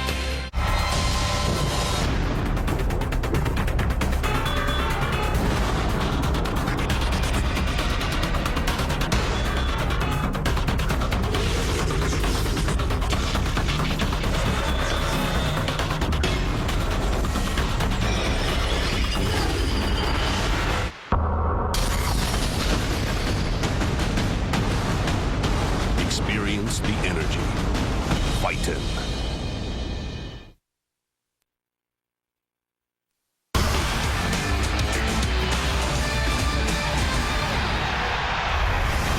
Welcome back to Yankee Stadium. I'm Heidi Watney. The Yankees rally in the ninth for a 3-2 win over the Red Sox. I'll have reaction from the Sox clubhouse and Terry's take on John Lester's outing and the bullpen struggles today. Now back to TC. Thank you, Heidi. No struggle for John Lester at Yankee Stadium this year. You know about the shutout he threw on the 3rd of July, the complete game 5-hit shutout. Today, he was looking like that early on. I'll tell you what, he's cruising for a while, left the one guy on at the end. That ultimately came in as an inherited run scored. 6 2/3 innings. Again, just 5 hits, 1 run. Didn't walk anyone and struck out 8. He does not fear these Yankee hitters a bit. It's just overmatched. I thought he was absolutely overmatched in this guy. And too bad that he had too many pitches. And it's this day and age where you can't throw over 110 pitches because he would have shut them out. I really believe that he would have shut them out. And he was like cutter, cutter, cutter. He had the whole outside part of the plate to work with. He pretty much did what he wanted to do. And when he did get in trouble a couple of times, he put that to rest quickly, whether it was punching out A-Rod or whoever at the plate, because he had no problem with the Yankees. And not too many balls were hit very hard. But you see right here, he strikes out A-Rod, had thrown a bunch of cutters earlier in that count, punched him out on a hook. Then he throws a fastball right by Matsui. Absolutely no chance. And you see he like drops down a little bit, fastball cross-seamer to Damon, and then you see the outside part of the plate is wide open. Once you know he comes inside and shows these guys. You see Nady punching out on a fastball away. No chance. That ball looks like it's a foot outside to him, but he sets it up by throwing so many cutters inside. Right-handed batters have absolutely no chance. Down and away, hair, no chance. I mean, this was overpowering, dominant, and it's just too bad he didn't go 9 innings. It is too bad, and just that double at the end of Ransom that he almost got out of. As you said, the foul tip, if Tech could hold on to that, it would have been strike 3. Instead, he leaves the double and leaves the guy on second base. He scores, but the 4th inning, 1-2-3, the 5th inning, 1-2-3, 2 strikeouts in each of those innings, really just was mowing through this lineup for a while. He saw the way that he was going through it. The Yankees were hoping that he'd get out of there. They'd rather face anybody but this guy. And you see a weak swing right there by Matsui. I mean, nobody looked like they wanted to hit off him. They really didn't. And, you know, right-handers had no chance. You look at that swing right there. And that's all set up about the cutter. Everybody knows that he's got this cutter down and in, and if you throw the ball away, it's just wide open out there. You can do anything you want out there. It makes it look so easy for him, you know, when he shows everybody that and makes sure he proves that he can get the ball inside on everybody. And I tell you what, I mean, the game has gotten much, much easier for him. I know not his last start against Toronto, right, but today I just wish he could have went 9 innings. I'm telling you, he would have shut him out. Okay, there's a lot of good things to talk about on a 6-3 road trip. However, breaking news, we're being told Josh Beckett has been scratched from tomorrow's start. So apparently this ongoing problem with Beckett is continuing. Daisuke Matsuzaka will make the start tomorrow against the White Sox. And what can you say about this? Now, he hasn't pitched since August 7th. We're closing in on 20 whatever days. You could retroactively put him on the DL at this point. It wouldn't make a difference. He could come off any day. But clearly, this is a significant turn because you're talking about more than 2 weeks now between starts for Beckett. Oh, all of a sudden you go from saying, well, it's not a big deal. You lost to the Yankees, you know, in 9 innings here, the way they lost to him. And now you talk about Beckett. That was concerning to begin with. Once he started talking tingling, I was thinking, how can you just make a start 10, 12 days from now? It doesn't work like that. And this is frightening. This is absolutely the worst news that anybody can hear that's a Red Sox nation, because this guy is the key to the whole ball of wax here. I mean, absolutely. No question. This is the ace of your staff. And you can talk about making the playoffs, and I think think they can still make the playoffs without Josh Beckett, but if you're thinking about winning it all, you need Josh Beckett on the mound in October. This is video of Tuesday when he made a side session at long last after it was pushed back a couple of days. This is earlier in Toronto, and you know that was just a game of catch. He felt the tingling during that 10-minute session in Toronto. Again, all reports yesterday were that he got through Tuesday's side session without any issues, but you could hear the hint of caution. Theo Epstein, who we had on the show earlier in the week, saying that we're not going to let him do anything that will do any damage until we are absolutely sure he's fine. So clearly they were concerned all along that he was not yet out of the woods. So maybe we shouldn't get carried away, but how can you not? How can you not? This is what I was worried about. You know, when maybe you talk tingling. Yes, and this is what I was worried about. I hope that it's just they want to be safe. Maybe that's what it's all about. I'd love to have somebody tell me that, because I think everybody wants to know, how serious is this? You know, maybe they want to give him, make sure, 5 more days, you know, and because you don't want to, you know, press the issue right here, because there's too much time left, and it's not like, you know, they're desperate. They are not desperate at all. So if you can just, if you know, and if you give this guy another 5 or 6 more days, he's going to be fine. Great. Maybe that's all this is, which would be the best possible news, but I think they thought they had done that, and he was in line to make the start tomorrow. Now, again, the news coming down that he is scratched, will not make the start tomorrow against the White Sox. Daisuke Matsuzaka makes the start in his place. Heidi Watney, of course, is in New York. We'll try to get reaction and a little more info on what this all means. In the meantime, we will take a break and come back. Red Sox lose the game, but losing Beckett for any amount of time is a much bigger deal, to be sure. Don't miss this week's all-new episode of NESN's Comedy All-Stars presented by Ace Tickets. Gary Gulman is your host. Tune in Friday night at 10:30 for NESN's Comedy All-Stars, where sports and comedy collide. We'll come back as we look back on the road trip and again trying to get you updated news on this breaking news that Josh Beckett will not make the start tomorrow. Right now we look back at another classic at the stadium. May 28, 2000, Pedro and Roger Clemens lock up in a classic that Trot Nixon would end on Memorial Day weekend.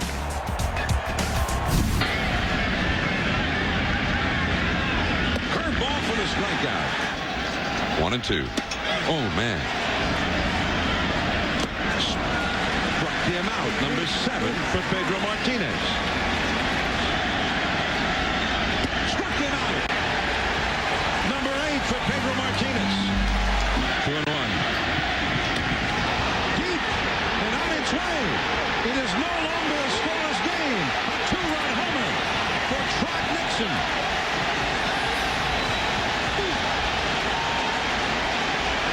And the Red Sox. He's gonna do it. He is not gonna do it. He's gonna do it. He is not gonna do it. There he is. Watch. He's not gonna do it. He did it. Office supplies in there, snacks and coffee in there, cleaning stuff in there. He did it. Who does that?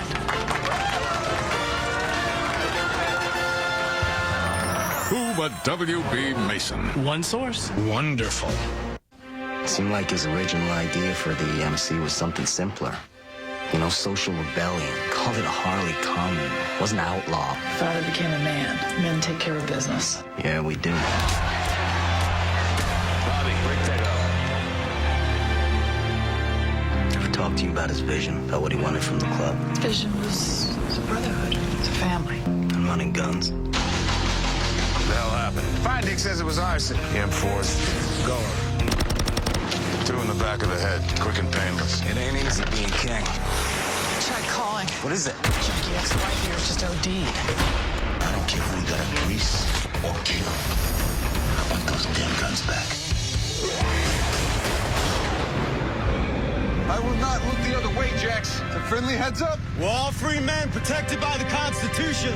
You look any way you want, Chief. Sons of Anarchy premieres Wednesday, September 3rd at 10, only on FX.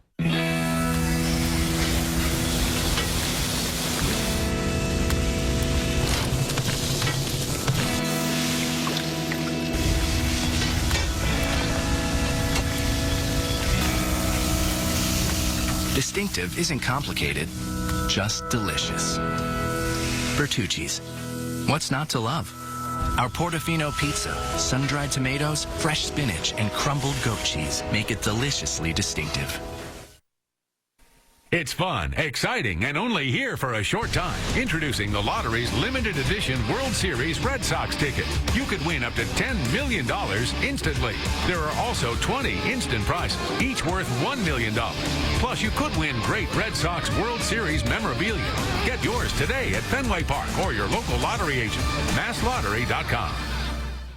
Again, we welcome you back to our post-game coverage. Tom Caron with you here. The Red Sox beaten in New York 3-2 this afternoon. But the breaking news after the game, the Red Sox saying that Josh Beckett will miss tomorrow's scheduled start. Now, of course, he's been pushed back twice over the course of this road trip, has not thrown a pitch over the course of this 9-game road trip, hasn't pitched since that brutal outing against the Toronto Blue Jays. They thought he would be set to go tomorrow after throwing a side session on Tuesday in New York. Now, Heidi Watney telling us that the team is saying the tingling sensation has not returned, but that Beckett is not at 100% and that he will be examined by Dr. James Andrews, who is the noted specialist in these elbow situations. So we go right now to New York, where we get Terry's take. Terry Francona talking about the loss of the game and ultimately answering a question and telling us about Josh Beckett.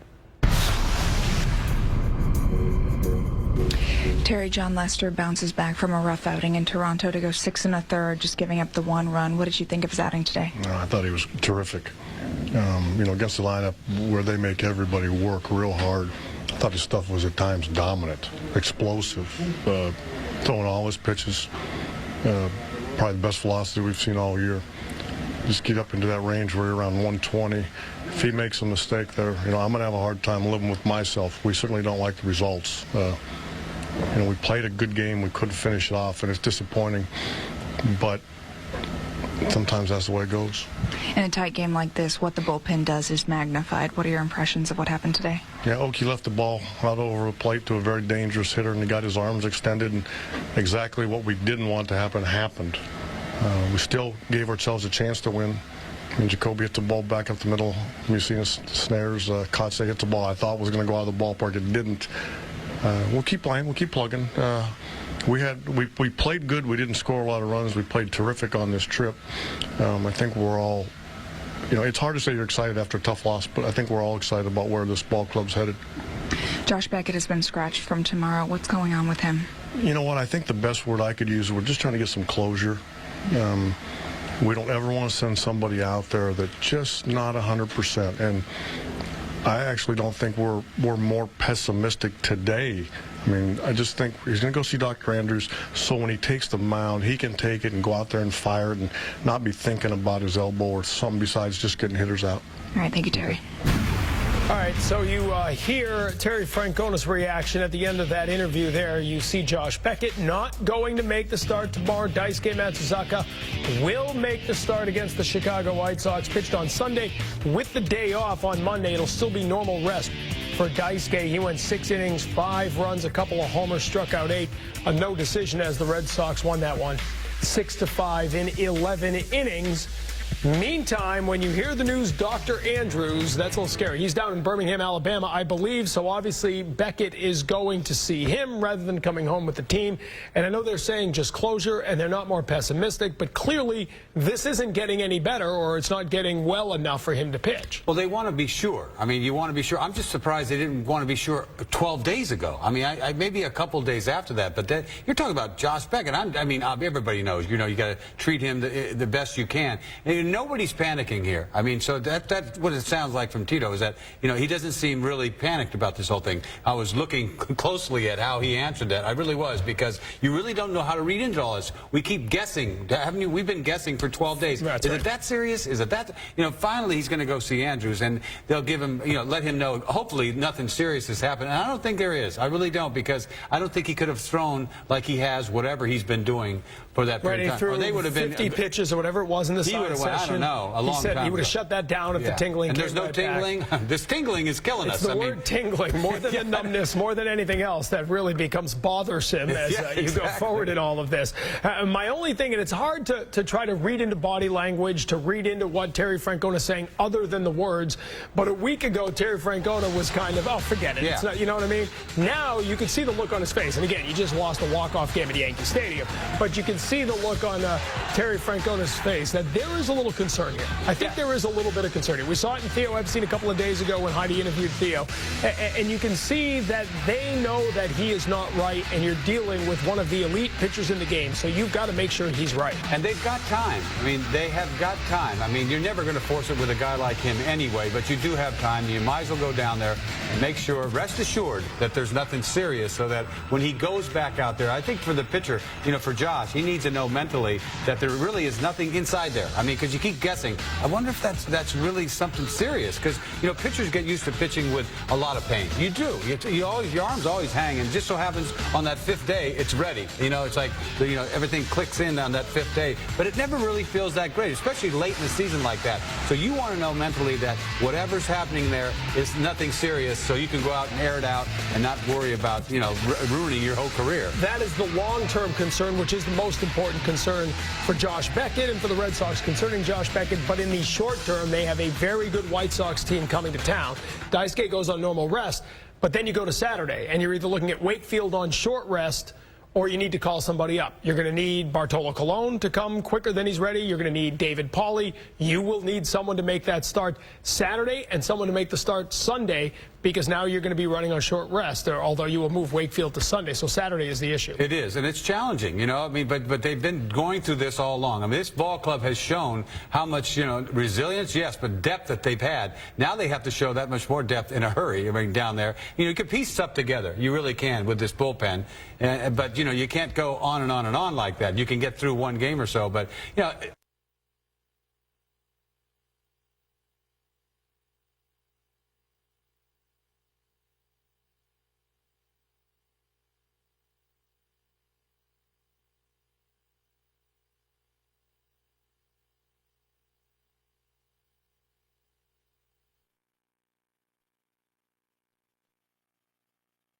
brought you something. Well, everybody who visits a hospital brings something. It's a rule.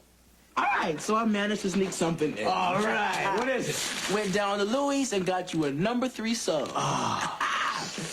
Oh, my favorite. Salami, provolone cheese, pepperoni, and pimento loaf. See, I was thinking about you. Hey, man. There's nothing on this bread but some onions and lettuce. Well, yeah. All the other stuff on there wasn't good for you, so I ate them. You ate them? Yeah. What's the straw for? Oh, well, I had to wash it all down with the milkshake I bought you.